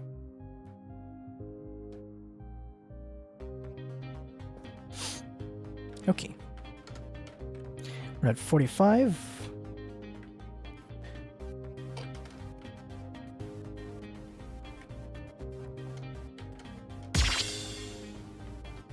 Um, 70, 140, 110. Okay.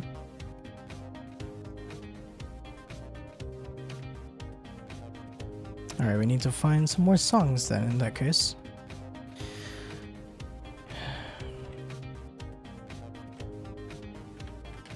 What is this for?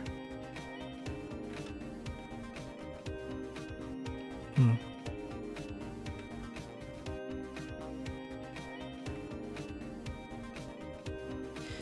$70.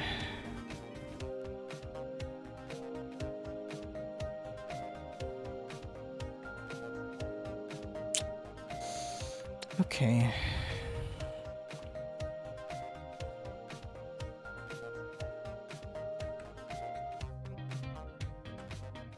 Hmm.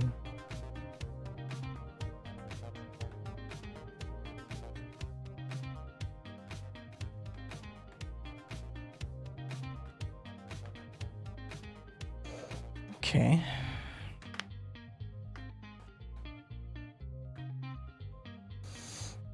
Ouch.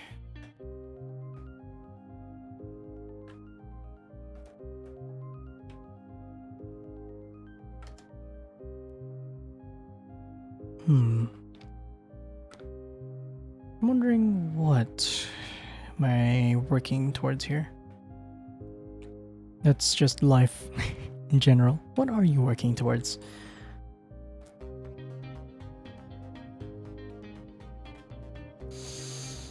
Okay. Are there any more locked doors around here?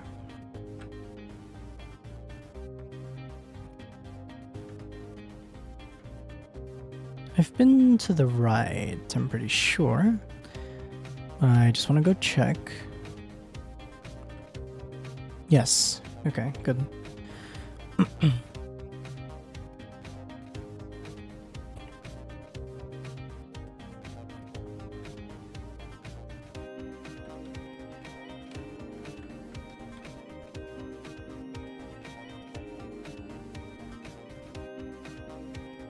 Ah, another one. Oh, I love this one by Silentroom. One of my favorites. It's Nhelv. If you know Silentroom, this is a pretty popular one too.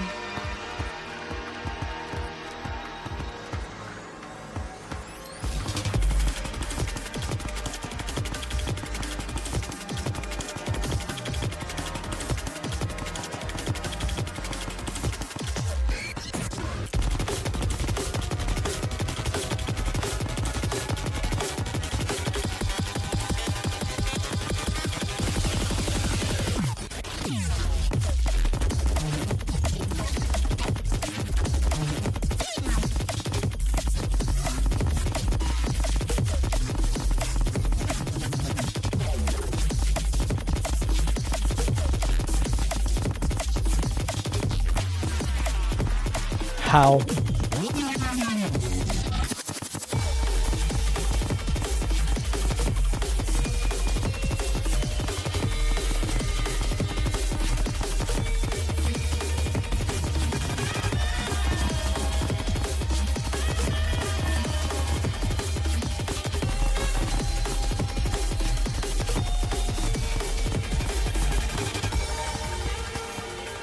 Oops.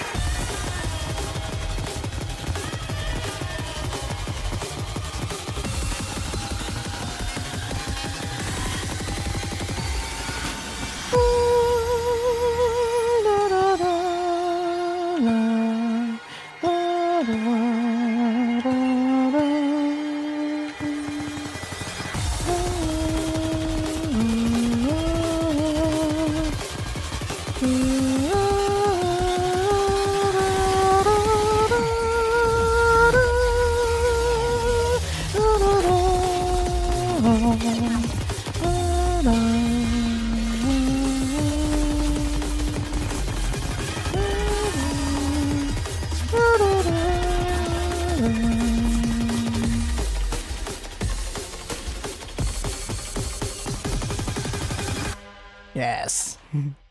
Not bad. Pretty good, actually. I'm very surprised. One of my favorite Silent Room ones. Alrighty. I don't remember if there were any more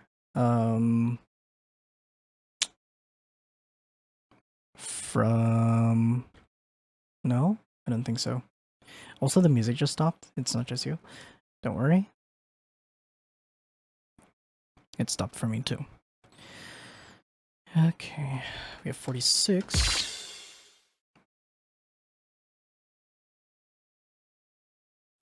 We have 46, yep.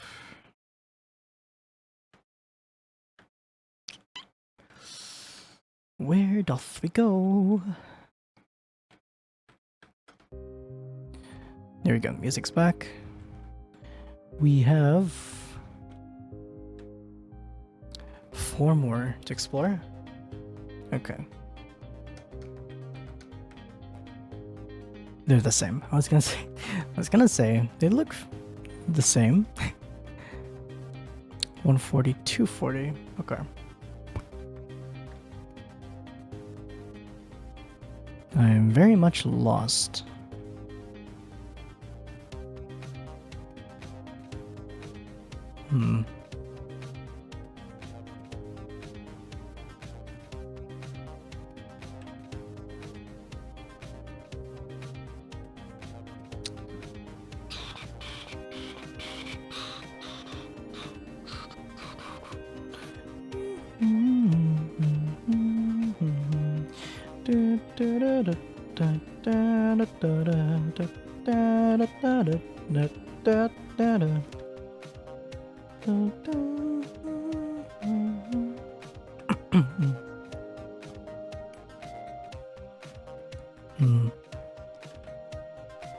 My memory is also horrendous, so I don't actually remember if I ever got here.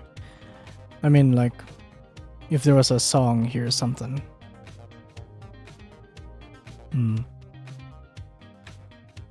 Just do something real quick. Nope. Oopsie.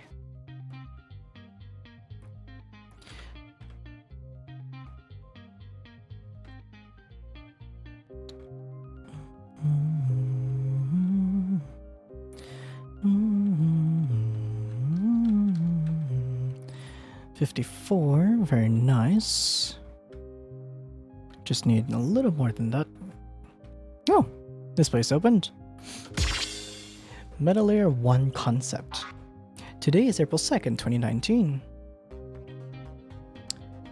In the process of attempting to document everything for the 4th dimension, I've coined what I'm calling the Metal Layer concept. Oh, this is new. It's the only way I've been able to describe what I've discovered about how the universe works. Basically, imagine that this universe, everything about it, from all space that will ever exist to all time that will ever exist, is a world layer. To us, we can look down into other meta layers because we see them as fiction. So for our 3rd dimension, the layer of fiction that exists below us would be the 2nd dimension, yes. But there exist infinitely extending layers that span upwards as well. To the people that reside in those layers, everything about our universe would be to them what fiction is to us. This is the meta-layer concept. As for how it pertains to the Duskbreaker project, I will write in another log. Getting some more answers here. Very nice, I like it.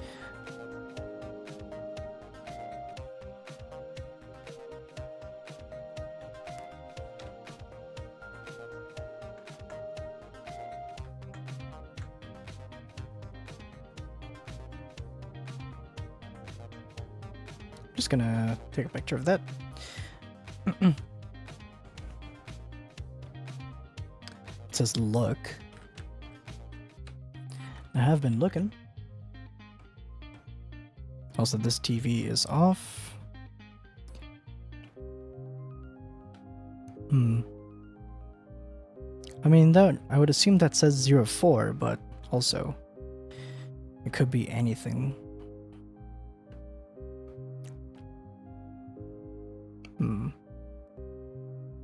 Has anything else changed here? I need to press this one. Yep. Then this one. Then go down.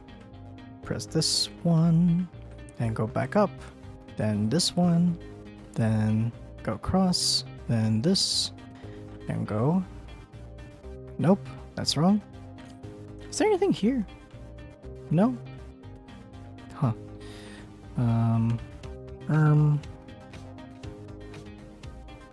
Boop.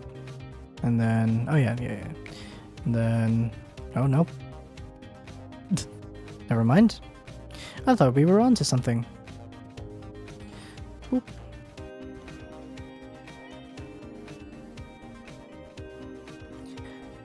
Here. There we go.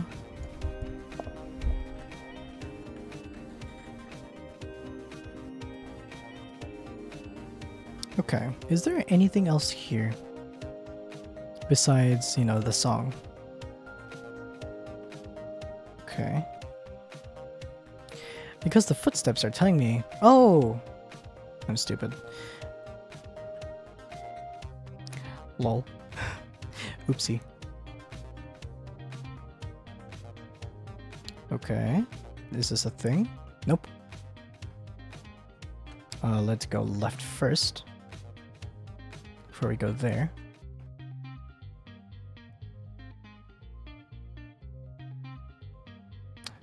This was completely unplanned, by the way. We are at almost 4.5 hours. Sort to our left, there we go. The Liberator is an interesting one for sure.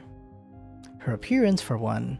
I remember Tiki mentioning having a friend named Dawn way back then, but I never saw her. So the Dawn in this world is similar in name alone, huh? It's really funny that her appearance manifested in blue-purple. My favorite color combination. I love the color gradient of pink and blue, so it's interesting that the World Keeper and Liberator took from that. She's a lot more cynical than the World Keeper, despite how the World Keeper seems to be the protagonist in all of the cycles. I wonder what will happen if the protagonist ever finds that out. I can't imagine it'll be pretty at the very least. Not pretty at all. Oops. And then a new area. Very waterfall-y. Okay. Nice. Is there a thing here? Nope.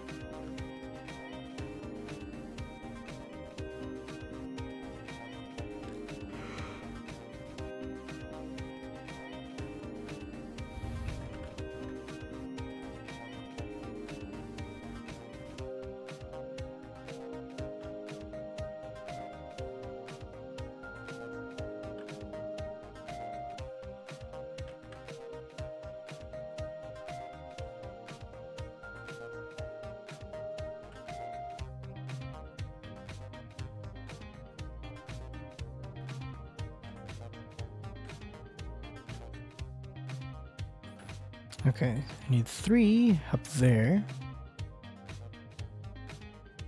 I still need to find a way up there first. There we go, done. Storyteller West. I spent most of this cycle observing the World Keeper's actions. She's really interesting. It's clear that there's more humanity in her than she realizes, even if it's just a tiny fraction. In a way, both the World Keeper and the Liberator have a little bit of each other. It's kind of romantic. This too could be Yuri in some other timeline. Hey yo. World Keeper definitely wants out of all of this. Oh, World Keeper definitely wants out of all of this. But she won't let herself want that. Because the rest of her has her defined purpose of keeping the simulated world in place. That's why she took the appearance of Tiki. This world was created to free us from the trauma of her death. So of course, the embodiment of keeping that world running smoothly would be the appearance of my sister. My sister? Eh? What? Well, I guess it's not really how Tiki looks.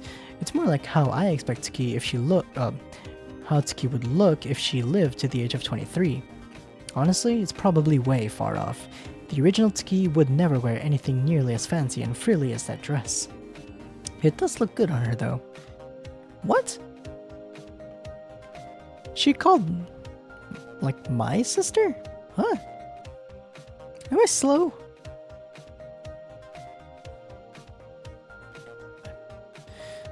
It is also 11 PM, so I'm definitely gonna be slower. Apologies in advance. I don't think I ever went fully to the right here, so let's try again.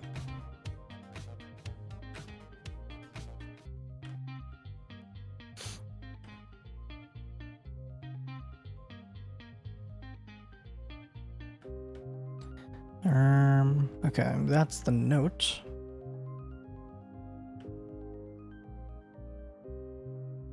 Go down. That's the save. Not the save. This teleport. That's the save. Okay, what's here? 400. Okay. I'm assuming that is for the ending song, or one of the ending songs, or both, maybe. Who knows?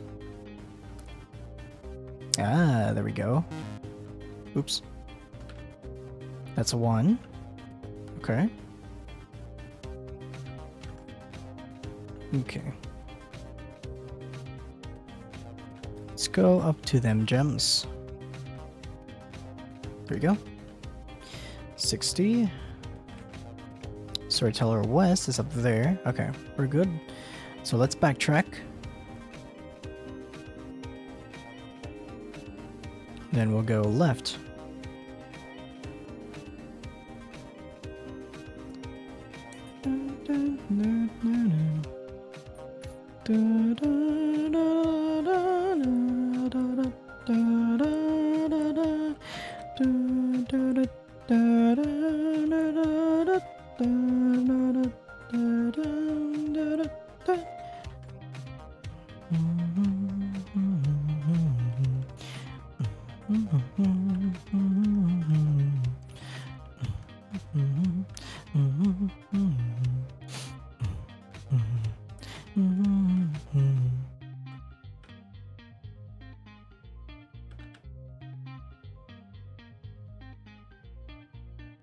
Anything in the dark?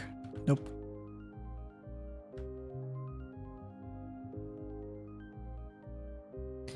Alright, let's go left this time. That's not it.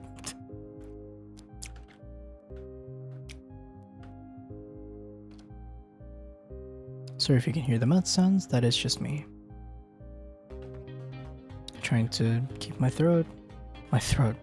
lips moistened. Okay, we have to go down now. But I can't effing remember where down went. Where down was, I mean.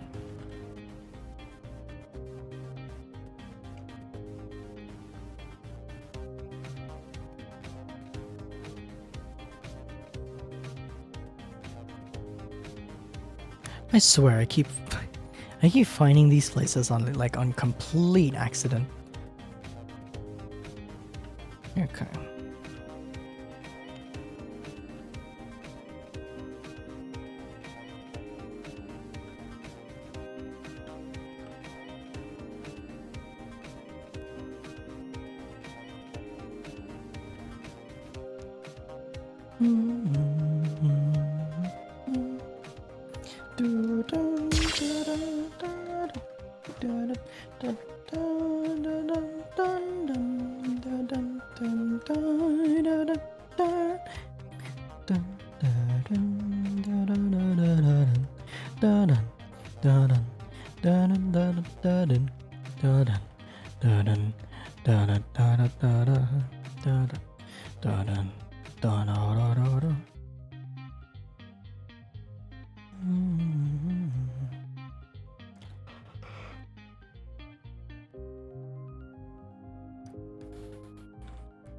Let's go left now.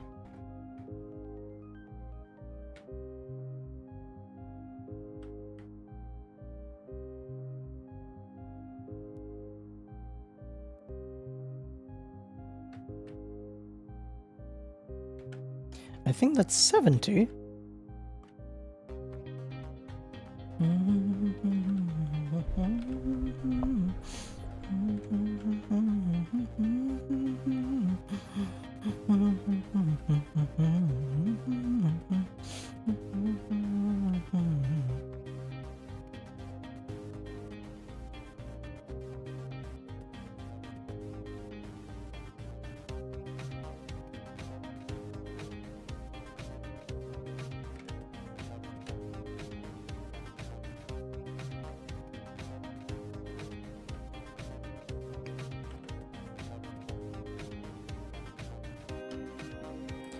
Okay.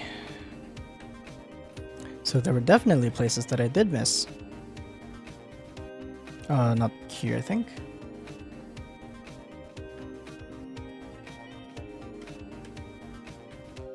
Here.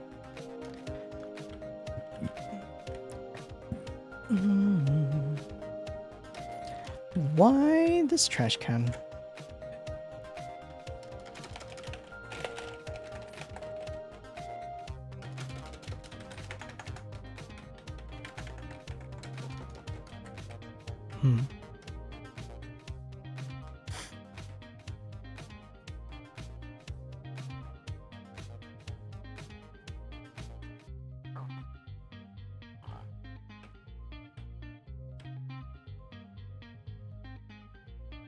Let's see.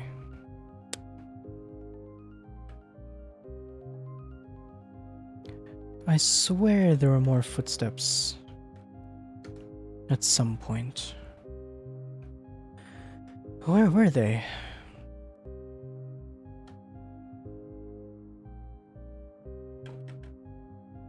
Trying to remember now.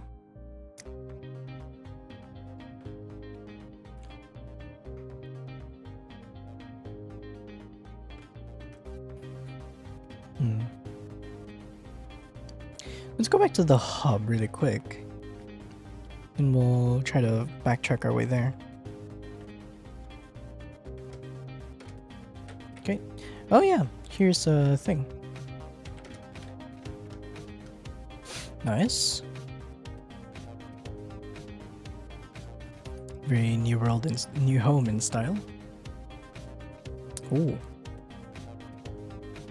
Need 4. Okay, he wants me to go right down. TVO start P. It is currently April 5th, 2021, layer 4 timescale.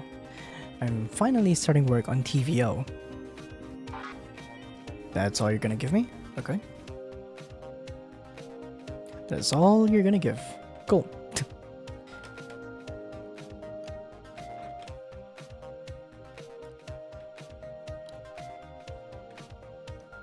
Nice. Here at A1.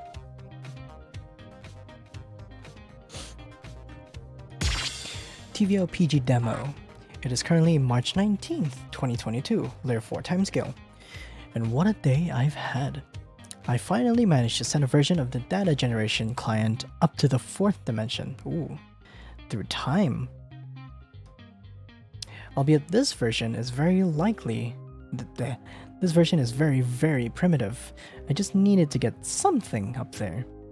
With how sending information between layers works, the first push is the most difficult part. So I can easily update the client without needing to charge up the energy to send it upwards for another year. Oh. I managed to make a connection with someone in the 4th dimension. They're helping release the program. I can only pray that this method works in the end. Because we're dealing with time here, of course. Oopsie.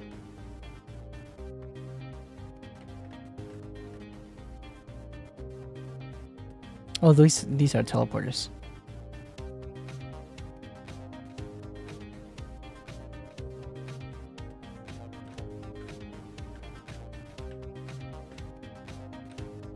Okay. Interesting. Huh. It is currently March 8th, 2023, layer 4 timescale. Today was the first day I was able to actually send part of the Schrödinger cycle to layer 4. It covers everything from the disappearance of Tiki to a bit after Lock P. I think that this makes up for a good first chapter. Though the data generated through what we decided to call the demo phase was useful, it was only useful enough to supply continual updates to the data generation client. So my hope is that with this full release, more people will have access to the data generation client. TVO, this is our last hope. Our only chance to break the rules of the narrative and create a new opportunity. A new miracle. Like the program we're running it? I mean, the device we're running it with. That would make sense. Because we're staring at fiction right now. I guess. Don't tell Saturday I called her fiction.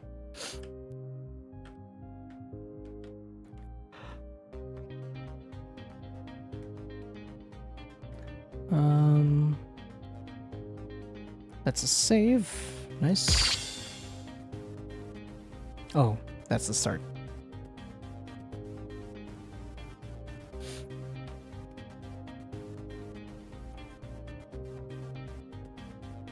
Okay, that goes back.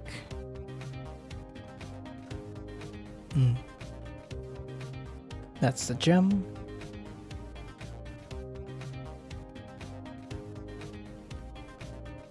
I imagine there's gotta be a teleport somewhere.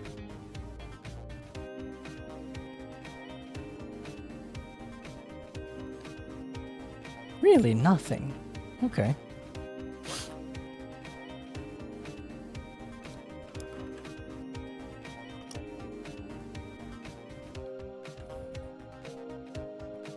Okay. So, have we gone left and up yet? I think we have.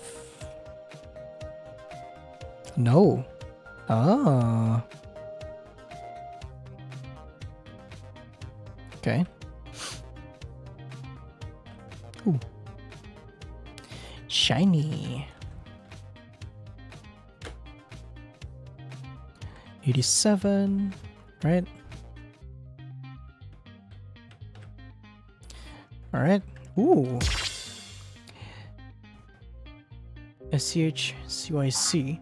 For TVO to work, I need to construct a version of the story.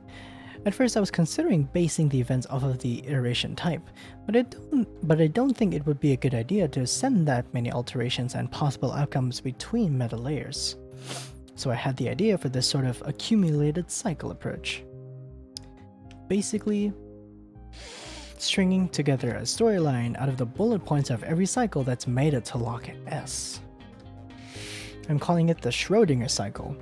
It'll be the storyline attached to the client that'll get beamed up into the 4th dimension. Okay, I found this. I found the symbol. Oh, they're everywhere. Never mind. Alright. Ah. Nice.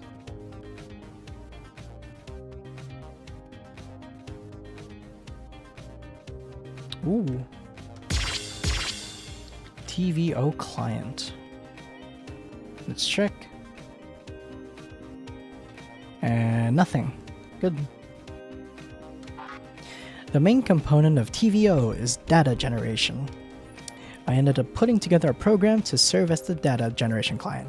It's a game, Vivid Stasis. Users in the upper meta layer play the game and it creates data depending on how well they do. Yep.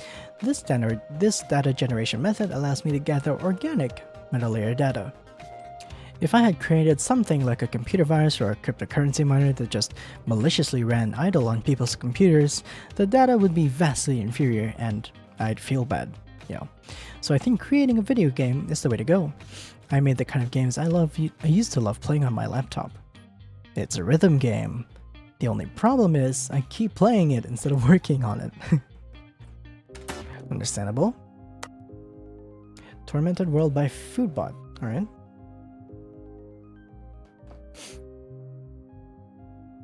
Just one sec.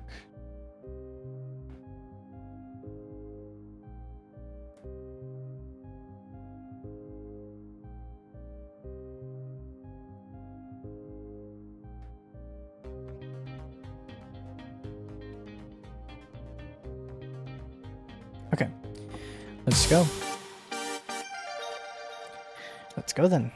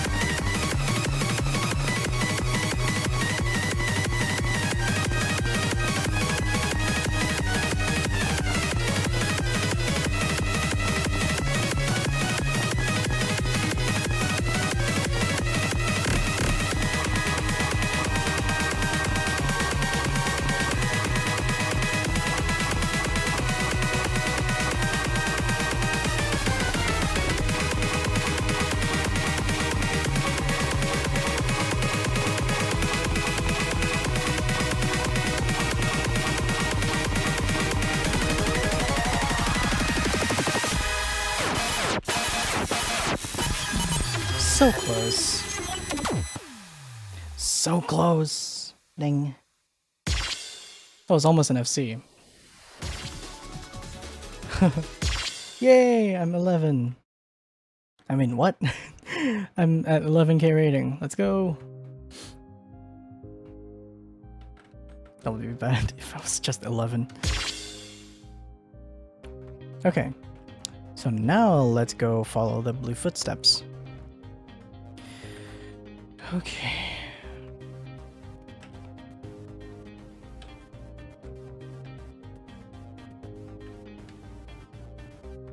I will replay those songs at some point. Just not now. And this is why you start stream early. I actually didn't know that this would be a thing, but here we are. Ooh. Whoa. What this?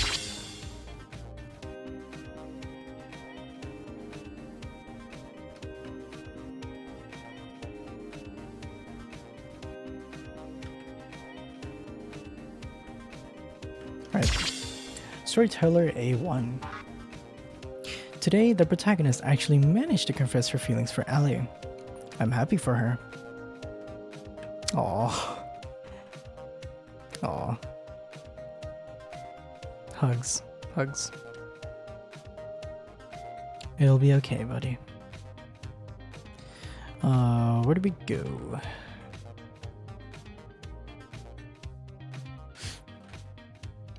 Oh, right.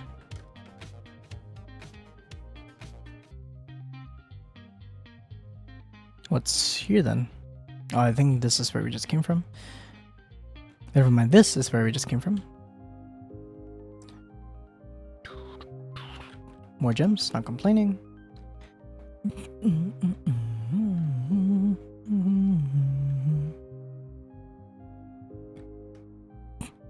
Okay.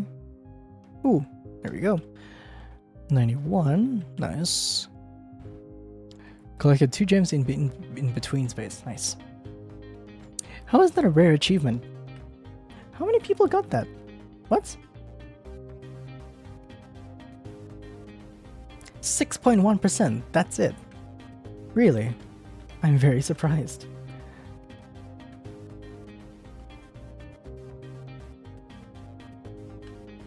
Okay.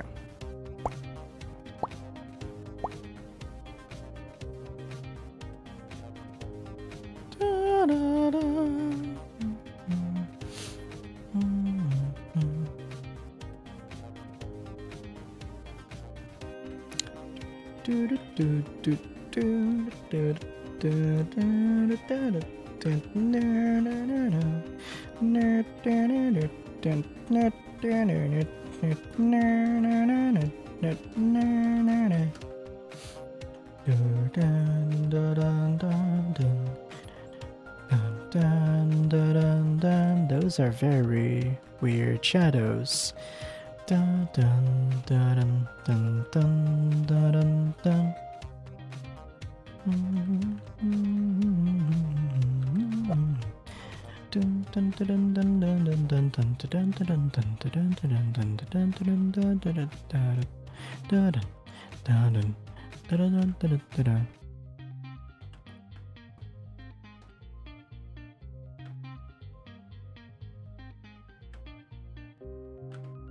Hmm.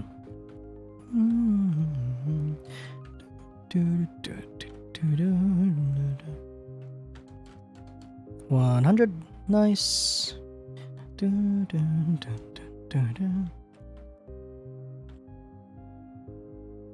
Okay. Interesting. They're invisible bridges.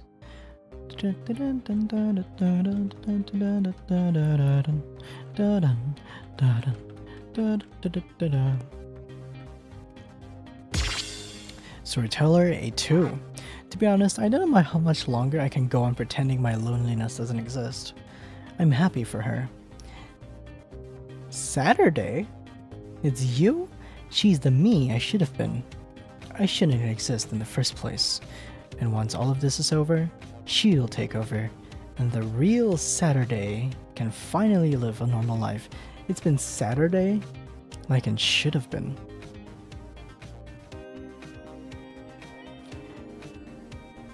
Right? It's been Saturday the whole time?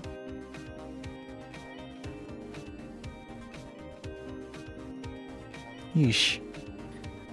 So what? She made it out of like pure loneliness?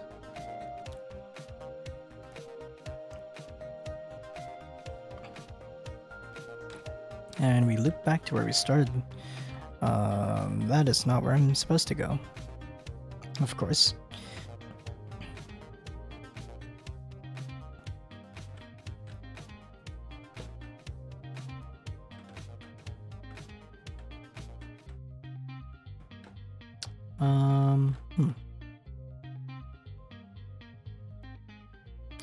Where the fuck am I going? Oh, there we go. We're good. This is so like Earthbound. I need to play Earthbound again. I see a save up there. I see a note on my left.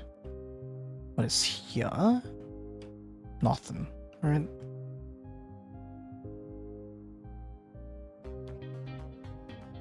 That's a bridge. We'll go left first. I still need to follow the footsteps.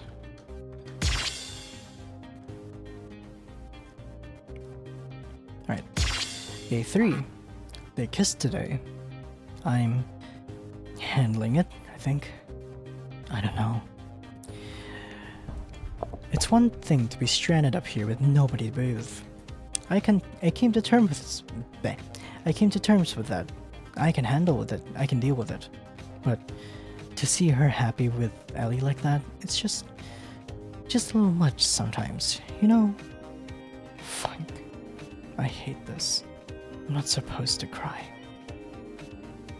I'm the guiding light, a prop for the play. I'm the storyteller. I'm not. I can't. I'm so lonely. Please, I don't want to watch the play anymore. I don't want to be the master if the puppets hurt me this much. Oh. I feel you. Actual Saturday. Oh. Day 4. Okay. I visited Layer 0 today. For the first time in a few thousand cycles. Just had to stand there for a bit. With her. Of course, Allie couldn't see me, but I was there. And I think it helped a lot. I know that at the end of the day, the protagonist should be the one whose mind I join. All things considered, she suffered so much more than I have. But I'm scared. I don't want to disappear. And I know that it's not disappearing, but I'm still just scared. What if I'm not able to ever feel like she does? There's so much that I don't know about how the refusion process works, and I can't help but be a little scared and selfish, and I just catch myself wondering, what if she joined my mind instead? I hate that. I hate that I'm having those thoughts, but I am, and pretending I'm not isn't going to do me any good. I refuse to turn my back and run away now, but I also need to take things at my own pace. Can't push what little of the World Keeper and Liberator remain in me too far. So Saturday's been the storyteller the whole time. Right. Given how she talked in past tense, that makes sense. Doppelganger by Leaf. Alright. Level 9. Oh jeez.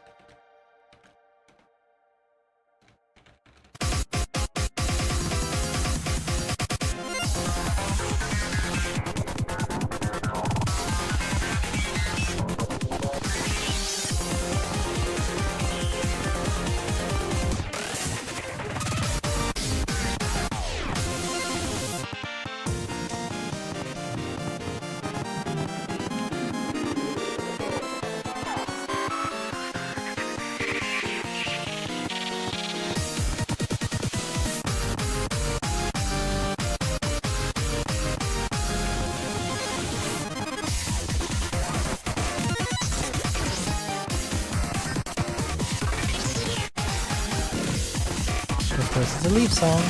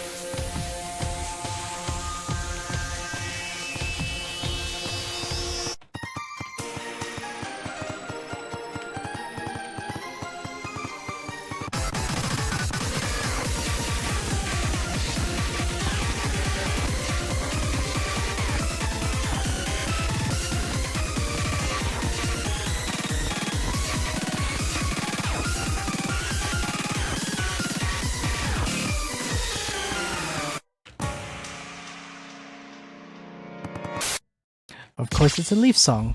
It had to be, you know, weird. Alright. Next one. Dying. And the music stopped again.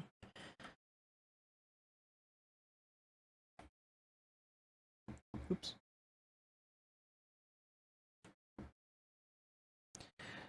Okay. What's inside? Oh, yeah, outside.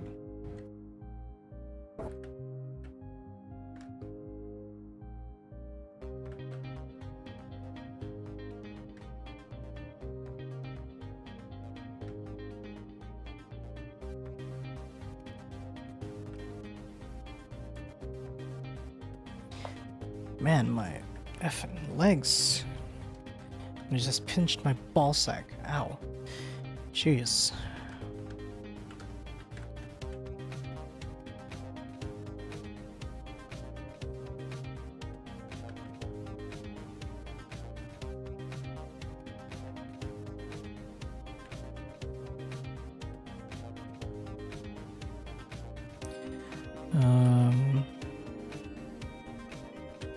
I think we can go into this doorway.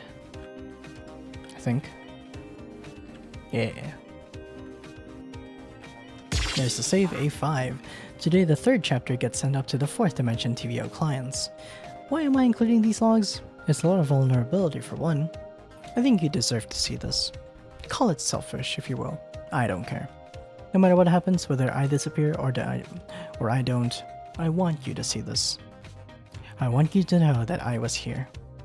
I'm still scared, and I'll continue being scared. I'm not a very courageous girl, but I'm okay with that. I finally found what I was meant to do. You can't stop now. You can't stop now, Acacia. For her sake, but also my own, break this final lock for us. I beg of you. Ooh, okay.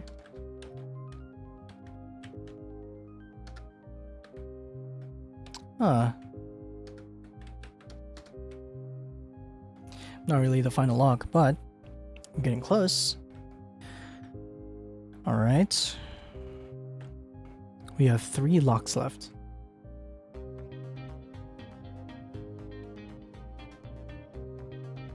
The fuck?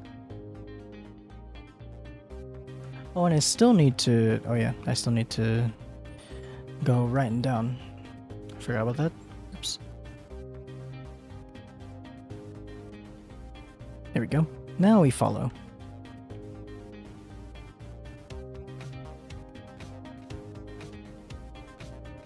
Oh, I've already been here. Never mind. We need...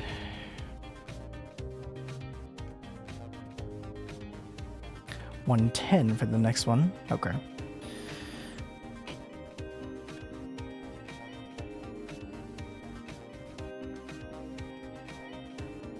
Okay. What would be here then for the footsteps?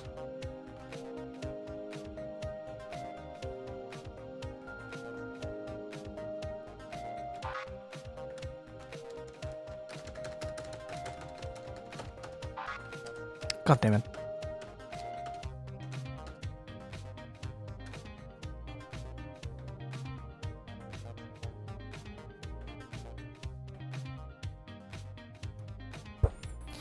Okay, I just need to find our way back.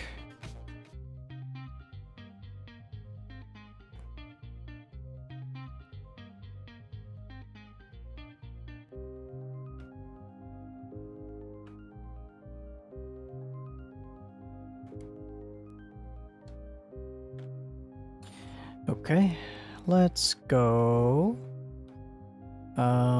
Let's follow the footsteppies to...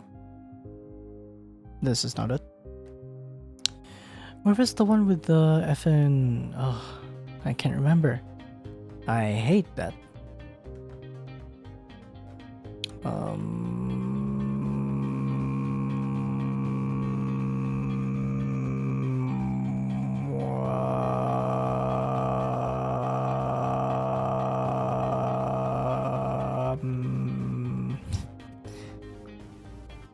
I just discovered that I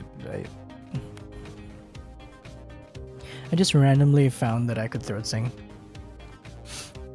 I don't know why, I don't know how, but I can.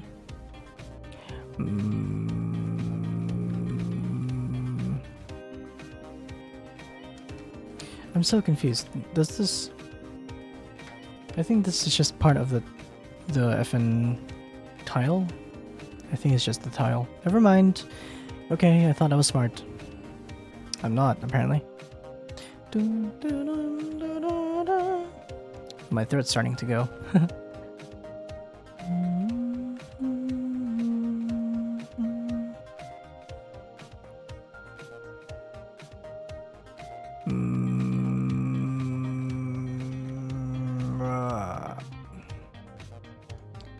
Where else can I go?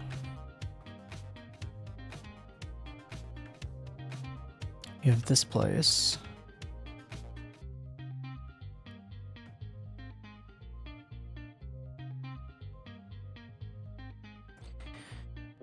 $400, huh?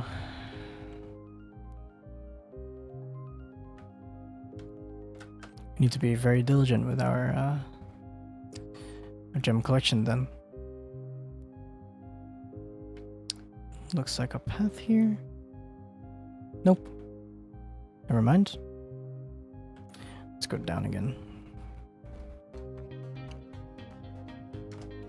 Back to hub. Okay. I don't know if I ever followed the footsteps here. I did.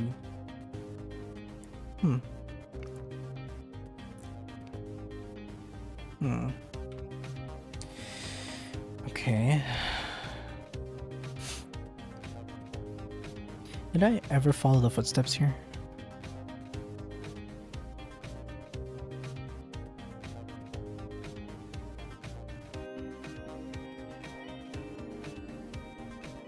Okay.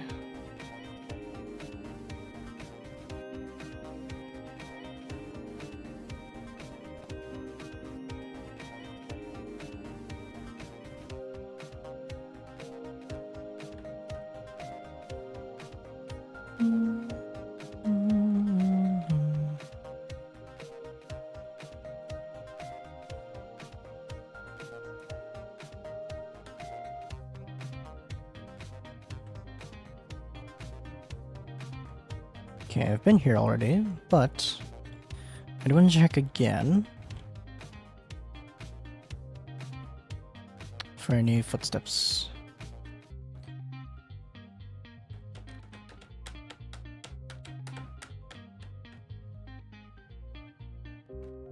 There's a save.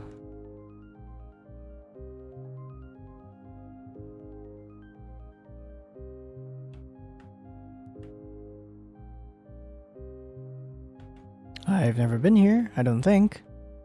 Nope. This is definitely new.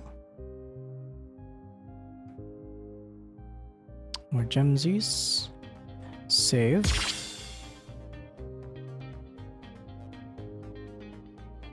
Ah, footsteps. There they are. Ooh. Cloudy.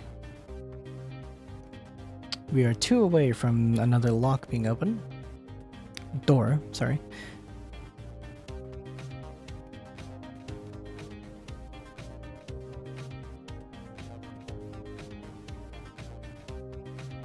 There we go. Purple. Ooh. Storyteller SF. I've been thinking a lot about the severance of emotion lately.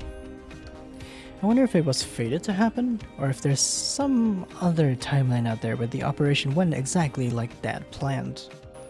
It's definitely fruitless to consider such a thing, but it's interesting to think about from time to time.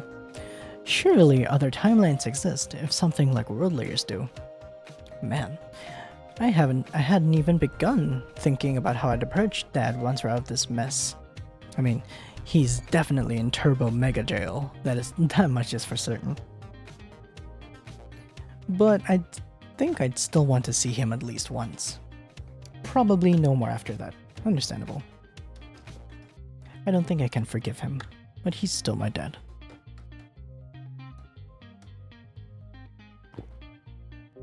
It's complicated. Yeah, exactly.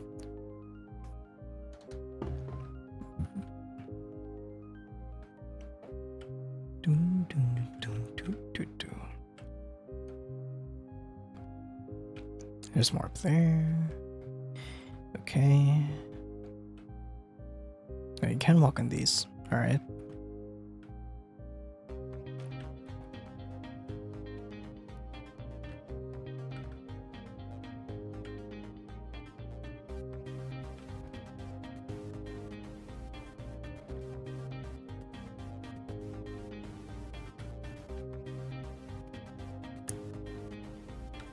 Wait. Nope. Damn.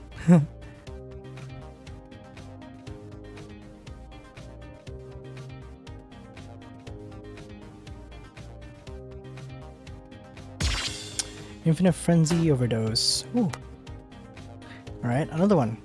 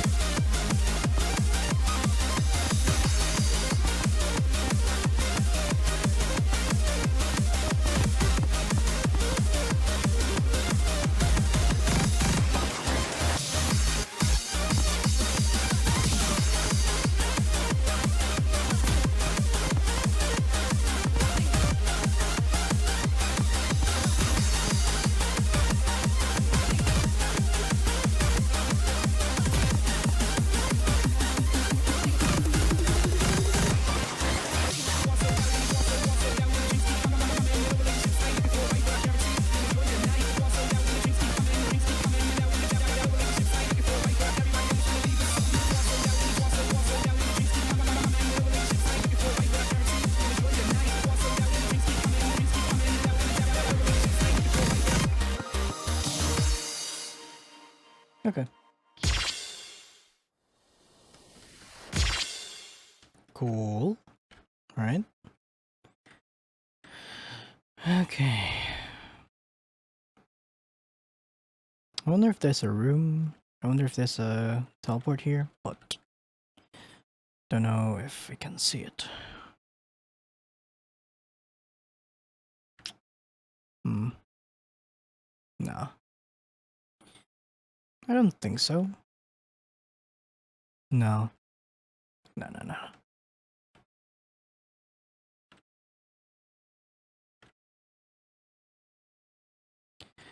The music just stopped again.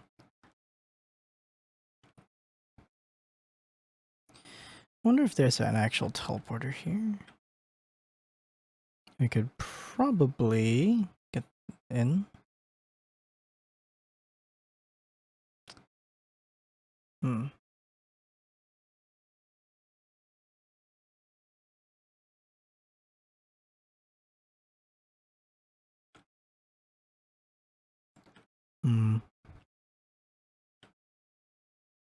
Never went anywhere here. Okay. Alright.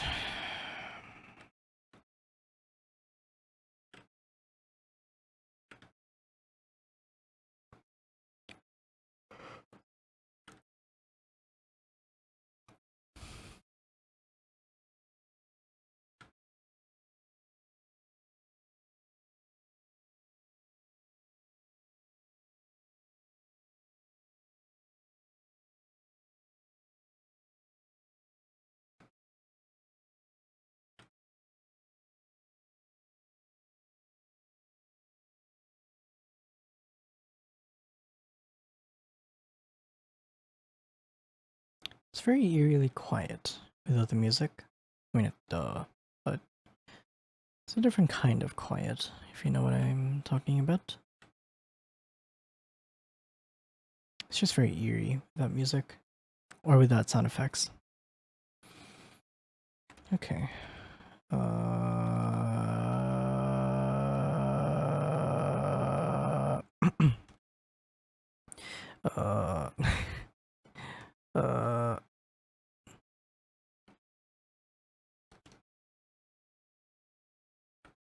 My throat has been used a lot.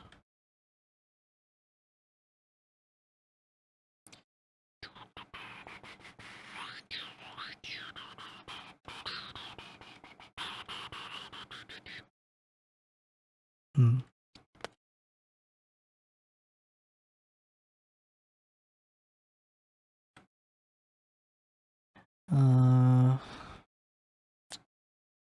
Jeez.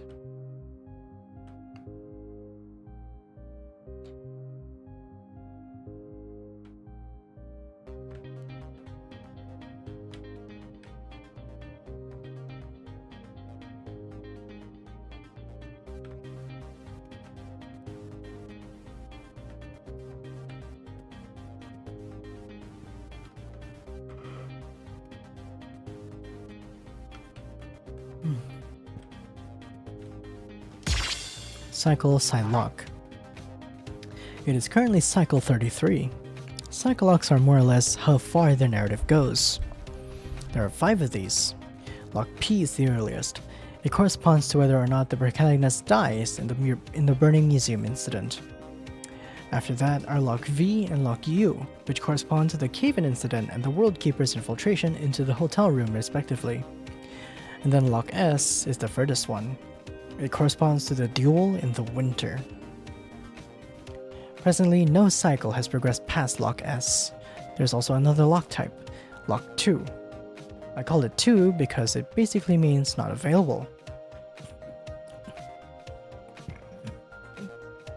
Lock 2 is basically a catch-all for any cycle that doesn't end at one of the specific other 4 locks. There's a variety of reasons a cycle could end at a different point, but the reasons aren't consistent enough to warrant naming other locks after them. I'm still waiting to see what lies beyond Lock S. And we're hoping we'll get past Lock S.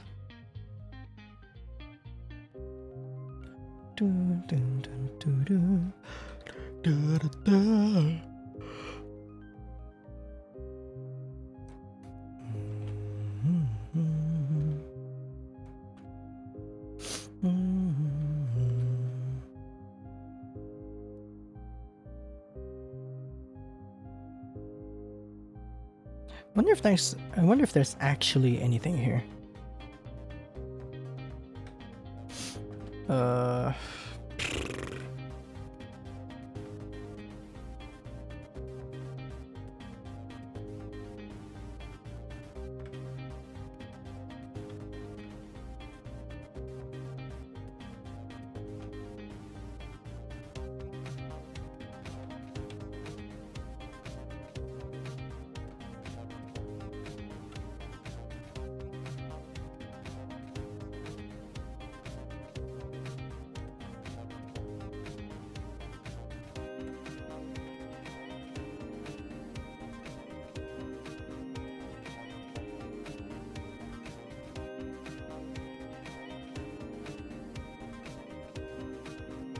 I'm so lost.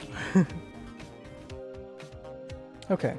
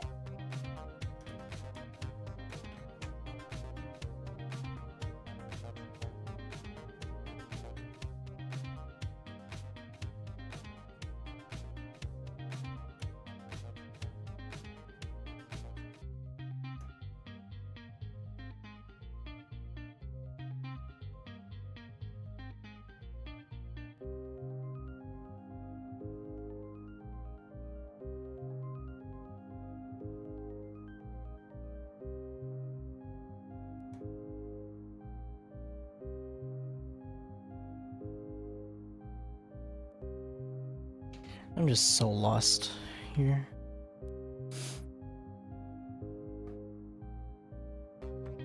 I need to get back to a save first, actually.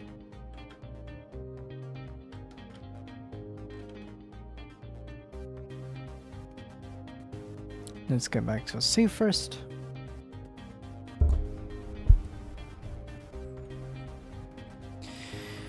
Okay.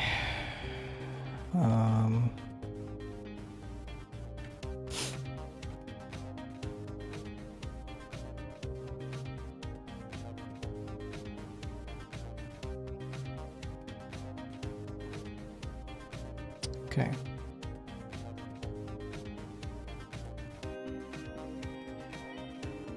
Okay.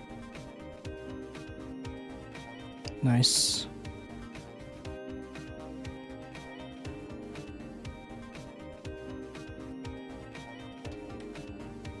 We need more.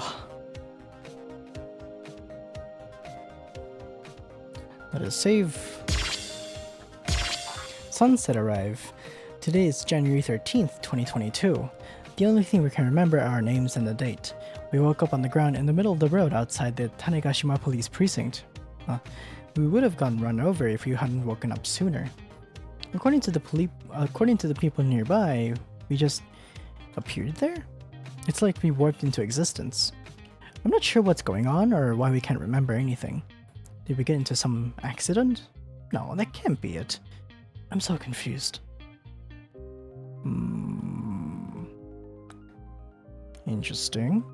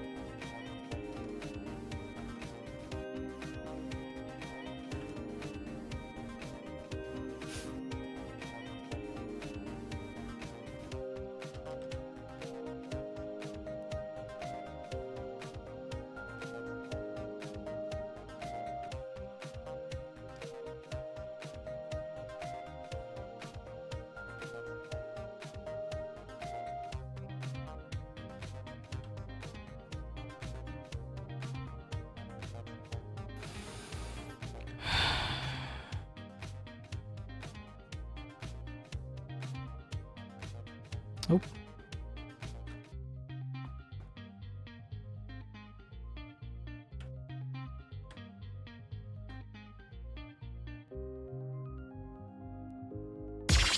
Sunset Ranch. Today is March 30th, 2022. Kotomi came home today completely covered in ranch dressing. I asked her what the hell happened, and she seemed too genuinely horrified to answer. I cleaned her up, but I'm worried about her. Is spending time around that Saturday girl really good for her? Well, I guess she's the older one, so she can do as she likes. I'm not gonna keep cleaning up the ranch dressing if it happens again, though.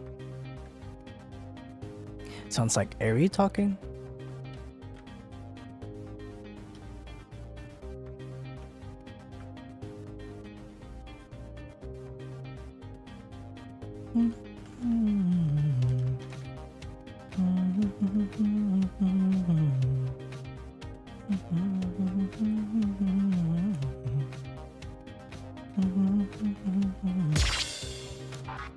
Today is July 23rd, 2022. Kotomi's friend came in today to file a missing persons report. Apparently her sister went missing. She seems really impulsive and reckless. I hope she doesn't end up doing anything that might get her in trouble. I am gonna go through the process of getting a permit to investigate tomorrow if she doesn't turn up.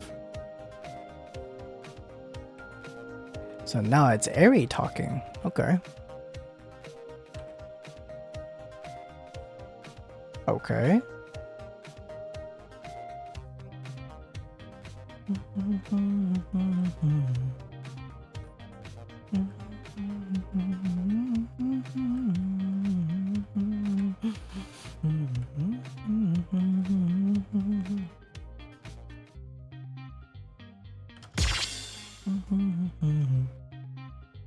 Oh my god. Finally. Alright. We have 2 locks left. Yep. Jeez. Alright.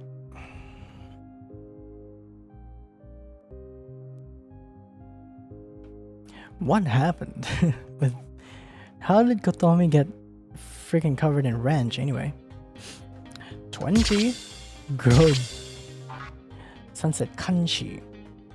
25th July 2022. Saturday went off to investigate the ferry terminal and everyone's already leaving the museum. I swear there's something off here though.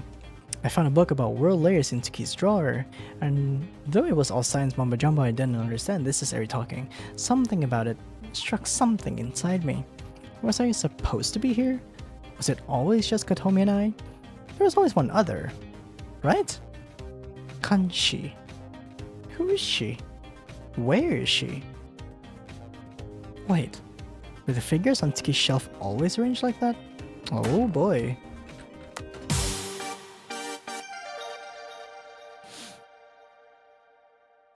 Eri and Kotomi are also linked in somehow.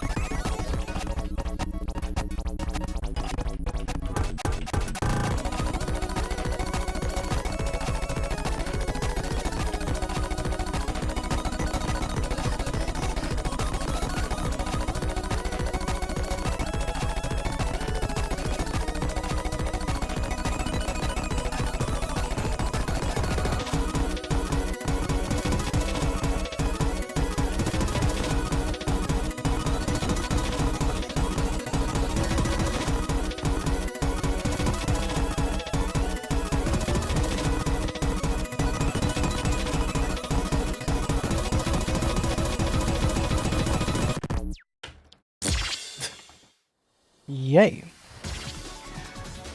Oh, it's Frums. Of course it is. Of course it's a Frums song. And I mean that very endearingly.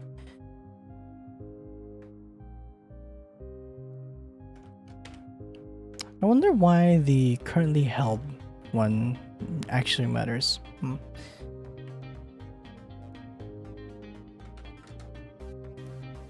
Alright, just 2 more. That is not what I wanted.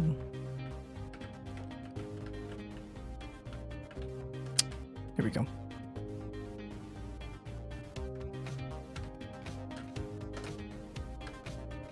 I wonder. Oh, it's total held.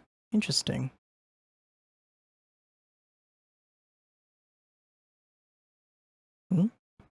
Uh-oh. It's silent.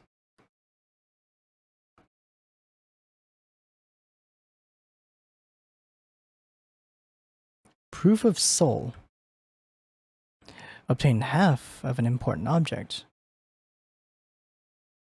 Duskbreaker 116 Severance. Today is December 23rd, 2020. I'm writing this log moments before stepping into the 4th atrium to perform the Duskbreaker test run.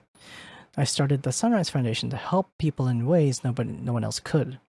To create new futures using technology nobody else thought to use. And everything has been building to this day. We were deciding on who to use as the first human subject, and I knew immediately what the right choice was. Saturday. I started all of this to help her, to heal her, to save her from the suffering that started when her sister died a decade ago. Tonight, we will perform the Duskbreaker's first ever human run on my daughter, Saturday.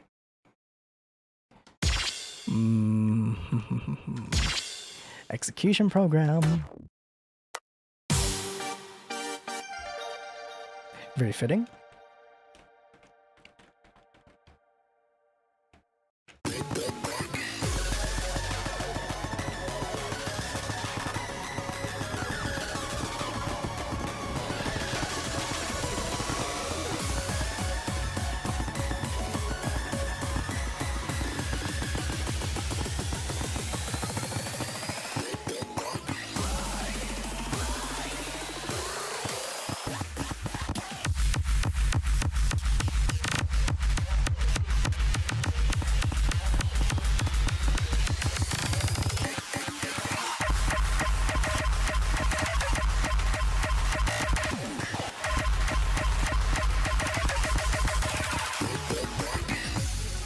Fuck.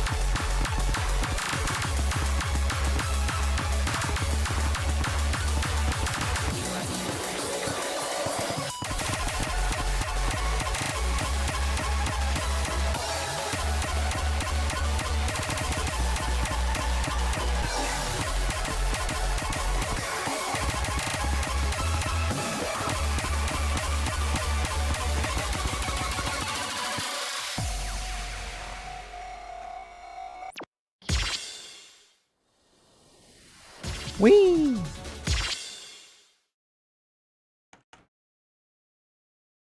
Okay. 331. Oh boy.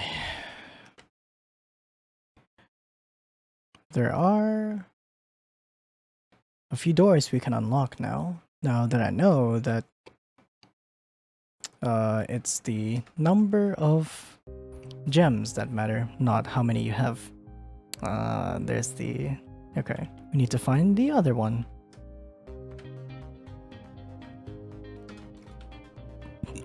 Entered final landing for the first time. Oh.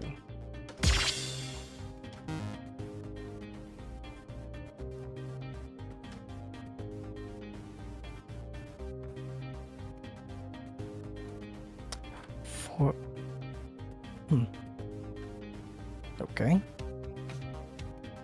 We also need 400 for whatever the last thing is there. Final landing. And so, you finally made it here. The final landing. The place where everything we've accumulated converges. In these hallowed halls fly 4 pieces of memory. However, they are locked, and the pieces have been lost to the void. It's a good thing then that the very place you stand now resides in the void. I cannot pinpoint their exact locations, however, I have a rough idea. One resides in a gathering of residences. One resides in a mountain hidden behind a temple. One resides high in the sky, an entrance only found in a place of information. And the last resides in a cave hidden from plain sight, locked behind your path through a muddy tunnel. I await you beyond the gate to the future. I see. This is the mountain, I'm assuming. Mountain hidden. Ah, there we go. Okay, cool. That's one. A gathering of residences. Okay. I mean, this is a logical place, too. This is a gathering of residences. Yeah, look. Concrete buildings. This glare. This is like. Okay. There we go. That's 2. Gathering of residences, yes.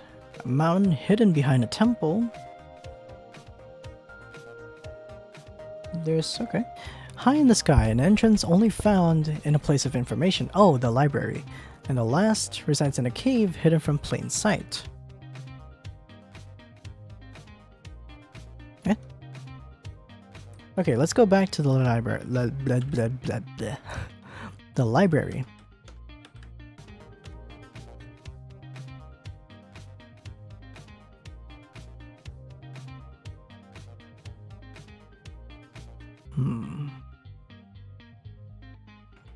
It would be near the song, wouldn't it? Unless it's somewhere that's so obscure here, then I have a few choice words. There it is. Nice. That's 3. Ah. Huh.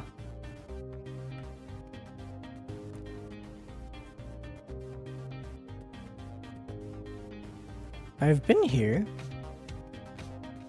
but what's so different? Have I been here? Am I gaslighting myself? There it is. Oh my god.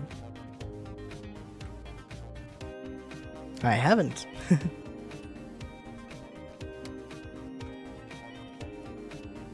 Got the shakes. Storyteller L. Oh, that is the one behind the trash can. Okay. Literally hidden from plain sight. Right. And I got soft locked. No way.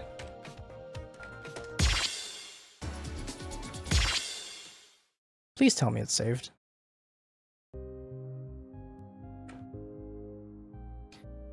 Please tell me it's saved. Not there. Okay, I think it's saved. Hopefully.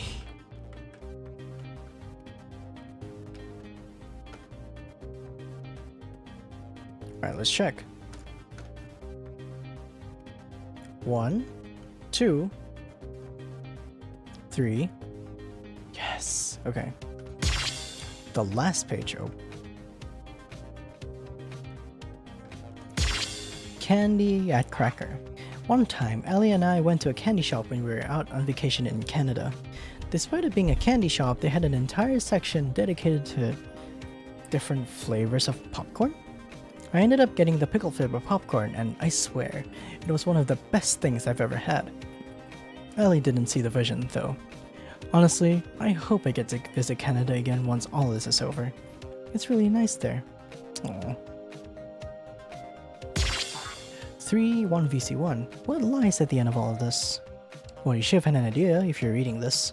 Not escape itself, but the beginning of a path to escape. If you're reading this, then you've come all this way. You've seen the Schrödinger cycle. Yeah, even if this doesn't work, or if you don't even take up the task of bringing it to the finish line, thank you. Thank you for listening, for watching, for seeing that we are here and that we are alive, even despite everything. Very meta.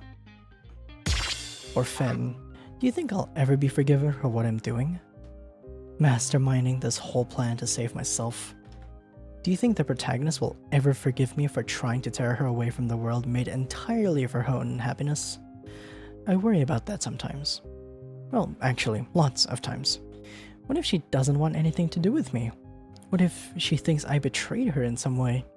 It's really hard to imagine, so I try not to, but the possibility horrifies me even still. Yeah, she's probably not going to be very happy. I remember a day back in 2019 during the summer. I was watching some anime with Ali, over Discord though. We ended up roping another friend of mine, Mitsuko, We ended up roping another friend of mine in, and the whole voice call spiraled into madness. At one point, I got up and found some random drumsticks in my closet. We called them drum accompaniments. In the anime, there was a little cat-like thing that turned out to be super evil, so Mitzi printed out a picture of it to a piece of paper and started scribbling over it in a Sharpie. I don't know why I remembered this, it just popped into my mind. I wonder what Mitzi's up to now. 2019 was a different time. Yes, it very much was. Ugh. 2019 was 6 years ago.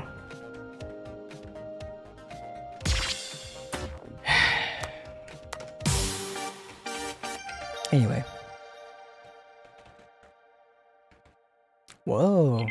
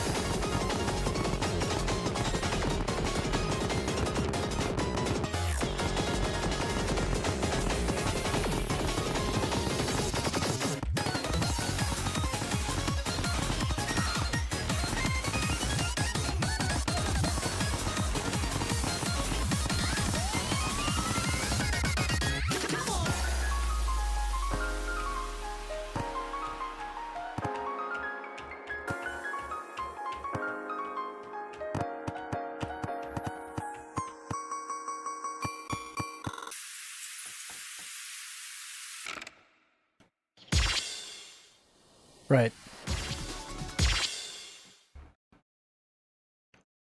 Okay. What did that do?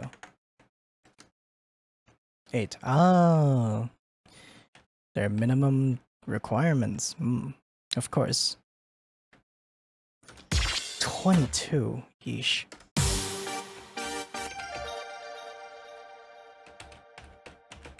Whoa.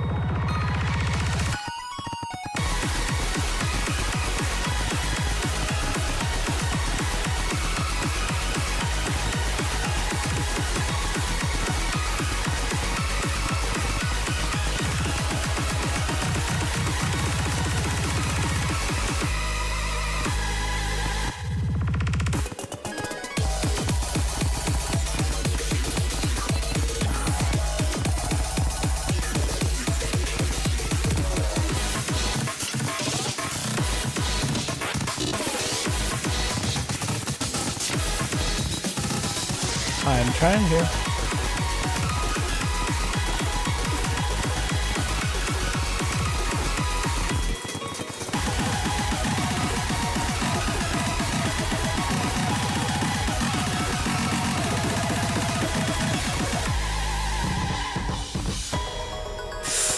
Yeesh.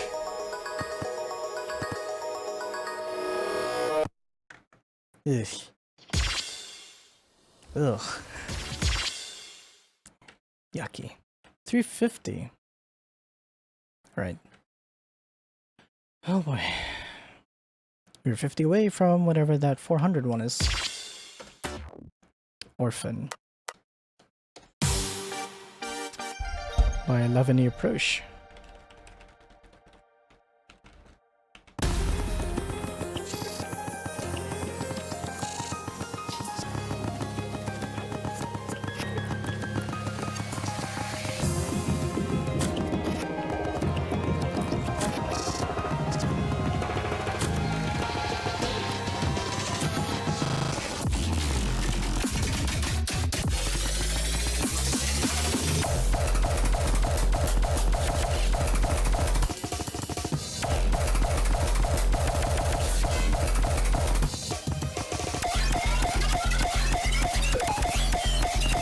I'm just...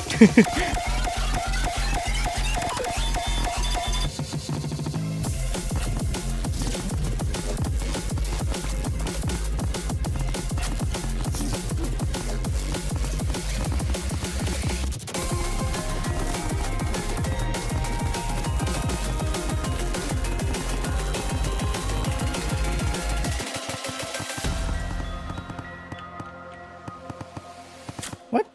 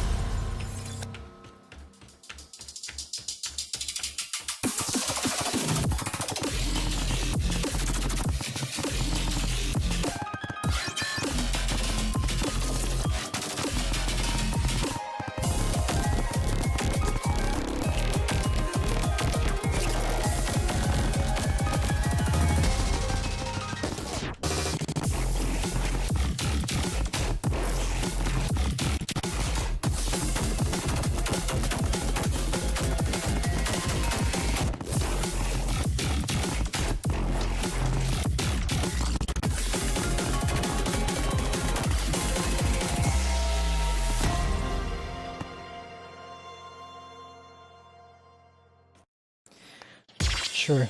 Sure, I guess.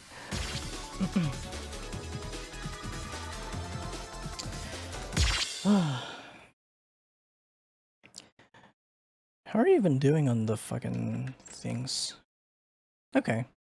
I need 2 more. Fuck. I can do the opening, it's fine. Okay.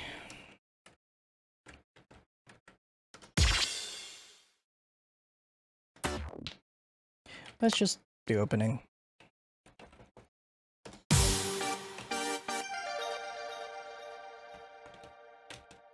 Level 3. I love the background so much.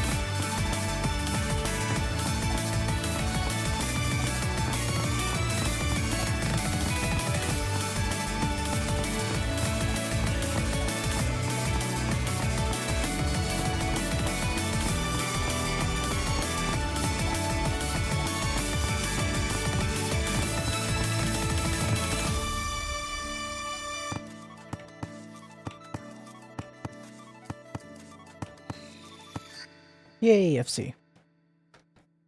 Woo! Vivid even. Wow. Alright. We're on 369. Nice.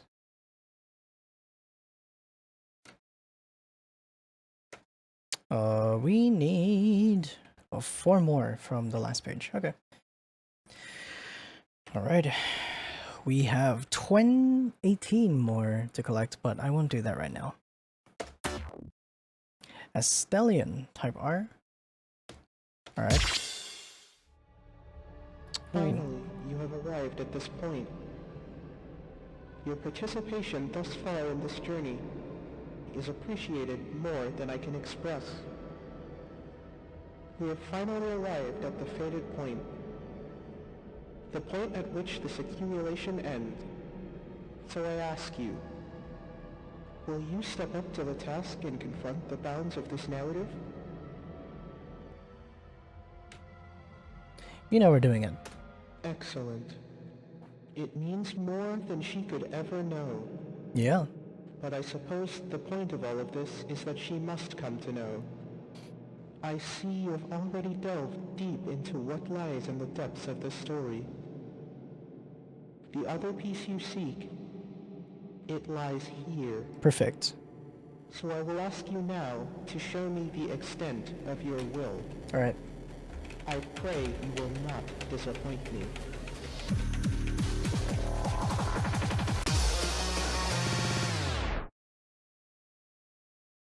Oh boy, and the game just crashed.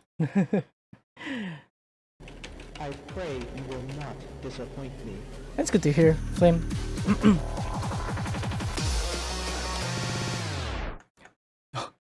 Thank goodness you missed the hour of suffering that had to go through. Boss fight?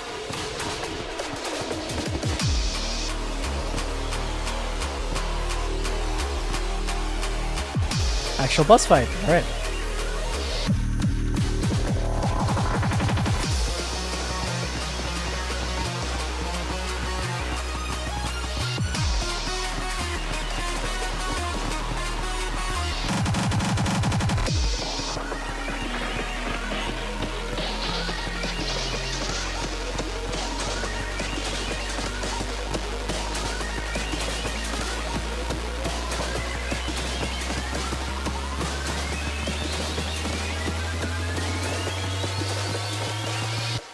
Can you still hear the song of the cosmos?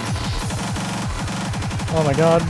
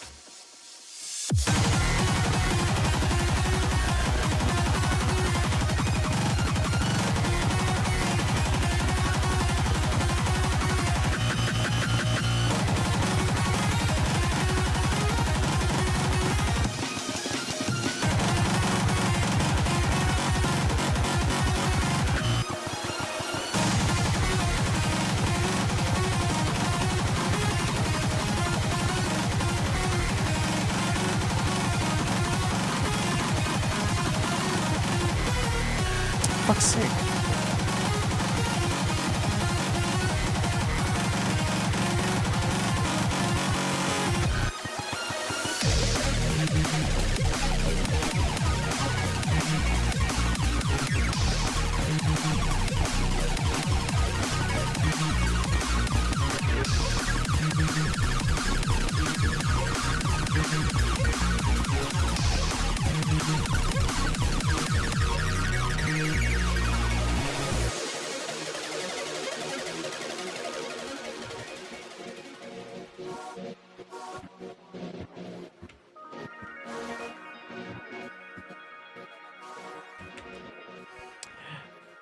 Oh, apparently, yeah, the effects have really gone up. All right, vividology, chronostasis. Ugh. Vividology, chronostasis. Haha. And I think it worked.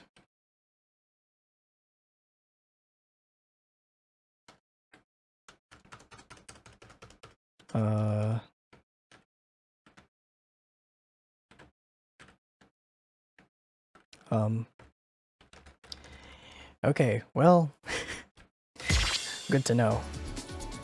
Yeah. Oh yeah, I'm back here. Wow. Do I have to do that again? Hopefully not. I don't think so. Do I have to?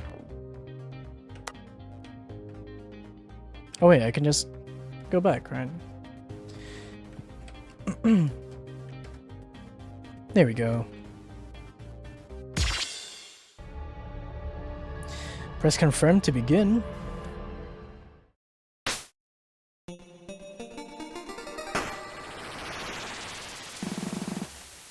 Yes, only a miracle could save us now. A blessing from a higher power. A gift from the heavens itself. I forget this is still chapter 3.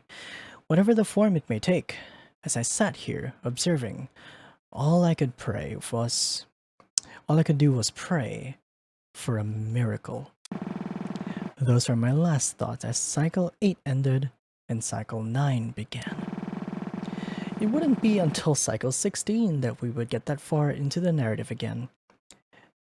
The previous is Chapter 0, this is where it merges back to Chapter 3. And it played out the exact same way as it had 8 cycles prior.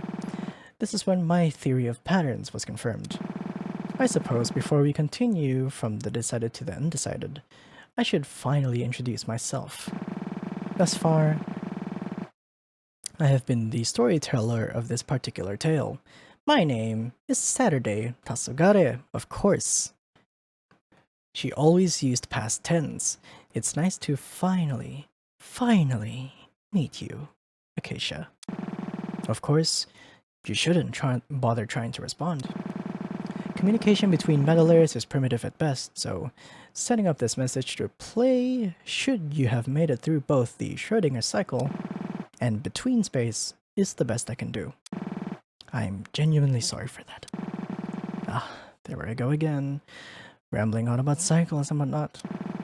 If you've come this far, you've seen at least some of the answers hidden in the cracks of the story about what's really going on here.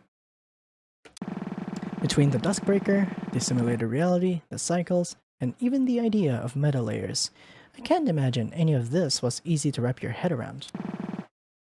But thank you for your patience. Everything you've seen up until now has been an accumulation of sorts. I've dubbed it the Schrödinger cycle. Have you ever heard of that famous experiment? Yes, the one with the box and the cat. And then you've probably figured out why I've decided to call it that. Yes, this was not one particular cycle, but a storyline weaved together from the major bullet points of every previous cycle. Yes, if you've come here, then we can finally end it and set ourselves on the path to ending the cycles for good. TVO, or the Vivid Stasis Operation. All of this accumulated storyline, everything was set up to create this moment, and to allow what needs to happen next to be possible. It is, by the definition I stated in the narration of episode 22, the blessing needed to create a miracle. You are the fourth dimension. You are the heavens. You are the higher power. And TVO is more or less my formal request for your power to break the pre-established rules of this narrative and create a future that allows us to end all of this. To leave the Duskbreaker. I'm sure there are still many questions you wish to ask me. Who is this Saturday you've been following if I'm her? Are the World Keeper and Liberator also Saturday? What was the severance of emotion? The answers to these will come in time, I promise. Doing the whole Dawn thing again, but for now, if we don't focus on the situation unfolding presently, our chance to forever change our fates will fly by. This is the end of the Schrödinger cycle. From here on out, you will follow the current ongoing cycle, Cycle 8266, the one we had to do the ARG for. The World Keeper is about to more or less checkmate the Liberator. This happens every time we reach this far into the narrative, and the cycle resets every time. This is our one and only chance to bring forth this miracle and finally change things. Still, even with all of this, we don't know that your miracle will make things better. It could prove to alter little at all. But I've spent all this time preparing this for a reason, and that's because I'm not afraid of taking that chance anymore. I'm done running away, now and forever. It's time to make a miracle. The chime of a clock woke Dawn from stasis. It was a chime she'd heard many times, but it was also a chime she'd never heard in any cycle prior. The chime of midnight, November 20th, 2022. What? Standing up, Dawn looked around. Immediately, she recognized the strange scenery around her. Freeze frame? But when did I... She had seen this kind of scenery many times before. It appeared to her when she tried to thwart what were known as cycle locks. Challenges to Saturday's life were caused by either the Duskbreaker or the World Keeper, respectively. During this process, Dawn would freeze the state of the narrative and enter the space, solving some kind of problem to make it out. It was a visual process she had developed to liken solving a life or death scenario to solving an escape room. But she had never before seen this particular configuration. I don't understand. How is it November 20th? I've never... Confused by many things, Dawn shook her head and moved over to the computer she usually used to try to get a grip on what had happened. Ah, so the World Keeper still had me in a near-death situation, but this time, how did Freeze Frame get activated?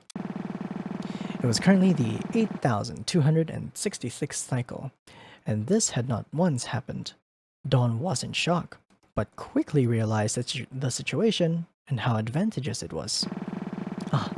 The life or death situation is... it's me. Then, if I solve this puzzle room, will things change? Uh-oh. Of course, there was no way to check this theory other than to give it a shot. Still clearly confused and on edge, Dawn steadied herself and tried to regain her composure. Okay, let's try to figure this out. A miracle? I really hope that's true. After 6.5 hours, we finally have the ARG. Or not. We don't. Never mind, it's okay. It's okay. Oh, we do. I think. Huh. Okay. Okay, we've seen this before. Welcome to... yes. Part 4 at this point. Okay. Okay. Pink. Not this one. Lamau. Okay. More clocks, of course. Building up from previous concepts is very much appreciated. Brown. Will be this one. It's more orangey. Yeah, it's more orangey brown. Okay, another more fractions. You know about those. If you've taken 3rd grade and up. For me, it was 3rd grade. Actually, no, I lied. It's 2nd grade for me. And blue. Alright. Okay. And the culmination of all the previous concepts. Alrighty. Here we are again. And that should be it. Yep. Okay. Let's do this thing. Also, I had to look up... my throat. Yeah, I had to look up the effing keys. Right. Okay. Let's do this thing. Where's my physical calculator? Let's switch things up.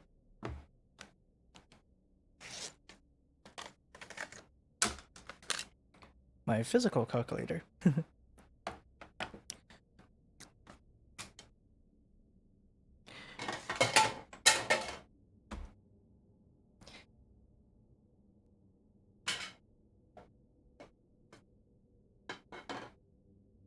It's 1:30 a.m. and I don't want to wake people up, so let's not. Alright. This one I think we know by now. 4 plus 4 plus 3.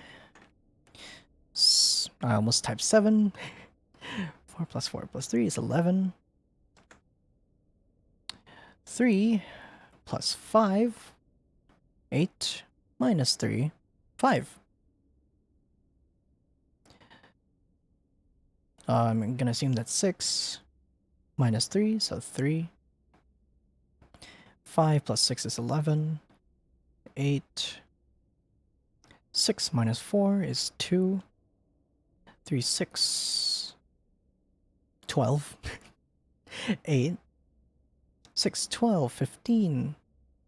9. 6. Nice. 13. 8. Let's see if my mental math actually did something. 11. 5. H. Let's do orange again. WH. 3. O. 11. Who? Who were you? I'm gonna guess. Who were P? Who were? Let's.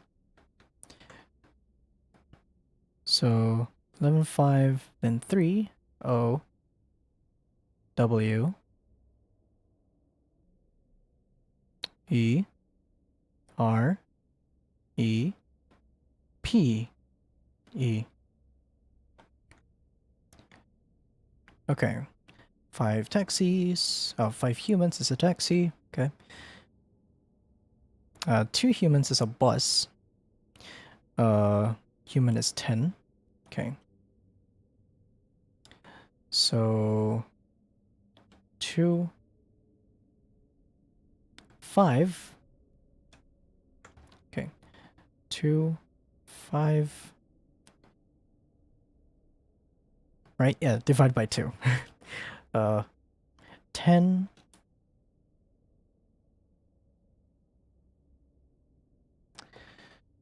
10, 2 taxis.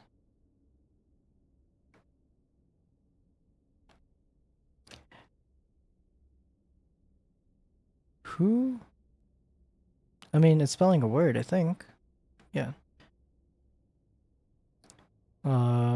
2, 5. I'm assuming 0 then is going to be a space. 10, 2 taxis, 0. 10, 10, 12. 10, 20. Okay, I'm gonna confuse myself. So, 1 human is 10, 2, 5. There we go. 2, 5. Okay. So, 2, 5, 10, twice. 2 taxis, so no. Often. 10, 15. 20, 15. 5. 5, 7, 9. 5, 10, 15, 20. Half of a taxi, so 1. Oh, no, wait, what? Half of a taxi, so, yeah, no, 1. 10, 12. 20, 12. Oh, no. 1, then 12. Right? 10, 2, yeah. 10 plus 5 minus 2 plus 10 plus 1 over 2. I have to assume that it's divisible by 2. I cannot see shit. Never mind. It's way too dark.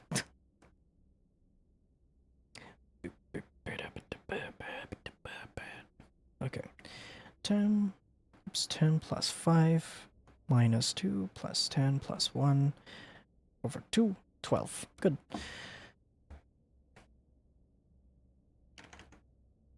So it becomes B E space 15. What was 15 again? Oh, yeah, okay. 0, 0, 5, 9, 21, 12, 12.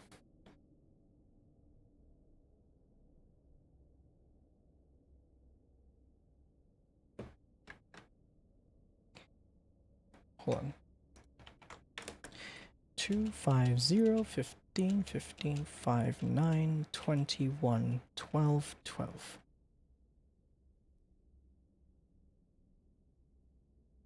Be something at all.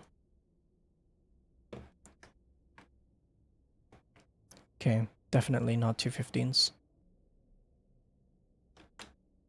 Be it all. Huh.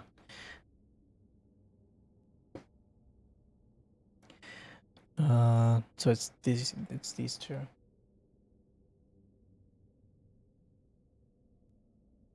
I'm not overthinking that, right? Like 10 minus, oh. I was 10, 6.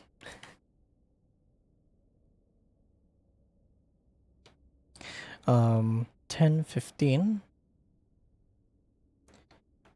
6 is F. Yep. Before it all is what I'm gonna assume it says.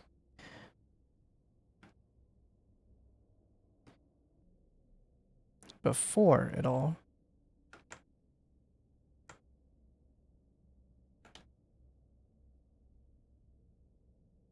Oh, who were we before it all? Wait, 6, 12, 12, 3, oopsie, 6, 12.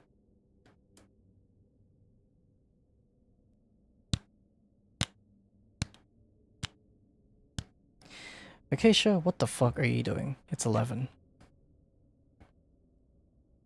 Who were we before it all? Jesus fucking Christ, me. What are you doing?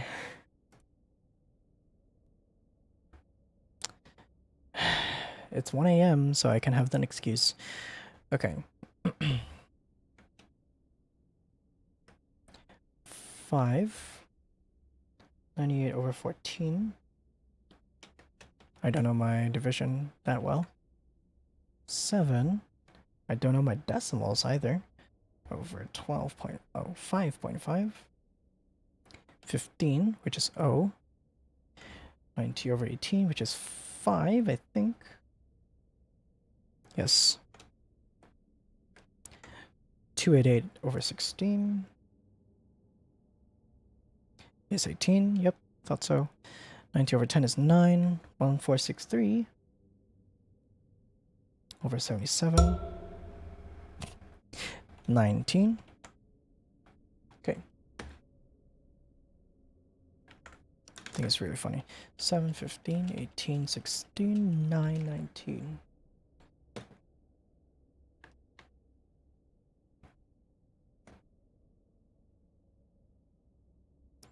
I'm going to assume that's Latin. Let me check again.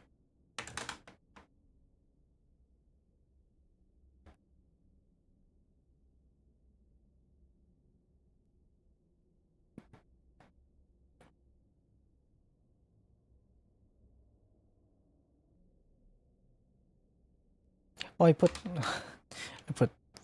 friggin', yeah. My bad.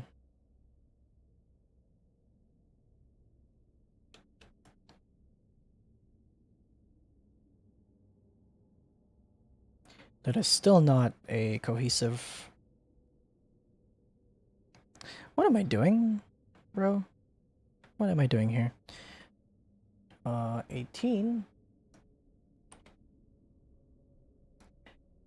Ego Aries.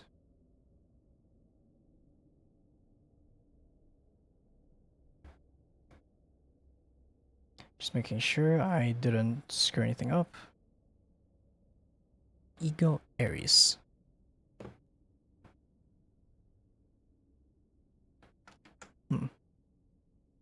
OBS is flashing, lol.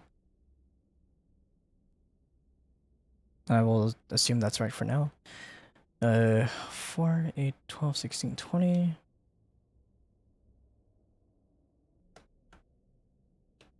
But okay, we're just bringing up old things. A bus is 5, a taxi is 2. 5 to 2 is a 1. So plus 1, 21.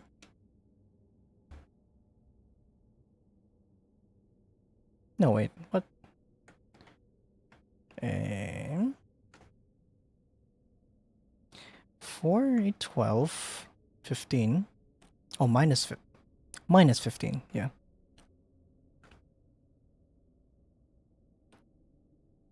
6, 2, 5, 7, 10, 12, 15. 1, 14, I think that is.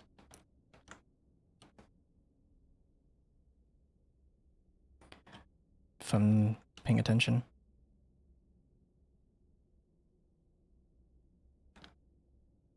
OBS is flashing like really hard. I don't know why. 20.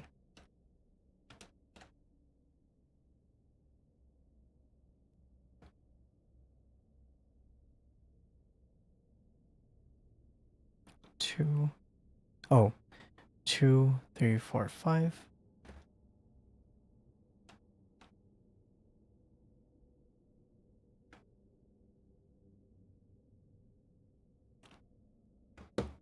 Hey, wait.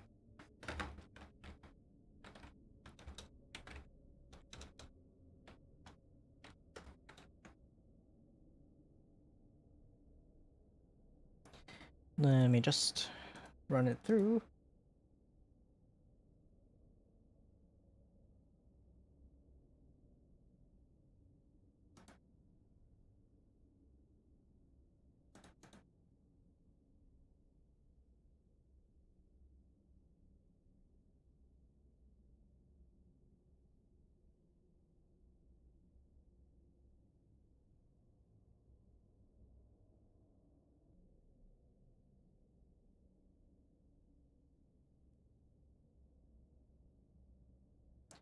I'm just looking. 20. Wait.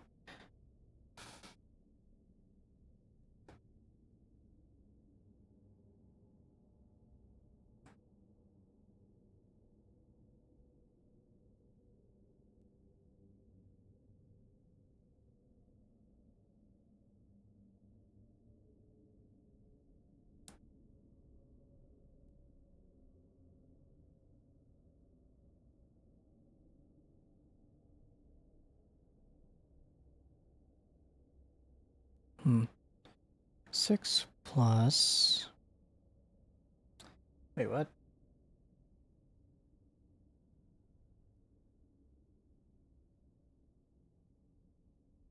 Oh my god.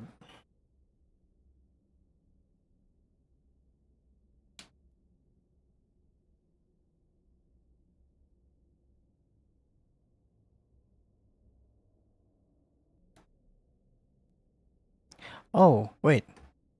I can just loop around. That's fine. I know. I completely forgot that I can just loop around. There you go. It's 35. 35 is actually 11, so that's I. Yeah. So, what? 11, 2? Right. Okay, I was about to say. There's 26 letters in the alphabet, Acacia. There we go. Tufui. I'm sorry, chat. It's like 2 a.m. T U F U I. Okay. Let's try. Oops. This one.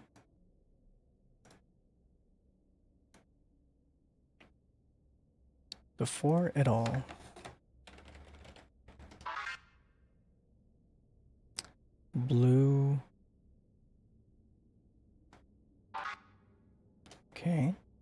Let's see what the others are first.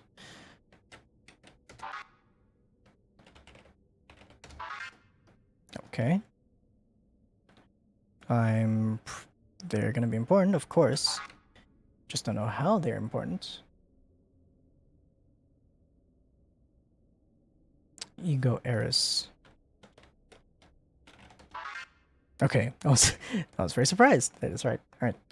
Okay. Who were we? Okay.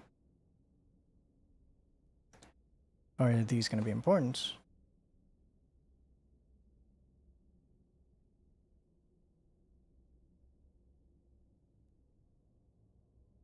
Hmm.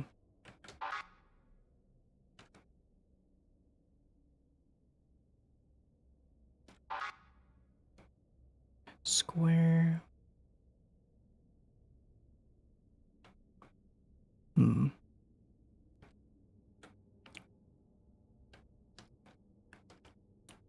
My lips are chapped. Sorry.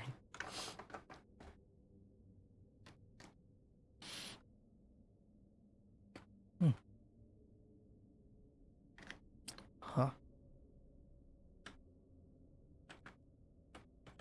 Anything else I can interact with? No? Okay. This one needs green. Why is it looks... They look like octagons. So green square.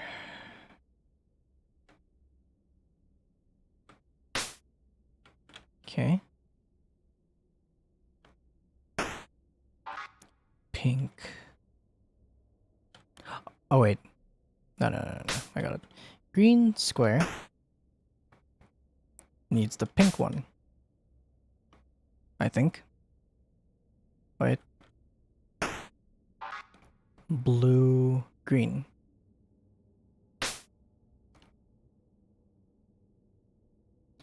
Blue, green. Orange, blue.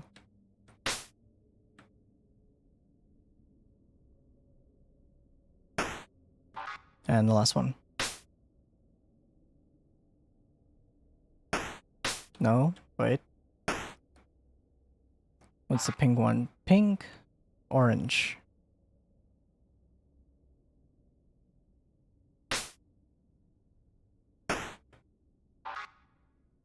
Pink, orange. Okay.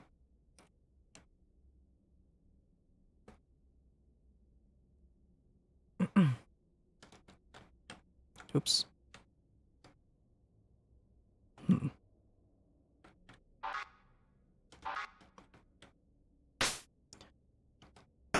Nope.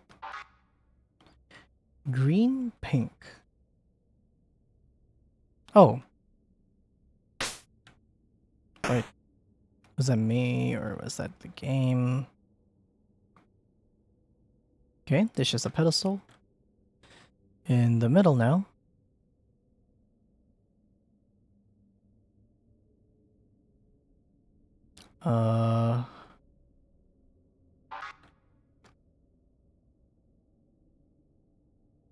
What?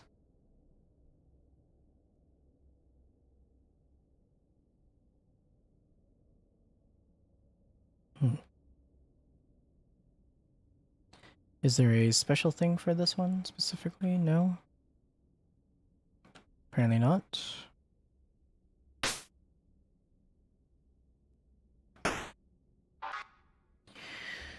Okay.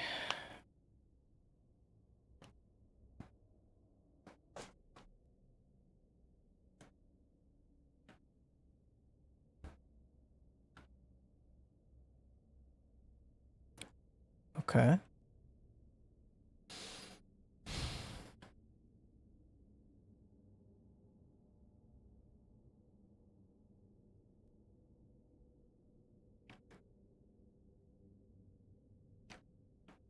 Hmm. Okay, what happens if I just add these? Ah.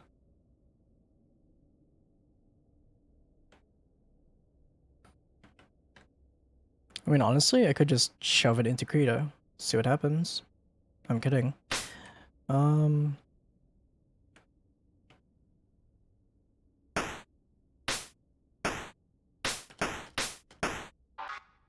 Okay, this is the outermost one. Okay.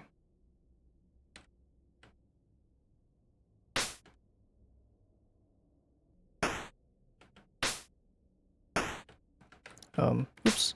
Step bro. Step orb.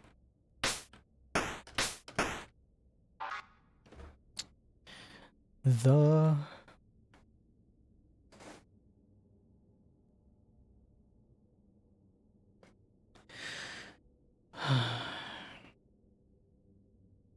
Oops.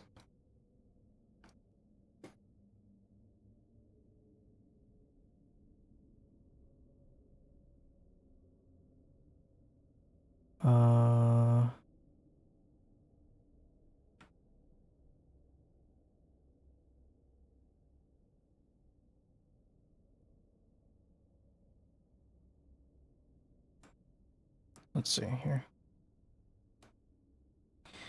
Let me expand this. Yep.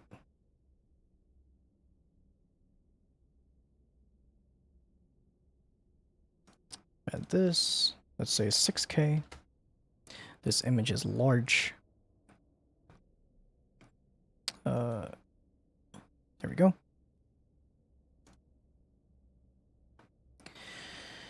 Okay. Let's do blue first.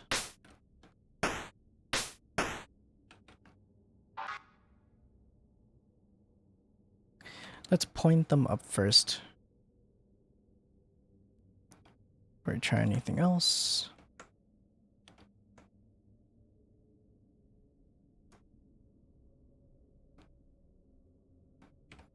Next one.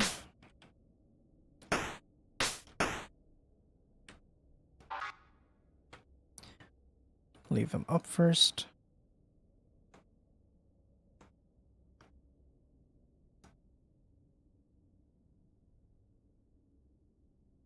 Okay. And then I think it's the orange next, or the... No, it's the orange. It's the pink next, actually. Okay.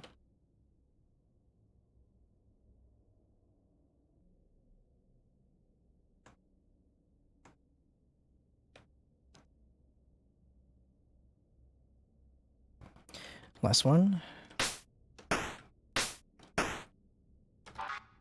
Okay.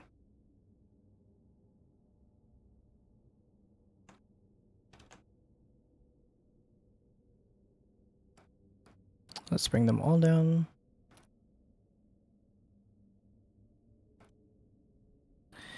Much better. Okay.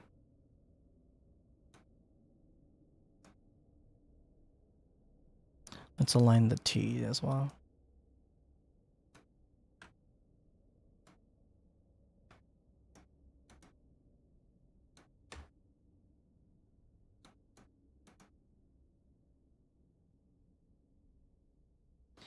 Okay. Nope, doesn't work.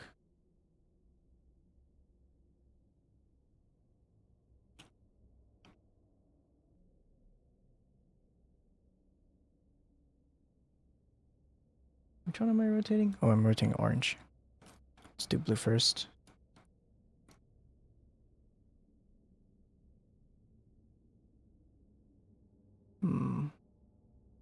Try this way. Da, da, da, da. No, wait.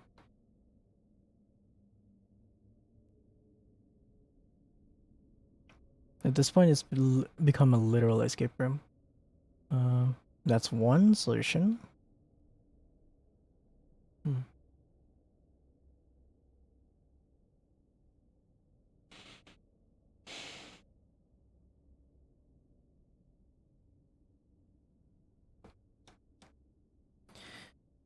Okay.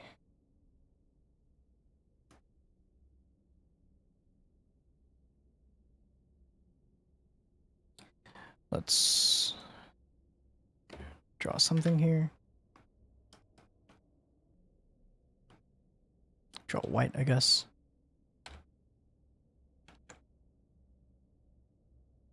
Nope.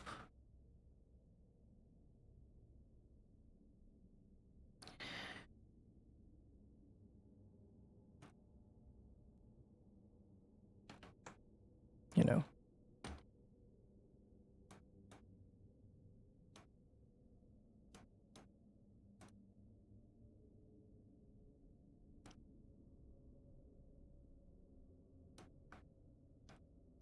Try this. Nothing. Okay. There's only one way for me to escape here. In this maze, I mean.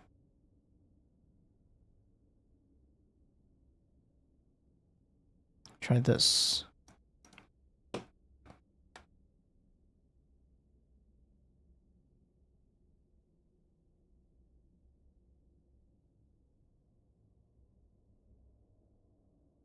Nope.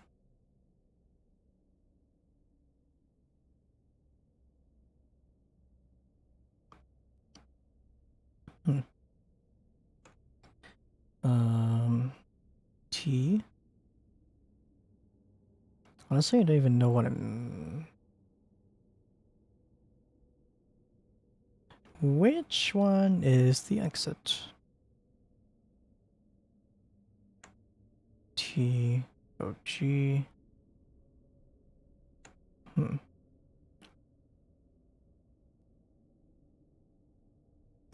If we go this way.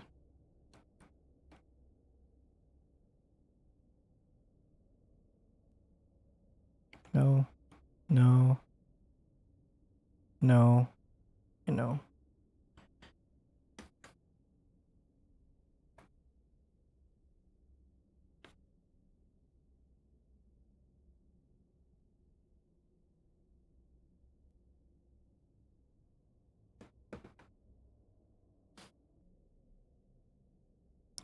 Definitely not words, so try again.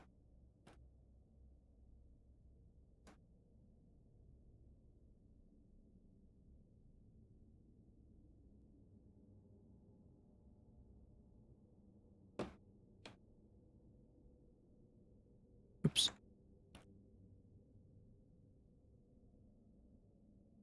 T-H-E.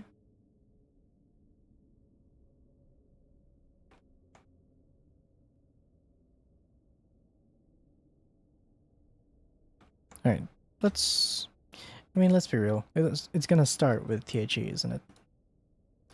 So let's rotate this back. Actually, let's rotate it to where we can actually draw it. THE. Yeah. Alright, let's do this.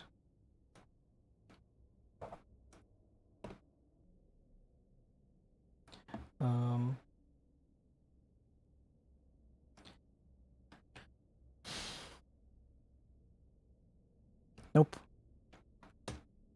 Not it.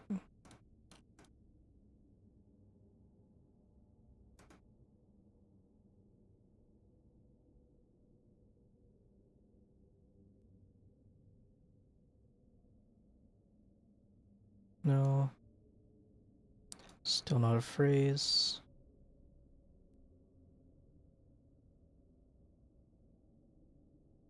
I think I'm rotating the HE along. Yeah.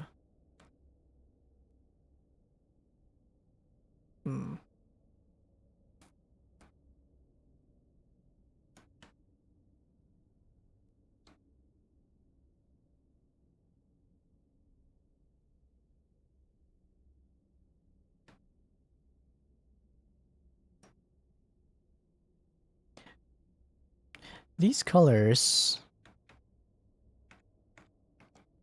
look like the colors here, right? Yeah. Oh, they literally are. Okay. Just need to point them in a certain direction. I'll come clean in a sec. I do have hints, I don't have the actual solution.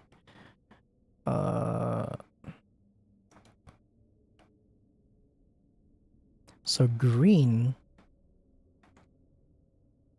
is below.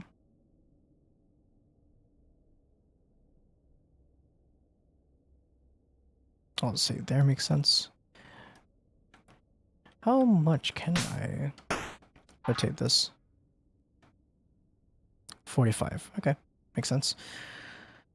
Okay. Actually, to make life easier, let's just do this, and then we'll point these to there. Okay. Oh, let's which one is first? I think it was blue. Yes. Blue would be down below.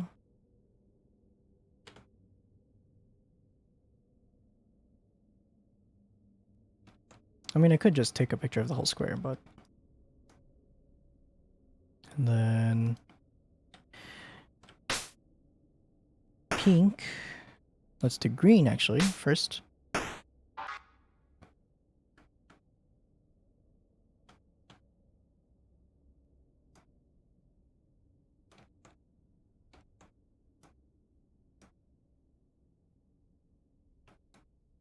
Okay.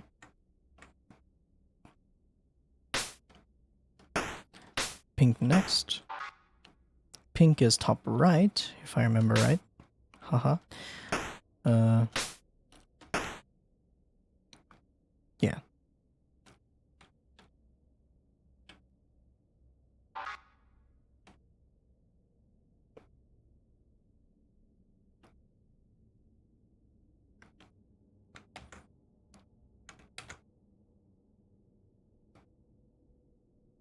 Then we'll have the last one.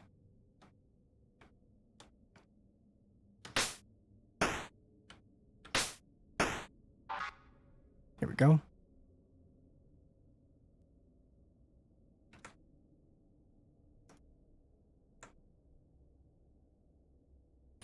Okay.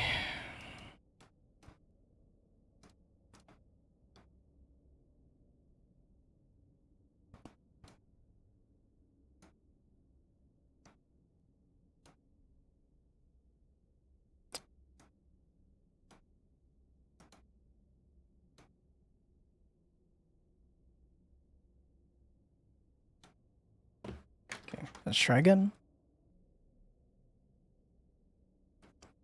T-H-E-B-O-U-N-D-S-H-A-V-E-G-O-N.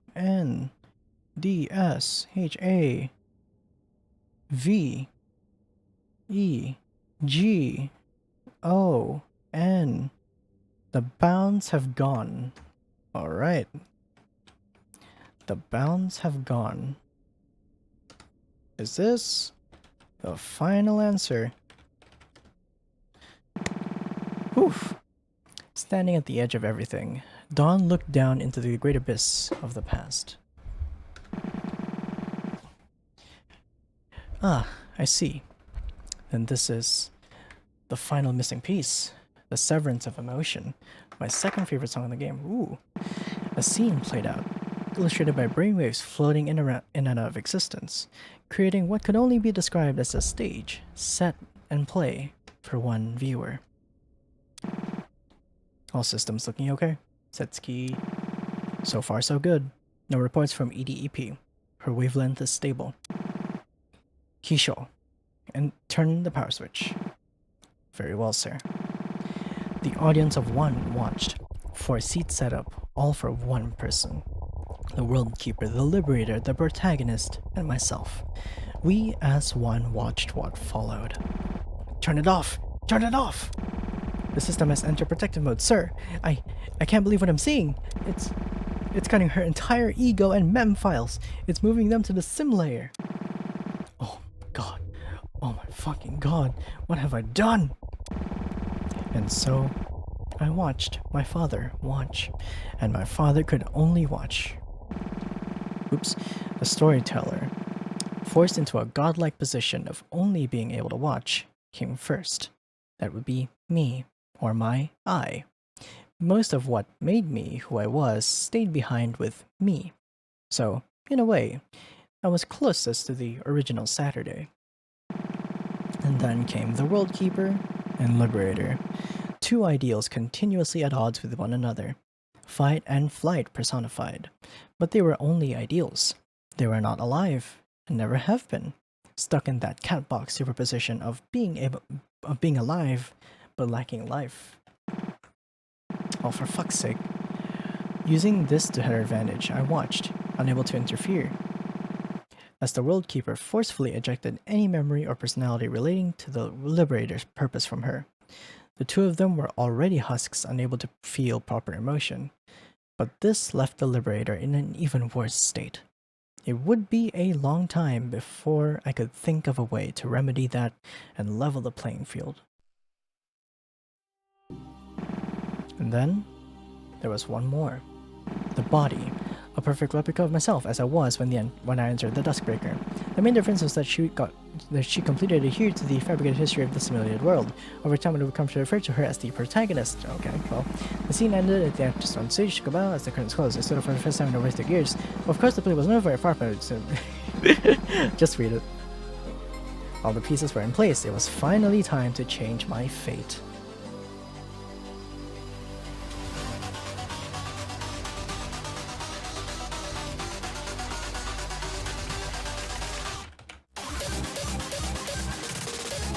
Okay.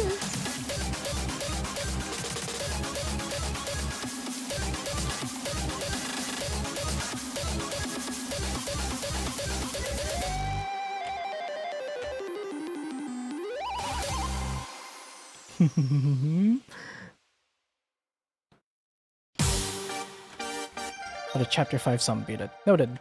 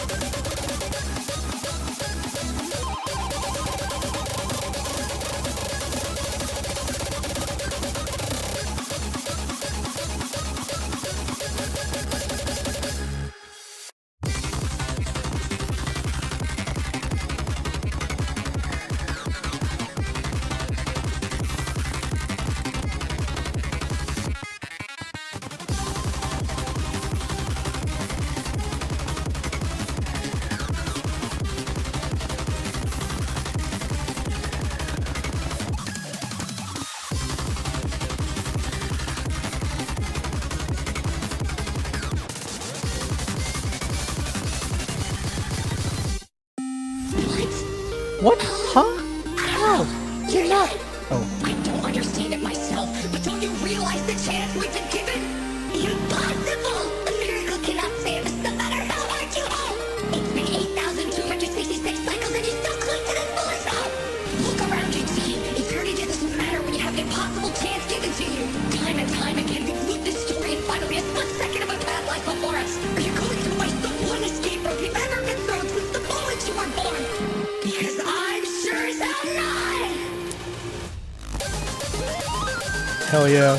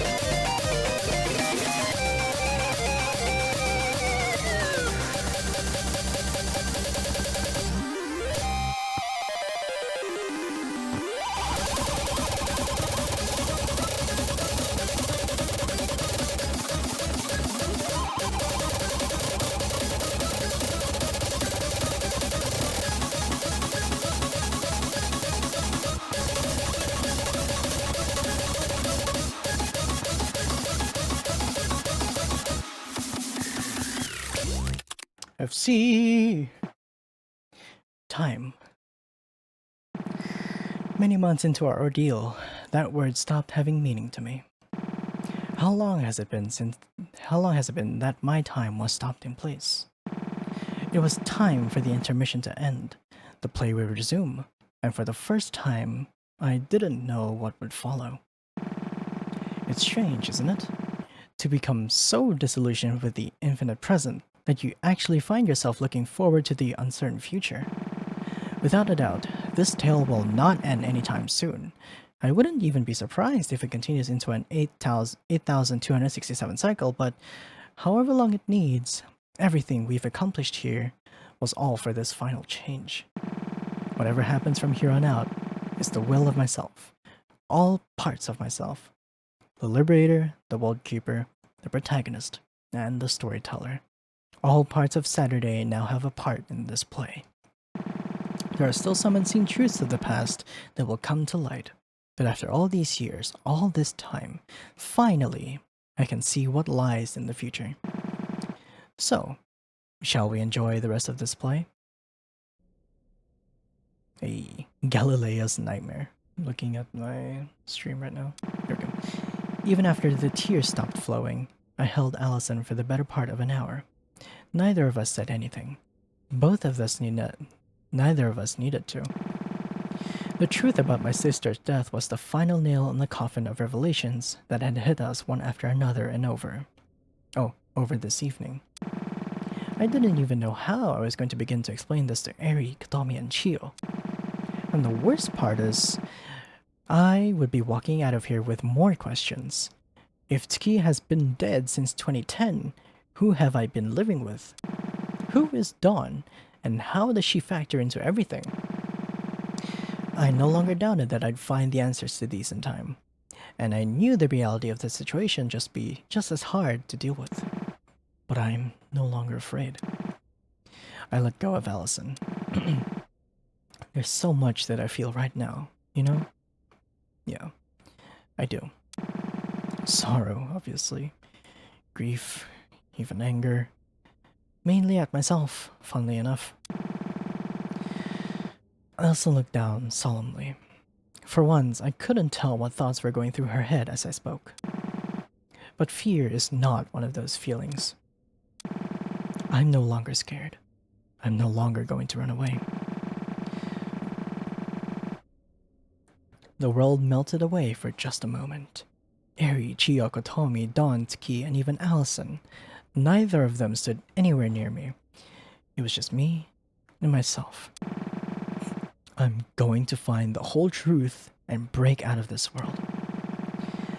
And as if to challenge me to do just that, a single question echoed from somewhere I couldn't yet reach, beckoning me to follow through. A single voice welcoming me. Lost in the labyrinth of your own heart. Can you still hear the song of the cosmos?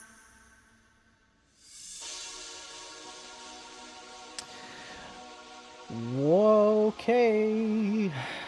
Oh my god, it's 2:30. But oh my. My goodness.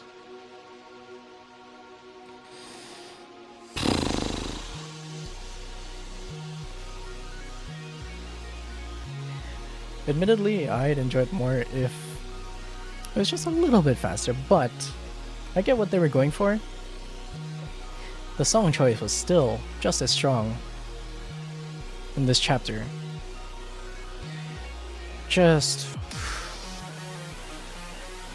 I got shivers. Man. My goodness. These are the actual credits now.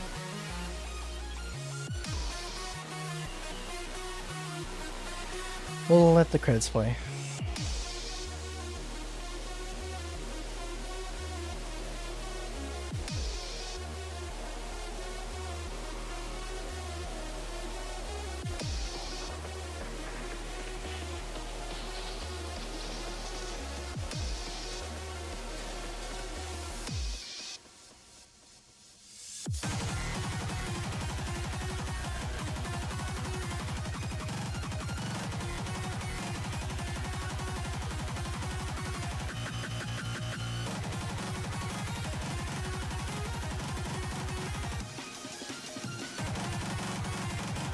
3 plus 0 makes sense.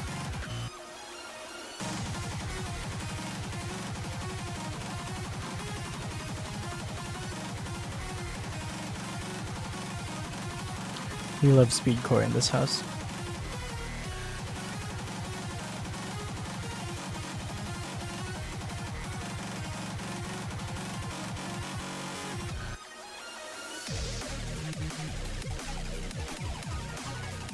And there's still some songs that I haven't gotten, primarily because I just wanted to get the chapter done. But I will get to them after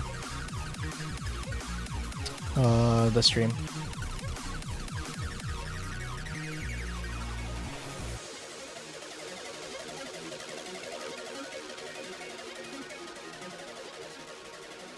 I don't have 6 viewers with me, don't lie.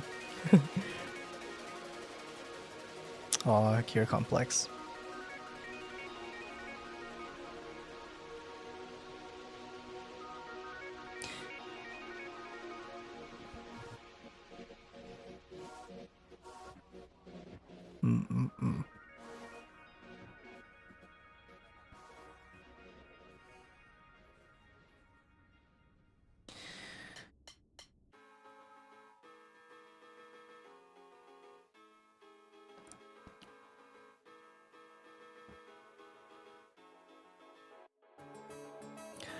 Oof. Oh, and we have sound scan, finally. Alright. We'll end the stream.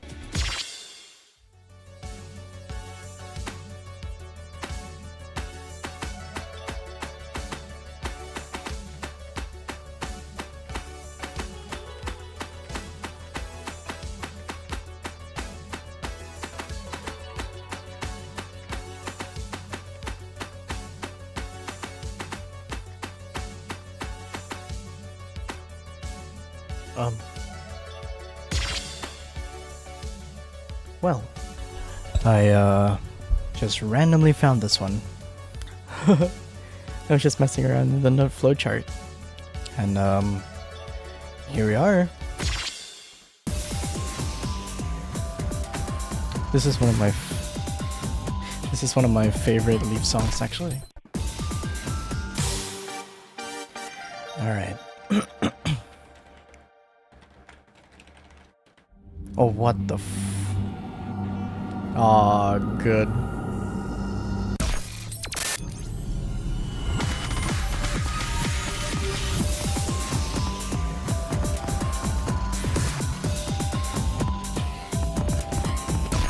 What?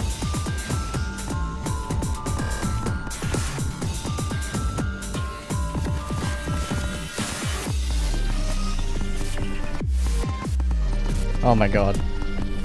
That's so cool.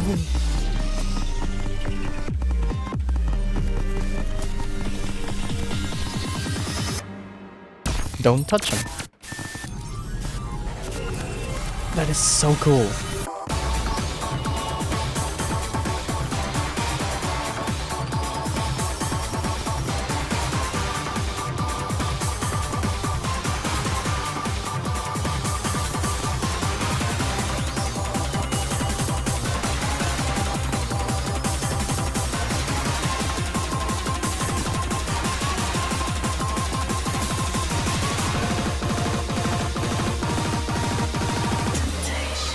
Oh my god.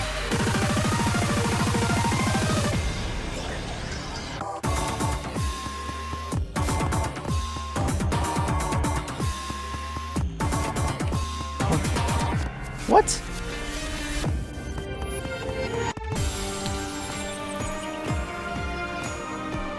I love this so much.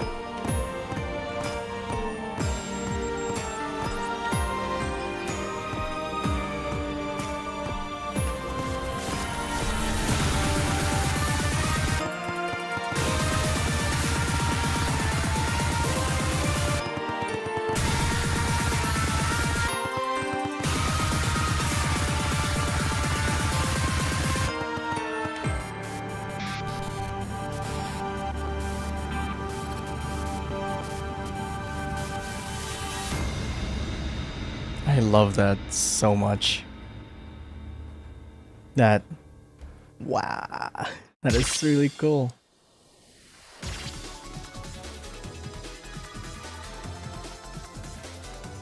That is so cool. Like they're doing custom like effing charts for these. Oh my god. Sorry, custom visuals from the chart. My gosh. Alright, well, we have one more. That's Marinol. You have to find Marinol now. And I have a faint idea of where it is. It's January 22nd, 2022. Apparently, I was a detective intern at the Tanegashima Police Department. That's what they said there anyway. I still have no memories of this. But it's nice to know that at least someone around here remembers us. I'm still trying to look into whatever caused us to lose our memories in the first place, but... well, I think I'd go insane if I didn't at least try to return to some sense of normalcy. Kotomi is taking it a lot better than I am. Huh.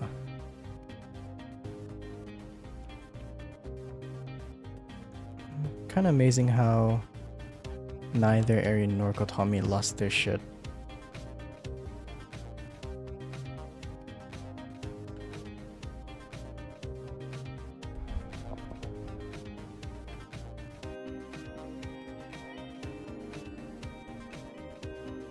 Red door. Oh. Marinol. We found it. 0?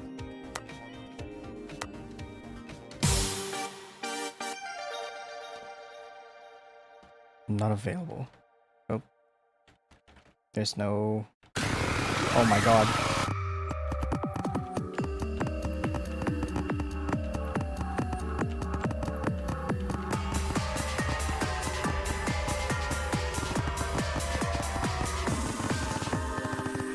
Okay.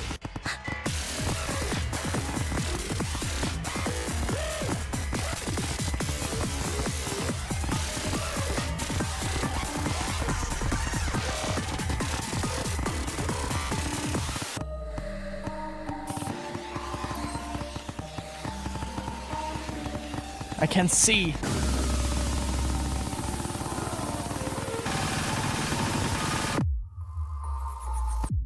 I love these. Oh my god. I love the mods. I love the effects.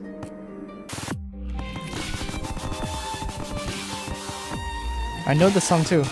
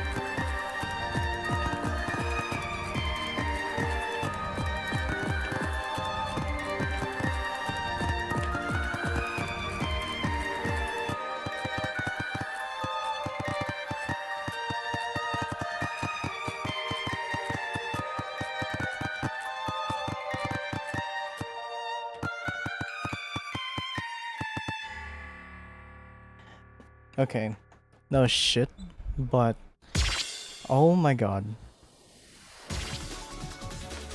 I love that visual presentation. It's not gonna be the same, of course, when you play from here, but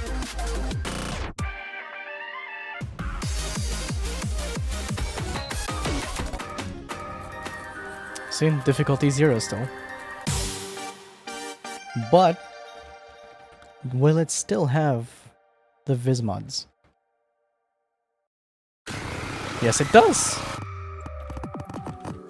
That's why it's level 0, I guess. That makes sense.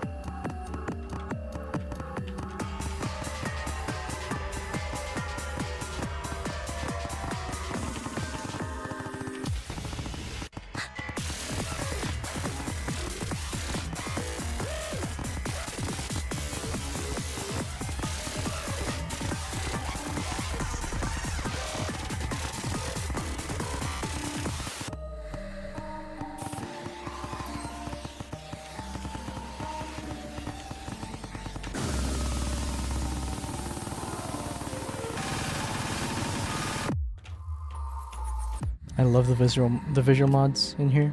They really should bring those back for the previous maps, or have like an option to have the original experience of the map when you first found it.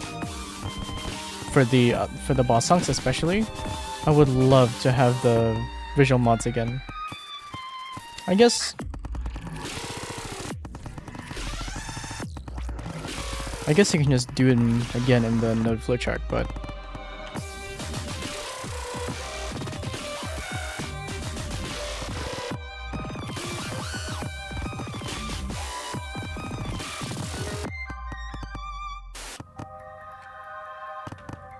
I love this so much, especially because Marinol's music video is genuinely horrifying.